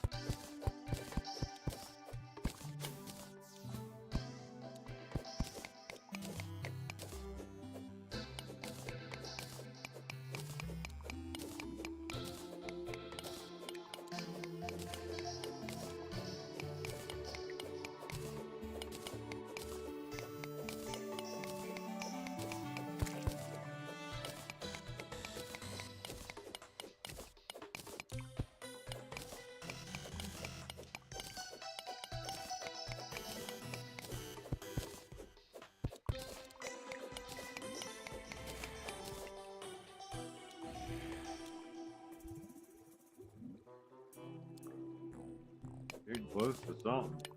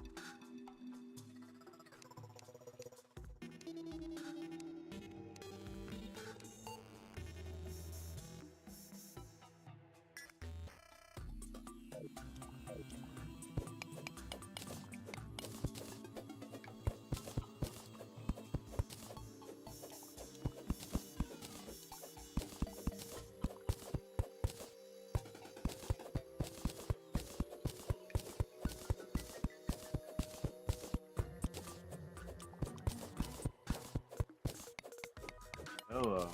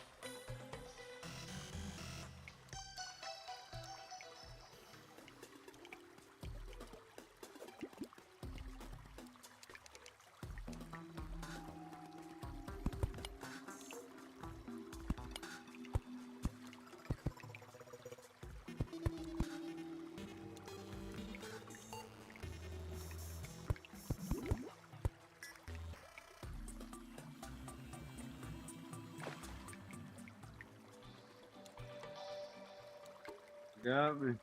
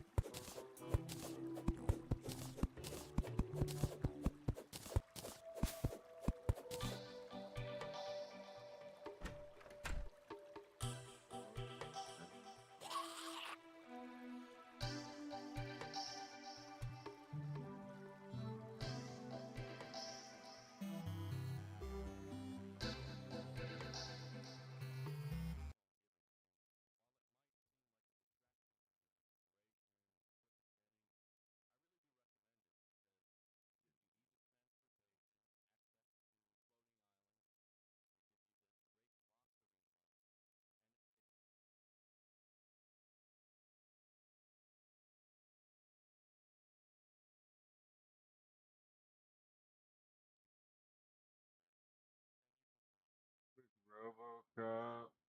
I don't know how big I had him before. My VTuber. Kind of impressive was how they read. What up, dude? And I'm not that biggest Xbox head, so I'm not a big reach around kind of guy. I'm a Sony dude. Yeah, we were Sony boys. First we were Sega boys. We then went through that. Sega died. Sega left me high and dry. We were like all team Can you Sega. get the new code? By the time I jumped on Sony, though, the greatest hits was the greatest hits. Oh, he cleaned up shop for $10. You can get the best games ever created. Yeah, Louis was the Xbox guy. Yeah. Like in bars. A valuable insight I could have never I seen. wonder why on my Louis own. went the Xbox route. He was like the only person we knew at the time to really like go and ask for one and get one for Christmas and be a big Halo household. I think he really played Halo, and then he fell in love with Halo and like just went Xbox crazy. I think that's what he said. And also, you could like play your own music on your own console, which was pretty tight. Oh, that was a huge pull for him. And Xbox Live was like a fucking thing, man. That was like a big culture thing. It's people saying the worst shit to each other on the internet. Oh yeah. This is the place. Welcome to Let me No know Town. once you find out the code. I will start with bartenders. A Halo, streetwise pretty much the only specialist reason to get an told me Xbox. They may know a lot. And there's like fucking so many versions of it now. I hate their naming convention too. Xbox X, Series Series this, Series that, Super Xbox. What are you playing? Are you a kid or just a shrunken adult? Hey, I'm Gary Coleman. Did they just take an adult and scale it down? 1, 2, 1, 1, 2. Whoa! 1 and 2, 3 and 4.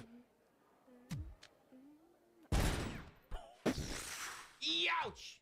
1, 2, buckle my shoe. Oh my god, so much hair. What's going on, ladies?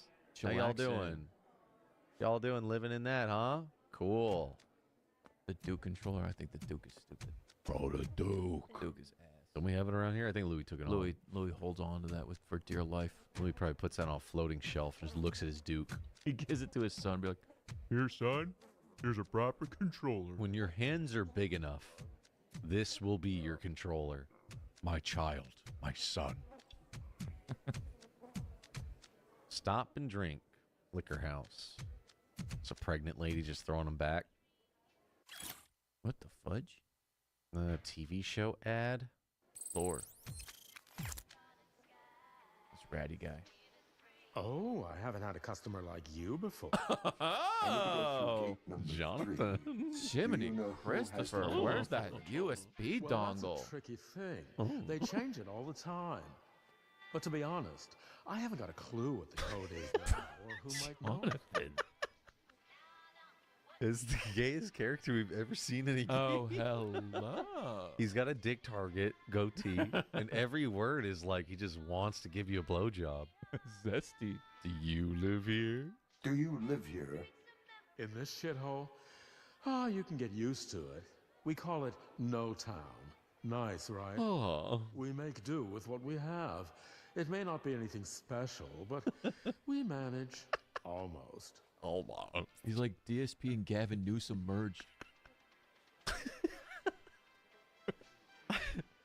This reminds me of one of the funniest like observational jokes Dave Chappelle made. He was like talking like it's like gay dudes from the 80s that always look like they're lost, and their lips always out and they look lost and they're surprised and they're always like.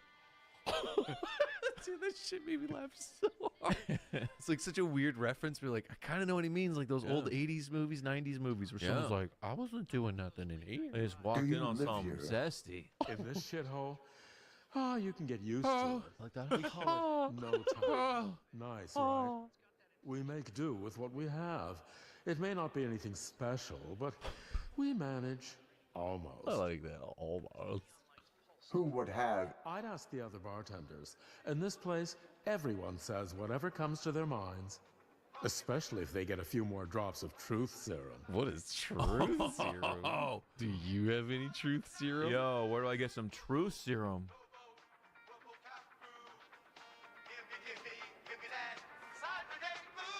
What's this music?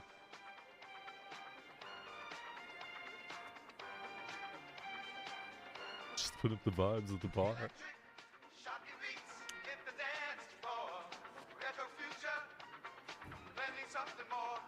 Well, this is a cool song. Funky robo music. Thank you. RoboCop. So everyone's just like RoboCop. miserable, and he's like, So I'd like to know where you got the motion. I'd like to know, Robo, where did you come from? RoboCop, RoboCop, baby, RoboCop. I guess. All dark and chrome. Why Look you who guys- walked in here. Why are you guys fucking bumming so hard? This guy's having fun. Oh, stop. You're covered in bugs. Stop. 2 on 3, capiche? 1, 2. Stop. I'm not sure the shitty house can hold it. Tell me, is it your house? What are you talking about? Pull on it? Then stop yapping and start pulling. Pulling what? Pull? Is this like for sex? Is it pull on the count of 3? Pull. Are they talking about inhaling? I don't know. He's trying to pull on. Yo, what up? I don't know if I want your side quest. Your hair is insane. It's bird-like. not real. You're not real. This motherfucker right here is not real. Yo, my man sleeps next to his crapper, man. You ever seen those people that live in storage containers? I have, yeah. And they like find a way to get electricity in there. It's cheap rent. I mean, cheap rent. Living the life. Just he's sleeping. comfy. I mean, the door's wide open. Just sleeping next to your shit. That's crazy. Sleeping right next to your The last skid quarter marks. was a real mess. We could have expected such drastic fluctuations in the company's value. Fucking elbow the shit out of No him. problem. Shut up, The next Frank. fiscal period is ours. Work, diligence, revenue, income, transfers, stock market, and money. Shut up. You got fired. You don't even have a job anymore. Shut up. Shut up. Shut the fuck up. Shut the These NPCs are fucking dumb. This guy's a king up here, living in an actual room. Sitting on his porch, smoking, watching the kids bounce around. This thick garbage yarmulke. RoboCop. RoboCop. RoboCop. Report a crime. Me too. Whoa! OCP promised heaven, and this is hell. I want to NPC report hell. a crime. Oh my god. This game I is will come back to this NPC shortly. hell. GTA Online? To What the report fuck's your going issues, on? please wait in a space that does not disturb other residents. God damn. Who created that guy? Said I'd like to know where you got the notion. Wait, what? Wait, go left? Oh, I thought she was wearing fishnets. Oh my god. Oh my god. Yo, her hair's crazy. Oh, she got the spray paint underneath. What? Why did Why they? is her... Why would you do that to the NPC? Why did you paint white under the hair? Her face is a latex mask. You can't convince me otherwise. This is like an alien living among us. Yeah. Kind of situation. Yeah, it's a doppelganger. Like, look at me. I am a female human. Her eyes don't blink. They blink sideways if they do. Creepy. Oh, Oh, yuck. boy. No. What is your lore? Oh, I love NPC hell. A replicant. I am ready. You can report your crime. My neighbor disturbs the peace by hitting the radiator pipe. What are the circumstances? Well, my wife and I still, sometimes have fun in the bedroom. We like a good frolic from time to time, you know? What? I'm telling you, it can get hot in there. Hot and loud. We gotta keep our door open. Who's Let some making air in, heat? But His our mustache. neighbor, he don't let us experience... This falls under public lewdness. Yeah, you're fucking in public. We're just dancing. Since when is dancing public? Oh, he's talking lewdness? about dancing. Oh. Issue a ticket. You can't be fucking With his penis. His children out here. You can't be doing that, you weirdo. You are still the noise maker. I must issue a ticket. Court is adjourned. So no dancing? My wife won't be happy about it. Next. My man gave himself You a won't fucking believe ticket. this. Mr. Smith has a new bag. Where did he... This is not a crime. How about Mr. Taylor? He's leaving for work 30 minutes earlier. He must be working on something big. You're an alien, I'm pretty Mr. sure. Wolf- Hey, I'm right here. You Hey. see? He's following I'm me. off screen. You've got to do something. Arrest them. You get a ticket. Your reports are of no value. You're annoying Give me. a ticket? Wait. You're part of this plot. Next. Next. You have to arrest me. Oh, I love giving tickets. I will commit a terrible crime. Whoa. What crime? I don't know yet. But I got a prophecy. Oh, she's like a weird It always comes tarot true. card. I will definitely It's like commit a Minority crime. Report. What was your prophecy? It is not clear, but my husband is in. Could happen when you get back to work. Oh no. Where do you work? Where do you? I'm unemployed for now. Oh. But I was interviewed. Oh, so How you're can still your unemployed. husband be involved? Hard to say. I don't have a husband or a fiance. Oh, something's Or up with her, bro. What but the there is fuck? this handsome guy from the hut next to mine. The card prophecy says. Where? Actually, I'm Is stuck this in bitch on shithole. drugs? I live in a hut. So far, none of your prophecies make sense. Yeah, you're insane. You're right. I'm unemployed, living in an ugly room, and I'm single as fuck. Oh, thank God. I am glad to have helped. Oh, she's just stupid. Is the nuke stuff is she like a drug addict though? Cause she's losing it. I guess nuke makes you just hallucinate, right? Hey, boss, got a ciggy? This is my last one, man. That's always. The stinky child fighting the flies. Show you by kung fu. Burning holes in paper and punching flies is what you do for fun. Yo, it's rough out here. Yo, what do we do for fun? Let's punch bugs. I'm burning holes in paper, fighting the shit flies. Fighting bugs. Well, get your Kyle over here. Another bar. Well, hi there. I need the code to gate number 3. And you thought bartenders would be the most informed people in this area. Feel free to ask. Tell me the code. Do you have any information about the code for gate number 3?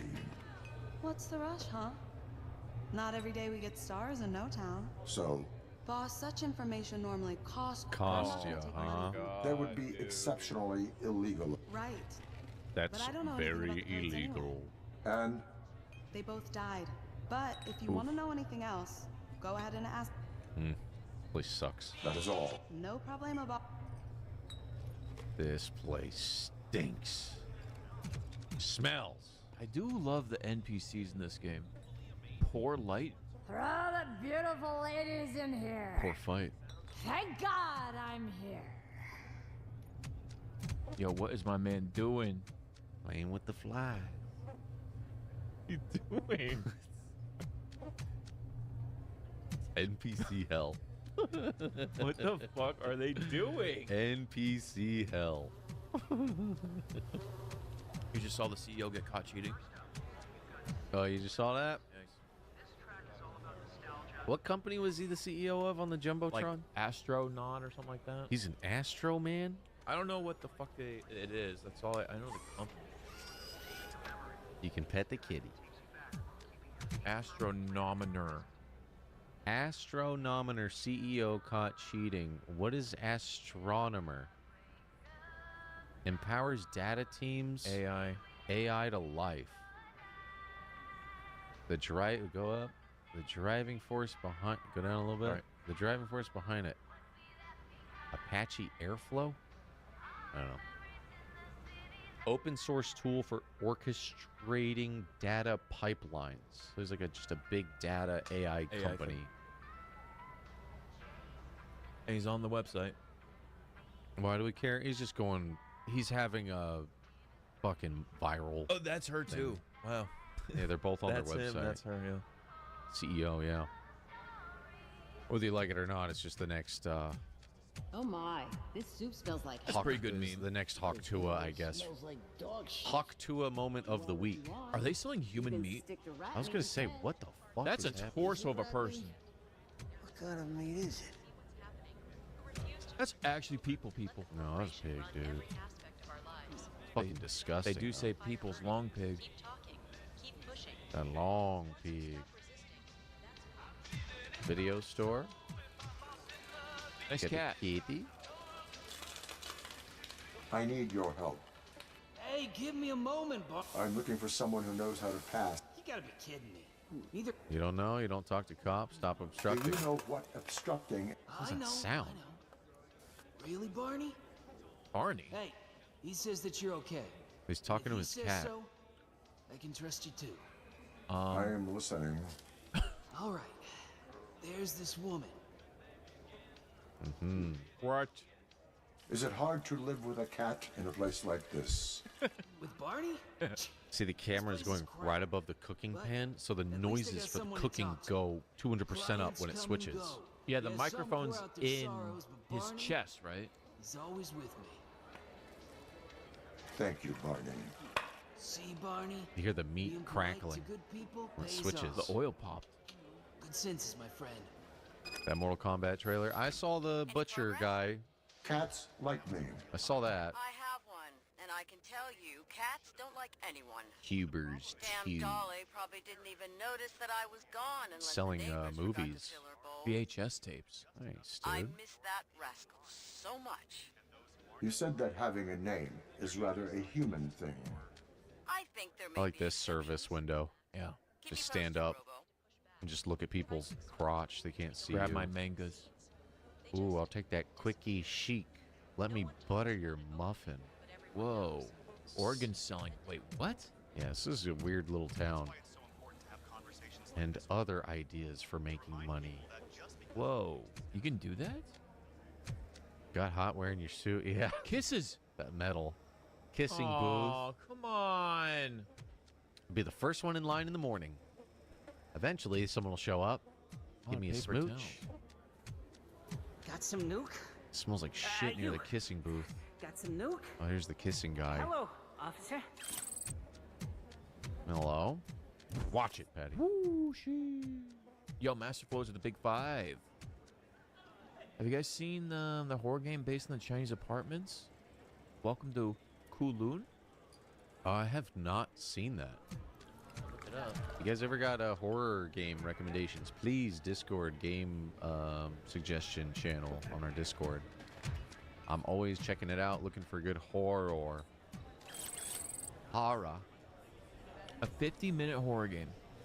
Yeah, I like it. I like a nice short one. I like a nice little 1 hour, hour and a half.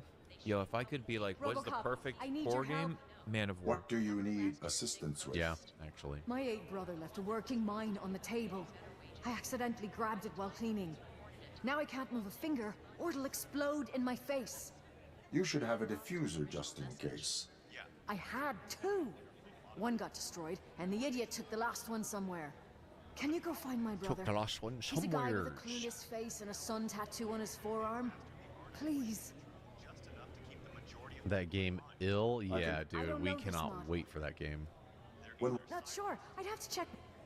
I'd rather not know. Maybe. I will look. Bye-bye. MIA. Oh. Cool hair. Sick.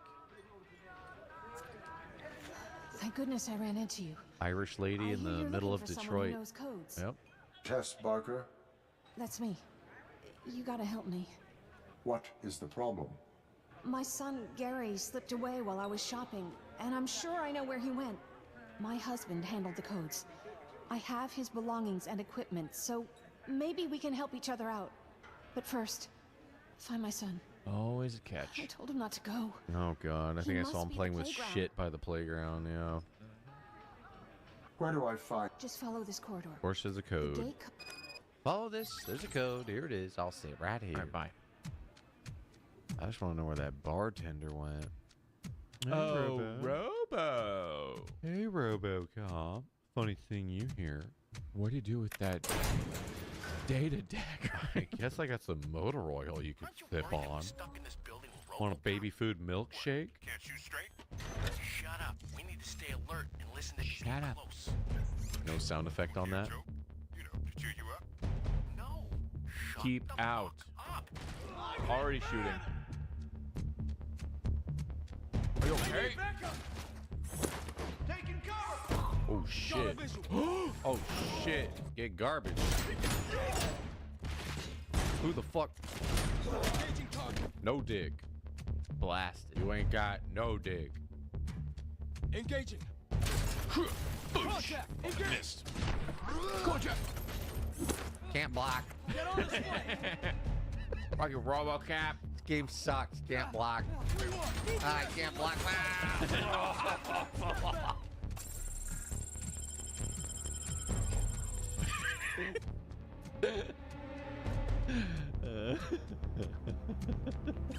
Do you remember when we were showing our mom DSP videos?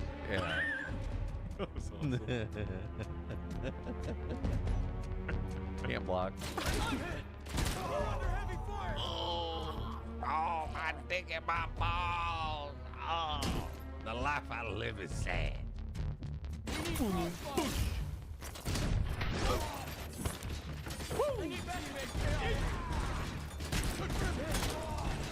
Dude shot his dick and exploded him.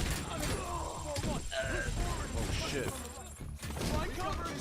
Wow, you're kicking ass. He had no body. I spawn, I die. RoboCap. Fucking RoboCap. I fucking spawn, I fucking die. Can't block. Can't block. Yeah, it's bullshit. Can't block. So funny, dude. Still doing it to this day. That's fucking awesome. That's awesome. And power to him. My God. One of the best to ever do it right there. Taking position. Oh, fuck. Oh. Oof. He did that to himself. Blew his hand off. I spawn, I die. I'm blocking. I'm blocking. Input lag. Online Fucking lag. bullshit. The OG.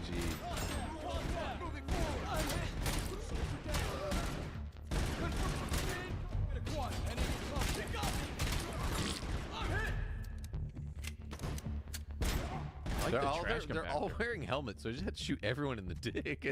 I stopped aiming for heads a while ago. It's the soft meat. Ah, I can't block. Block. He got me. Beautiful. I'm gonna find heals.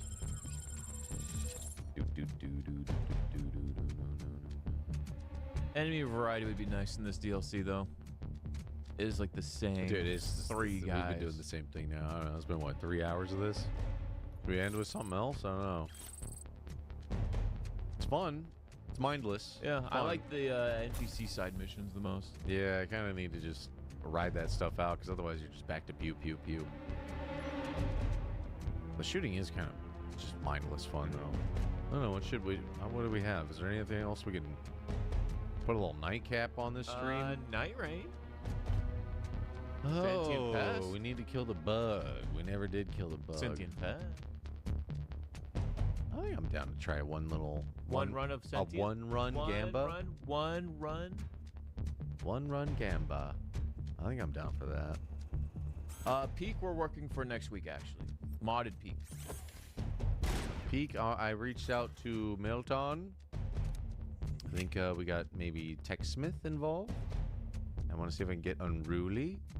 And Expand the lobby. See if we can super try hard out some Peak. I actually think we could do it if we have more people. I don't want to do too many people. I think that's a good sized group. I think just the VoIP can get gross with, once you start getting into fucking 8, 9, 10 people, spot. it's like everyone's screaming. You know what kind of cool for Peak is like who can get to the top fastest. Like competitive mode. I think it'd be kind of That's pretty cool. 6 is a good amount of people. Oh, I'm gonna move this. Where do you get mods for Peak? I'm looking at the mods, and it's Thunderstore IO. Proceed with caution. That's where I got my repo and Lethal Company mods. How's this DLC? Overall, this DLC is fun. It's a lot of just it's fun shooting and stuff, but it is the same thing over and over. It's been 3 hours. It's pretty much the same. The derpiness is what makes this game have charm, I feel. Yeah, the derp is cool. I don't even know if I'd say it's better or worse than base game. It's just more, it really just feels like that. I mean, the base game, there is a lot more to do. You get to run through Detroit a little bit more, which, remember wishing that was bigger. This is kind of more underwhelming. linear, like Very tiny. yeah, like there Always. is a quote unquote open map in the base game. This doesn't really have that. Less police work for sure. Yeah. I just gave out my first ticket, but this is just linear shooting with some side quests. Hey, you're a robot. It's very Gary, derpy your though, mother is man. worried. This DLC is Dad says she's derpy. always Like worried. these NPCs I are just want to play, but those nightmarish. soldiers block the entrance. Do you think they want the place all to themselves? Eyes. How did you get here? There's a secret passage. Watch out for the hot pipes. You probably wouldn't fit, but it's a cool shortcut. Doesn't even Can open you this use that mouth. way to go Lips back weren't to your even mother? moving. It will be much safer. Maybe in the I wanna sequel. stay Are they gonna make here. a sequel to this? I hope so. I fucking hope they keep making RoboCop games. I love Officer this series. Gary Barker. Dang, it's a shame Dad's not here. Watch out for those hot pipes. Bye, Robert. Robo, Later, Robert, cop Robo, officer. how's searching for the code going? Bye, Robert officer. Already had old man hair. Yeah, everyone's ancient and I am the sorry, something NPCs are all distracted old you. as fuck. That child. Was that one of Alex? Let me show these whippersnappers how to throw I know down. where to get the code. I was Yeah. concentrating. Oh my god! I'm so strong. I don't know my own strength. Damn, can I get it back? I like shot puts it. He doesn't even like throw it. It's more of a full quarter shot.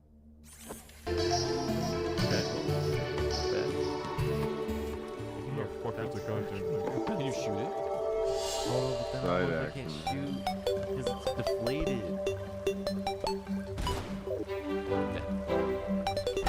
The intrusive thought wins. Yeah. I mean, that was cool then. Some thought. Dude, I bet I could have done it. I bet I could have done it. Here, dunk this.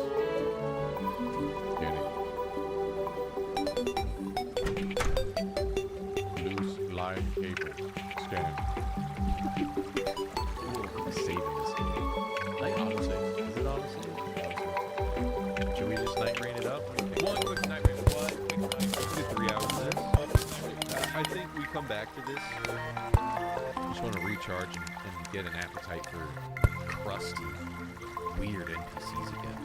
I like these being on the back burner and then go back to it and beat it at some time. Yeah. I don't think we need to get. I don't think we need to rush it. She's not going. RoboCop DLC ain't going nowhere. Yeah. It's not going. You savor the flavor of RoboCop. ain't going nowhere. I'm enjoying my stay though. This is fun. I dig it. Let's do a little night rain. Yeah.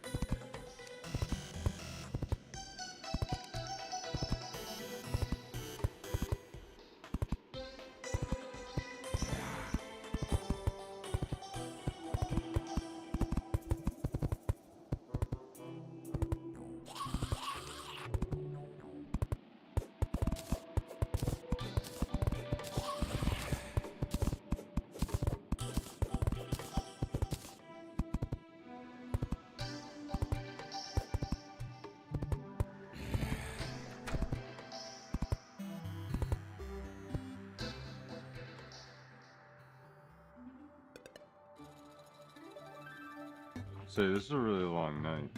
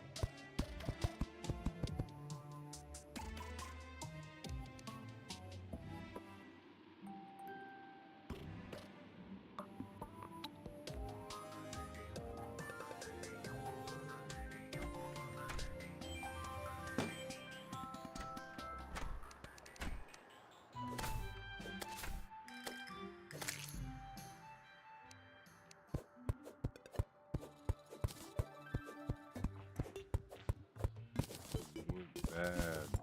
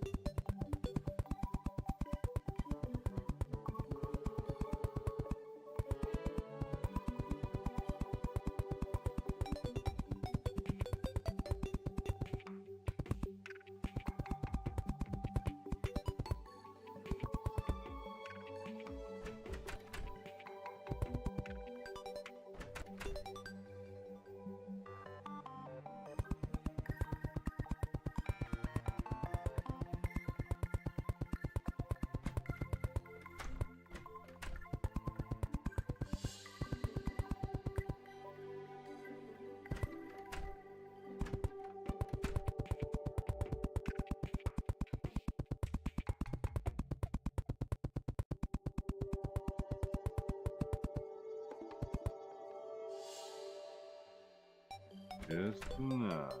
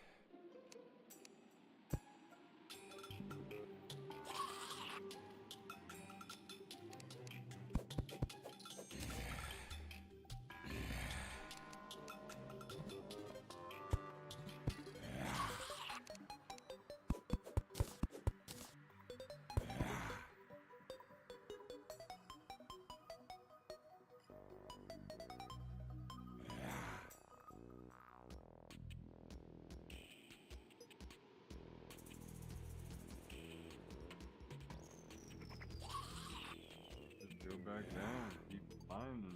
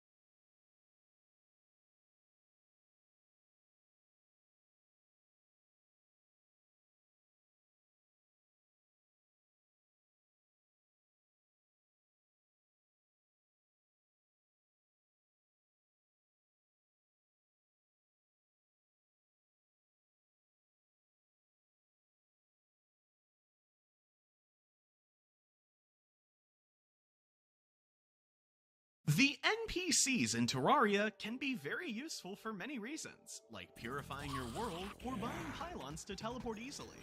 With there being 25 NPCs, each with their own biome and neighbor preferences, it can be confusing to make sure you get everything right.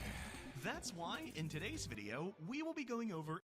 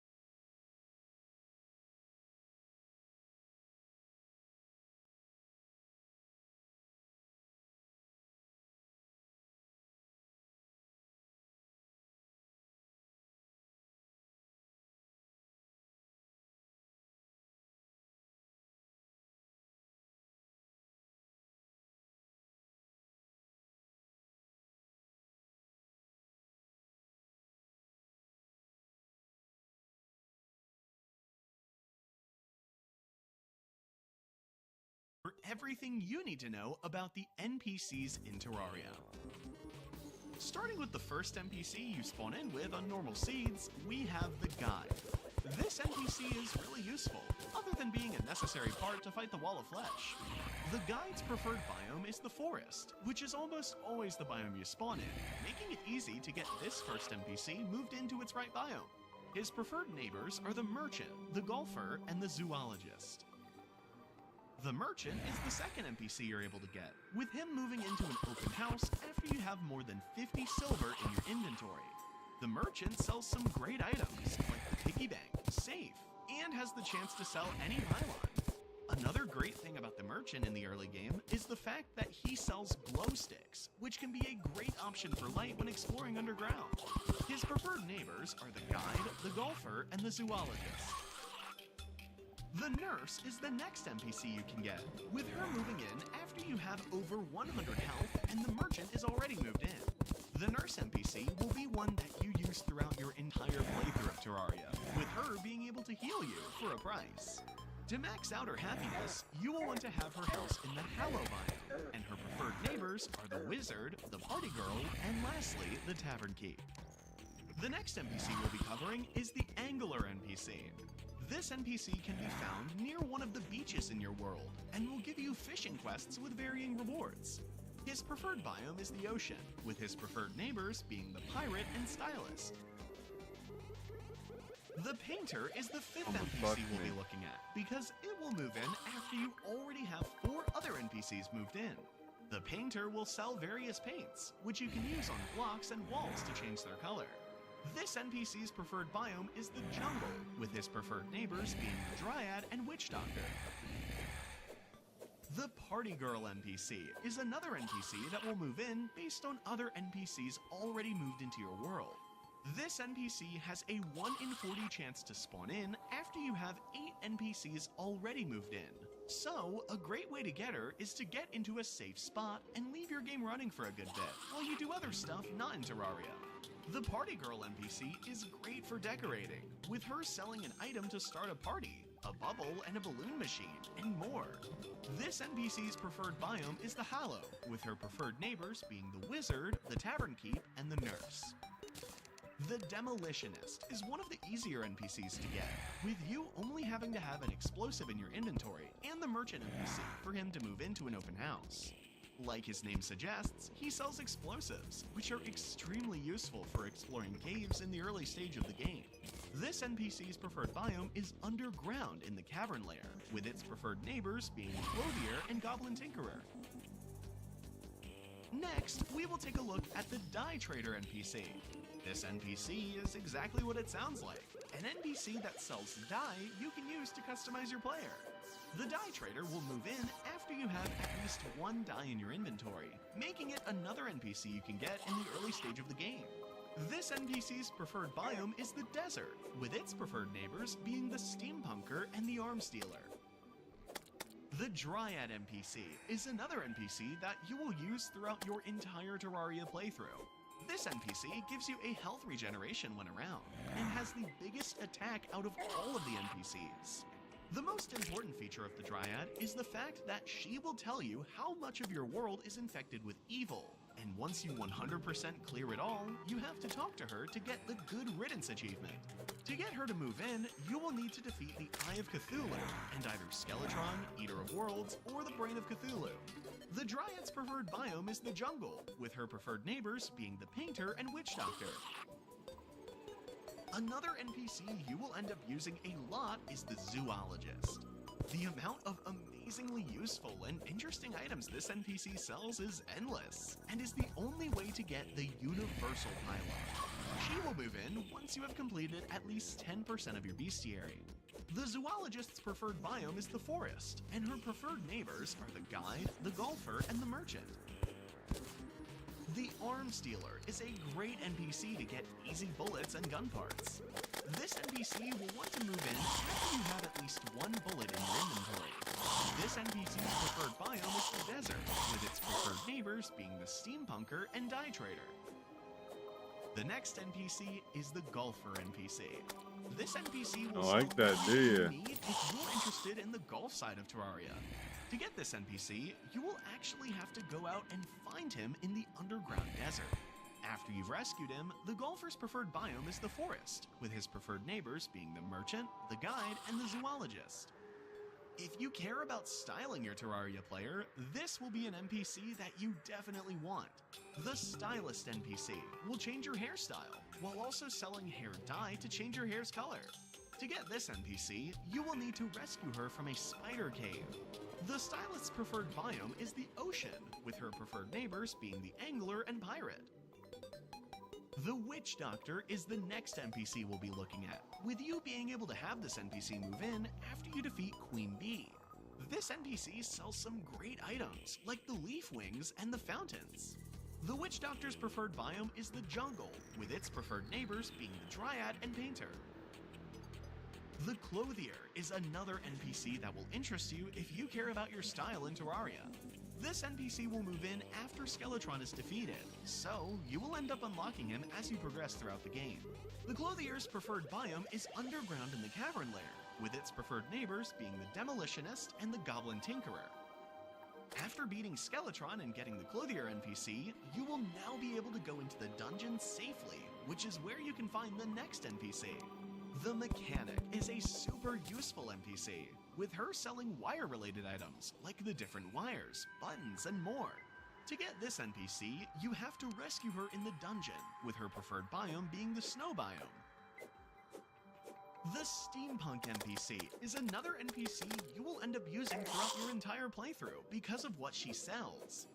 This NPC sells items like teleporters, solutions to change biomes, the Clentaminator, and more. This NPC will move in after you have defeated one of the mechanical bosses, meaning you have to be in hard mode to get it. The Steampunk's preferred biome is the desert, with her preferred neighbors being the Dye Trader and the Arms Dealer. The next NPC we'll be looking at is the Truffle NPC. This NPC sells some interesting items, like a pet version of itself and the Auto Hammer. To get this NPC, you need to create a surface-level mushroom biome in a jungle, and make sure you have an open house in that biome. The Truffle NPC's preferred biome is, unsurprisingly, the surface-level mushroom biome, and it has no preferred neighbors because of that. To continue on the list of NPCs you unlock after defeating bosses, we have the Tavern Keep. This NPC will want to move in after you defeat either the Eater of Worlds or the Brain of Cthulhu, depending on your world. This NPC will sell you the Old One's Army summoning item, as well as selling items that are great to use against the Old One's Army. The odd thing about this NPC, though, is the fact that he mainly accepts Defender medals instead of the normal money in Terraria. You can get the Defender medals during the Old One's Army invasion, or you can talk to the Tavern Keep and select the Eternia Crystal option to get 5 free Defender medals, but this can only be done once. This NPC's preferred biome is the Hallow, with its preferred neighbors being the Wizard, the Party Girl, and the Nurse. The next NPC we'll be looking at is the Goblin Tinkerer. To get this NPC to move in, you will need to go and rescue it in the Cavern Lair after you defeat the Goblin Invasion. The main feature of this NPC is the fact that it can reforge your weapons, tools, and accessories, which allows you to upgrade their stats like their damage, speed, and more. The Goblin Tinkerer's preferred biome is underground in the Cavern Lair. The Wizard is one of the first NPCs you can get once in hard mode, with it only spawning in after you've defeated the Wall of Flesh. To get this NPC, you will need to rescue it in the Cavern Lair just like the Goblin Tinkerer. The Wizard is the go-to NPC for magic-related items, with it selling items like the Crystal Ball and the Ice Rod. This NPC's preferred biome is the Hallow, with its preferred neighbors being the Nurse, the Party Girl, and the Tavern Keep. The next NPC is technically another NPC you can get right after entering hard mode, but it's a little bit harder than the Wizard NPC. To get the Tax Collector to move in, you will need to throw Purification Powder on a Tortured Soul, which is a rare enemy that spawns in the underworld. The great thing about this NPC is the fact that it will slowly collect money for you over time, with you being able to collect it anytime by talking to him. This NPC's preferred biome is the Snow biome. The Pirate NPC is another NPC you unlock after defeating a boss, with you having to defeat the Pirate Invasion to get him to move in. This NPC sells some pretty neat things, like the Parrot Pet and cannons. The Pirate's preferred biome is the Ocean. The last NPC you can get for defeating a boss is the Cyborg.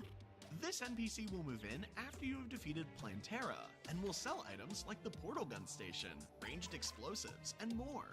Cyborg's preferred biome is the Snow biome, with its preferred neighbors being the Mechanic and the Tax Collector. And finally, the last NPC you're able to get is the Princess NPC. This NPC will only move in once you have all of the NPCs I talked about earlier, and she sells some incredible items, like pets, vanity, and more. That wraps up my guide on the Terraria NPCs. There is one other NPC technically in Terraria, but it's only in the Chinese version of Terraria, which I covered in the video popping up in the top right corner now. Be sure to let me know which NPC you've had the most trouble getting. For me, it tends to be the Mechanic in the dungeon. Thanks for sticking to the end, and as always, make sure to have a wonderful day.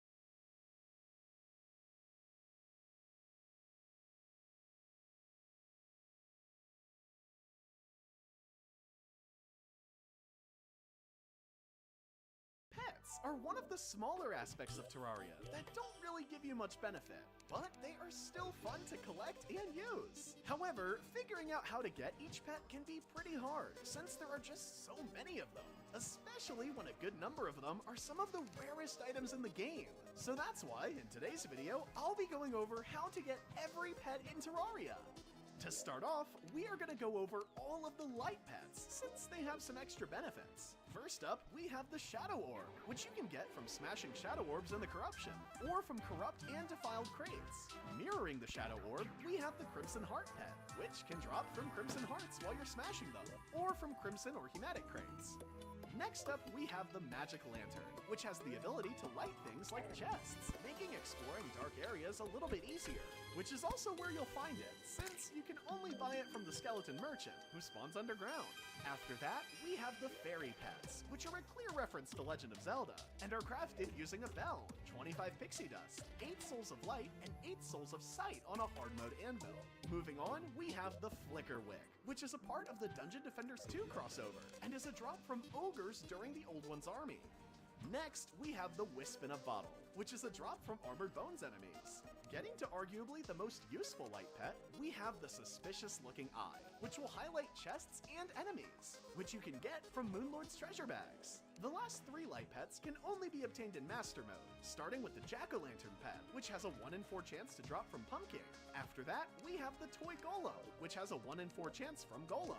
And finally, we have the Fairy Princess, which has a 1 in 4 chance to drop from the Empress of Light. Getting to the normal pets now, we're first going to go over all of the pets you can buy from the Traveling Merchant, which are the Baby Red Panda, the Stardew Valley Blue Chicken Pet, the Companion Cube Pet from Portal, the Star Pet Esti, the Fennec Fox, the Glittery Butterfly, and finally, the Little Harpy. Sticking with pets you can only buy from NPCs, let's go over the ones you get from the Zoologist, since she also happens to have a good bit, which are the Baby Werewolf, the Dynamite Kitten, Plantero, which is a personal favorite of mine, and finally, we have the Volt Bunny. Moving on, let's finish off the NPC section of this video by looking at the NPCs that only sell one pet, starting with the Witch Doctor, who will sell the pet Tiki Spirit. After that, we have the pet Parrot, which can be bought from the Pirate. Next, we have Bernie, which can be bought from the Princess. And finally, for the last pet you can buy from an NPC, we have Baby Truffle, which can be bought from Truffle. Finally getting to the normal pets now, first up we have the Zephyrfish, which has a 0.13% chance to be fished up from any body of water with max fishing power. Sticking with pets you can get from fishing, next up we have the pet Junimo. To get this, you will first need to fish up a can of Joja Cola, which you can find in any body of water, and then go talk to the Dryad with it in your inventory. And finally, click the Purify option to make a portal open up, where the Junimo will pop through. Next, we have the pet Turtle, which can be found in ivy chests or jungle and bramble crates, which can all be found in the jungle. After that, we have the Squashling, which has a 0.5% drop from fully grown pumpkins. After that, we have the Shark Pup, which can be found in water chests or ocean and seaside crates, which can both easily be found in the ocean. Up next, we have one of the rarest pets in the game, the Sugar Glider, which has a 1 in 1,000 chance to drop from trees when you shake them. Another pet that's pretty rare is Spiffo, which is a reference to the game Project Zomboid, and has a 0.07% chance to drop from any zombie in Terraria. Moving on, we have the Shadow Mimic, which can be found in shadow chests and obsidian or hellstone crates. After that, we have the pet Dog, which has a 0.24% chance to drop from presents during the Christmas season. Next, we have Pigman, which has a 0.07% chance to drop from evil biome enemies in normal worlds, or 0.2% on the constant Sacred Seed. Moving on, we have the Mini Minotaur, which has a 4.8% chance to drop from iron and mithril crates. Getting to another rare one, we have the pet Lizard, which has a 1 in 1,000 chance to drop from lizard enemies in the Jungle Temple. Moving on, we have the Glommer, which has a 1% chance to drop from Derplings. Next, we have Eyeball Spring, which has a 1 in 15 chance to drop from Eyesores during the solar eclipse, or a 1 in 10 chance in Expert and Master mode. After that, we have the Black Cat, which has a 0.67% chance to drop from goodie bags you get during the Halloween season. Up next, we have the Baby Snowman, which has a 5% chance to drop from Ice Mimics. Getting to another rare pet now, we have the pet baby dinosaur, which has a 0.01% chance to drop while you put silt or slush into an extractinator, or a 0.027% chance if you use desert fossils instead of silt or slush. Moving on, we have the baby penguin, which can be found in frozen chests and frozen or boreal crates. And finally, for the last normal pet in Terraria, we have the baby imp, which can be found in shadow chests and in obsidian or hellstone crates. For the next set of pets, let's take a look at the ones that will drop from bosses in classic and expert mode, starting with the baby hornet, which has a 1 in 15 chance to drop from queen bee normally, or a 1 in 9 chance in expert mode. Next, we have the baby eater, which has a 5% chance to drop from the Eater of Worlds. Sticking with the evil biomes, up next we have the baby face monster, which is also a 5% chance drop, but from the Brain of Cthulhu instead. Moving on to an extremely useful pet, we have Chester, who's a walking usable chest and is a 1 in 3 drop from Deerclops. After that, we have the sapling pet, which normally has a 1 in 20 chance to drop from Plantera, but will have a 1 in 15 chance to drop in expert mode. Up next, we have the pet spider, which has up to a 12% chance to drop from Pumpkin during the Pumpkin Moon event. After that, we have Baby Grinch, which normally has up to a 1.6% chance to drop from the Ice Queen, but its chance to drop in expert mode is between 3 and 6.6%. Moving on, we have the Cursed Sapling, which has up to a 20% chance to drop from the Grieving Wood during the Pumpkin Moon event. Next, we have Horde Dragon, which normally has a 1 in 6 chance to drop from Dark Mages, but it will have a 1 in 4 chance to drop in expert mode. And finally, for the last pet you can get from a boss, we have the Propeller Gato, which, just like the last pet, normally has a 1 in 6 chance to drop from Dark Mages, but will have a 1 in 4 chance to drop in expert mode. Now, let's go over all of the pets that you can only get in Master Mode. Unlike some of the pets I went over earlier, all of the Master Mode only pets are drops from bosses, making them slightly easier to get in my opinion. First up, we have the mascot of my channel, the Prince Slime pet, which has a 25% chance to drop from King Slime. Sticking with slimes, up next we have the Princess Slime, which has a 25% chance to drop from Queen Slime. Once you have both of those pets though, you can use their 2 summoning items to craft the Resplendent Dessert, which will summon both of the pet slimes at the same time. The rest of the Master Mode only pets each have a 25% chance to drop from their specific boss, which are the Suspicious Eye, which drops from the Eye of Cthulhu, the Spider Brain, which drops from the Brain of Cthulhu, the Eater of Worms, which drops from the Eater of Worlds, Tiny Deerclops, which drops from Deerclops, the Honeybee, which drops from Queen Bee, the Plantera Seedling, which drops from Plantera, Skeletron Jr., which drops from Skeletron, Tiny Fishron, which drops from Duke Fishron, Rez and Spaz, which drops from the Twins, Mini Prime, which drops from Skeletron Prime, Destroyer Light, which drops from the Destroyer, the Alien Skater, which drops from the Martian Saucer, the Baby Ogre, which drops from Ogres, the Everscream Sapling, which drops from Everscreams, the Ice Queen, which drops from Ice Queens, Itsy Betsy, which will drop from Betsy, the Phantasmal Dragon, which drops from the Lunatic Cultist. And finally, for the last Master Mode only pet, we have the Moonling, which will drop from Moonlord. And finally, we are going to go over the 5 pets that are pretty special compared to every other pet in Terraria, starting with arguably the rarest pet in the game, the Dirt Block pet. In every Terraria world made after the 1.4.4 update, you will have a set number of dirt blocks replaced by a block that looks exactly like the normal dirt blocks, which is the Dirt Block pet item. Another pet which you can only get a certain amount of at each world is the Caveling Gardener. This is a pet that is a part of the Terraria X Core Keeper collab, and is summoned using Explosion, which underground on the end sides of your world in set amounts based on the size of your world, just like the Dirt Block pet. Moving on, we have the Baby Skeletron Head, which is a drop from the Dungeon Guardian, which may sound easy as getting the other boss pets, but that's not exactly the case here. The Dungeon Guardian is a big floating skull that will come out and attack you once you start getting deeper into the dungeon, but it will always insta-kill you if it lands a hit, no matter what your stats are. And you'll also only be able to deal 1 to 2 damage, no matter what weapons and gear you have. And finally, for the last pet in all of Terraria, we have the Pet Bunny. This was a pretty special pet, since it would change colors based on what your player's shirt was. And it was also normally only available through the Collector's Edition of Terraria, which isn't sold firsthand anymore.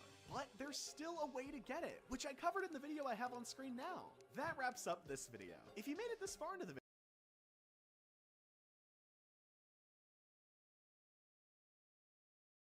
The newly released 1.4.4 update added many features to Terraria, with one of them being the 8 newly added town slimes.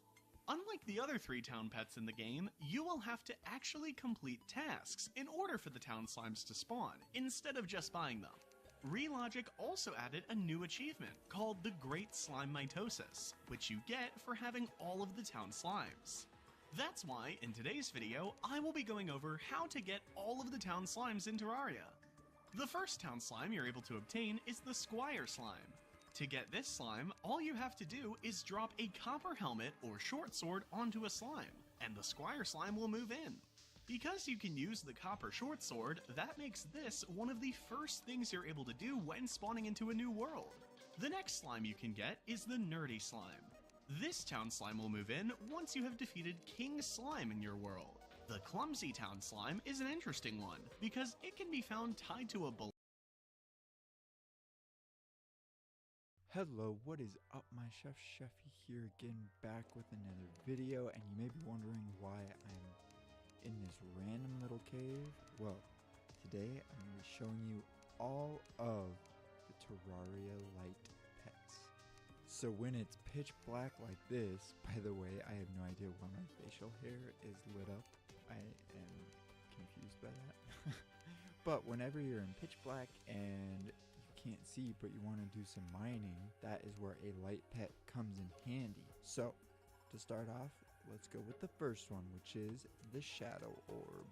So this is the Shadow Orb. It just kind of sits there and it gives off this purple light, so it's not the brightest of them all, but it does follow you and it does give light. The exact percentage is 65% light, and you can get the Shadow Orb by smashing Shadow Orbs. Very shocking, I know. And you can also get it from crates that you fish up from the corruption biome. Specifically the corruption crates, not just any crate.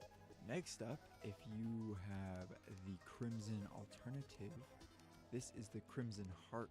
Now this one doesn't float, it just kind of bounces around, and it looks like it's spraying blood constantly, so interesting. Also kind of looks like a butt, not gonna lie.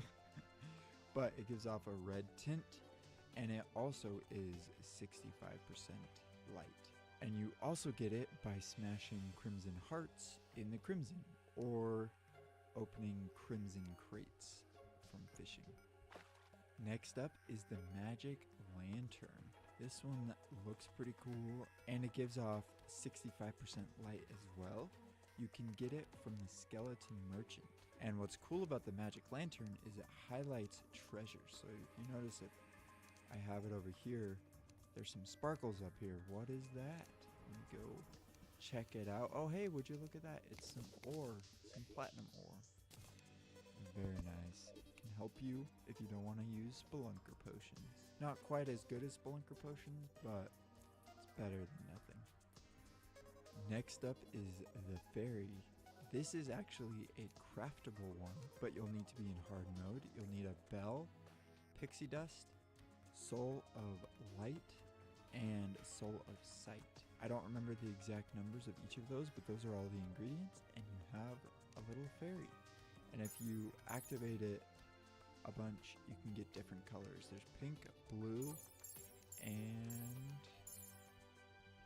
let's see if I can, and green.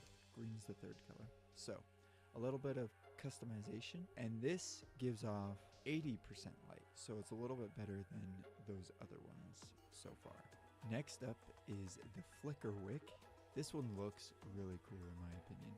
It also gives off 80% light, so it's a little bit better than those other ones. And this one is dropped from an ogre in the Old Ones Armies event. So good luck getting it. Looks pretty cool and gives off 80% light. Alright, next up is Wisp in a Bottle. This one also looks really cool. It's like a flaming skull, but it's blue flames. So, and it just kind of hovers above your head.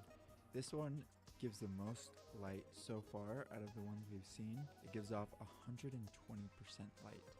And what's cool about this one is it can be controlled. So if you're in like a tight area like this, you just use your movement keys and you can control where it goes. So if you need to look in a specific area for something, this is super nice. And as you can tell, there's a limit to how far it goes, but still really useful, and it's 120% light. This is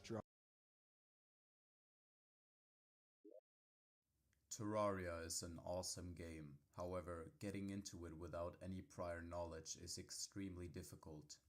This game has thousands of items and hundreds of enemies and so many different mechanics it would take you hours to figure all of them out.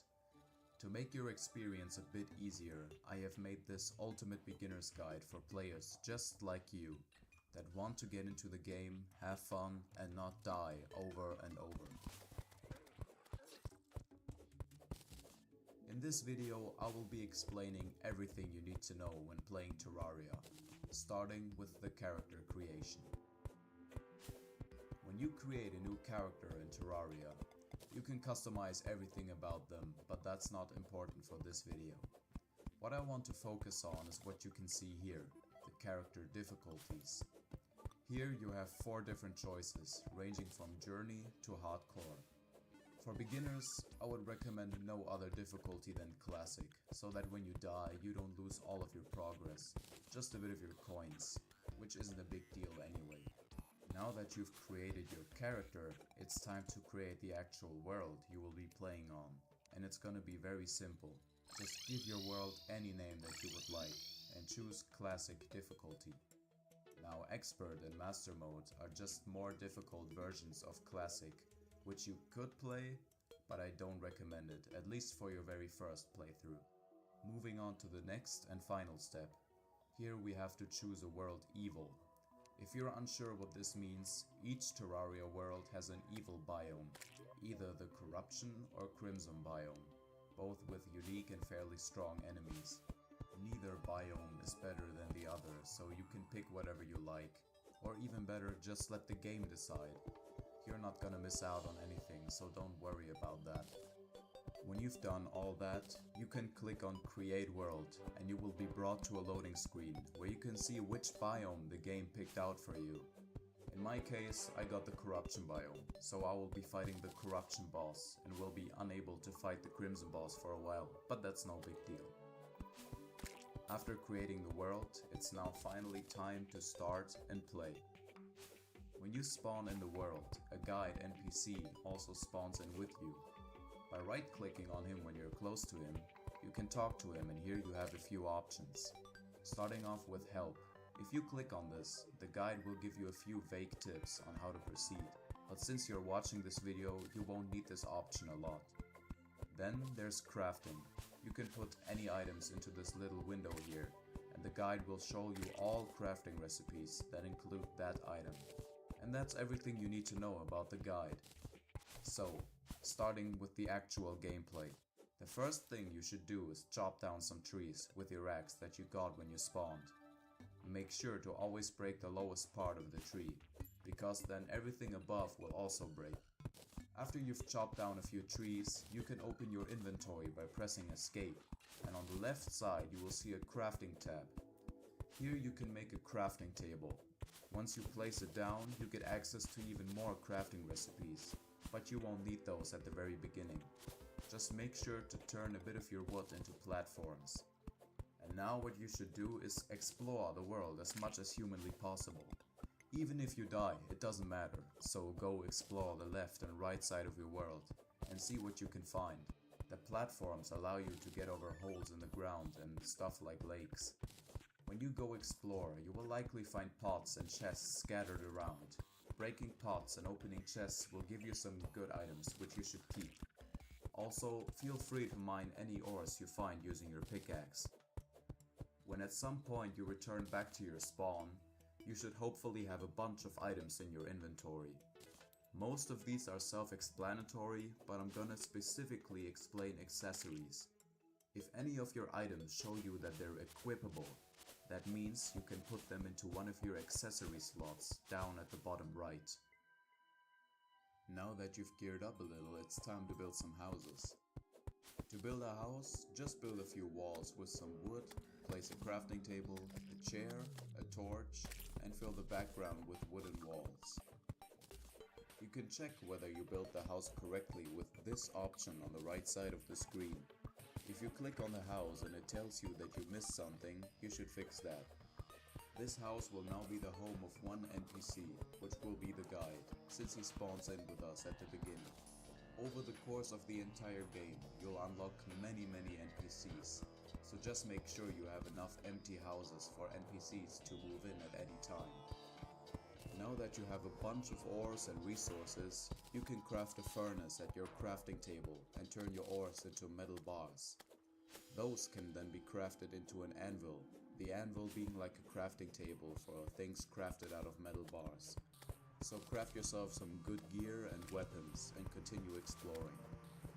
Your focus should be exploring the caves in your world to find life crystals.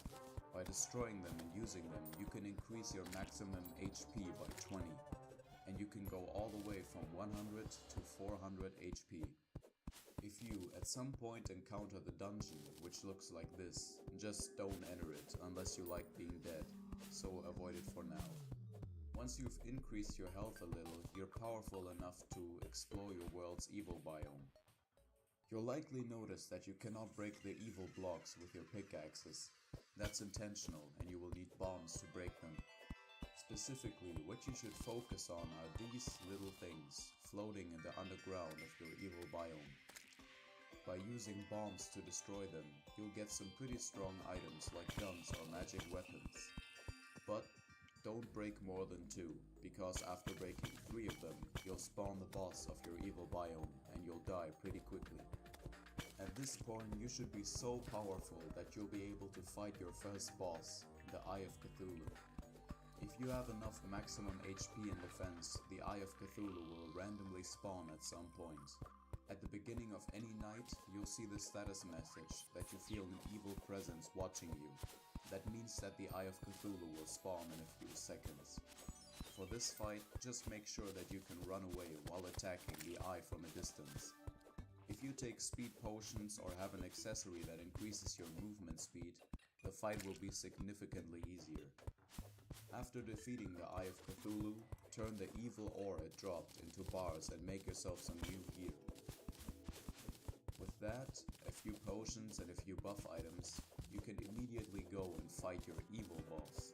Breaking another one of these orbs causes the boss to spawn, and again, just make sure you have enough space to run away and dodge attacks, and attack the boss from a safe distance. If you don't manage to kill the boss in the first try, that's okay. You can just try again a few times. Using the drops you got from defeating your boss, you can craft a pickaxe, which is able to mine blocks in your evil biome, as well as hellstone. To get to the underworld, just dig a 2-block wide tunnel down to the bottom of the world. To make this easier, press the Control key on your keyboard once and move your cursor below you. This way the blocks you want to mine will be automatically selected, so all you need to do is hold left click to dig down. On the way down, try to get some water to flow towards lava, which will create obsidian. With the obsidian, you can craft obsidian skin potions that allow you to swim in lava without taking any damage. Those are essential, so don't forget them. If you're unsure on how to make these potions, you can simply ask the guide NPC. Using your pickaxe in your new potion, go down to the underworld and mine as much hellstone as you can. And also pick up one of the hellforges that are found in these obsidian houses. Craft hellstone bars with your hellstone and obsidian and make yourself some armor and weapons, preferably a sword and a bow. With this gear you can now go back to the dungeon. By talking to the old man that wanders around there at night, you can summon a new boss called Skeletron. After defeating Skeletron, you can now enter the dungeon. Try to find a shadow key in there, which opens the chests in the underworld that contain a lot of good items. The next boss you're gonna wanna fight is Queen Bee.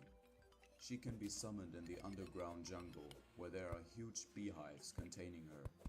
By killing her, you will get a lot of bee-related items. Most of these aren't very useful, but make sure to keep the bee grenades, as those are extremely important for the next boss fight. Your next step now is going to the underworld and building a huge bridge, at least 500 blocks long, so that you can walk on it while fighting the next boss. If you think you're done building your bridge, you still have about 300 blocks to go. Trust me, you can have a bridge too long. If you encounter demons holding a doll Scared the while shit building a out of bridge, me. make sure to kill them and pick up the doll before it falls into lava. Once you've finished your bridge and gotten ready to fight the final pre-hard mode boss, go to one edge of your bridge and throw the voodoo doll into lava. This will spawn the Wall of Flesh, your strongest boss so far. The Wall of Flesh will move towards you and constantly speed up. It does a ton of damage, so you better stay away from it and attack it from afar. The bee grenades you got earlier do a great job of destroying all the different segments of the wall. If you keep running away and attacking the wall, the fight should be fairly easy, and with some luck, you'll have beaten Terraria's easy mode. That means that now your game has switched from easy to hard mode, and everything will now be much more difficult than before. You are able to fight many more bosses, new enemies will spawn, you get new materials, and so on. Basically, it's Terraria's second half of the game, which drastically increases the difficulty. And that's it for this pre-hard mode guide. Thanks for watching until the end.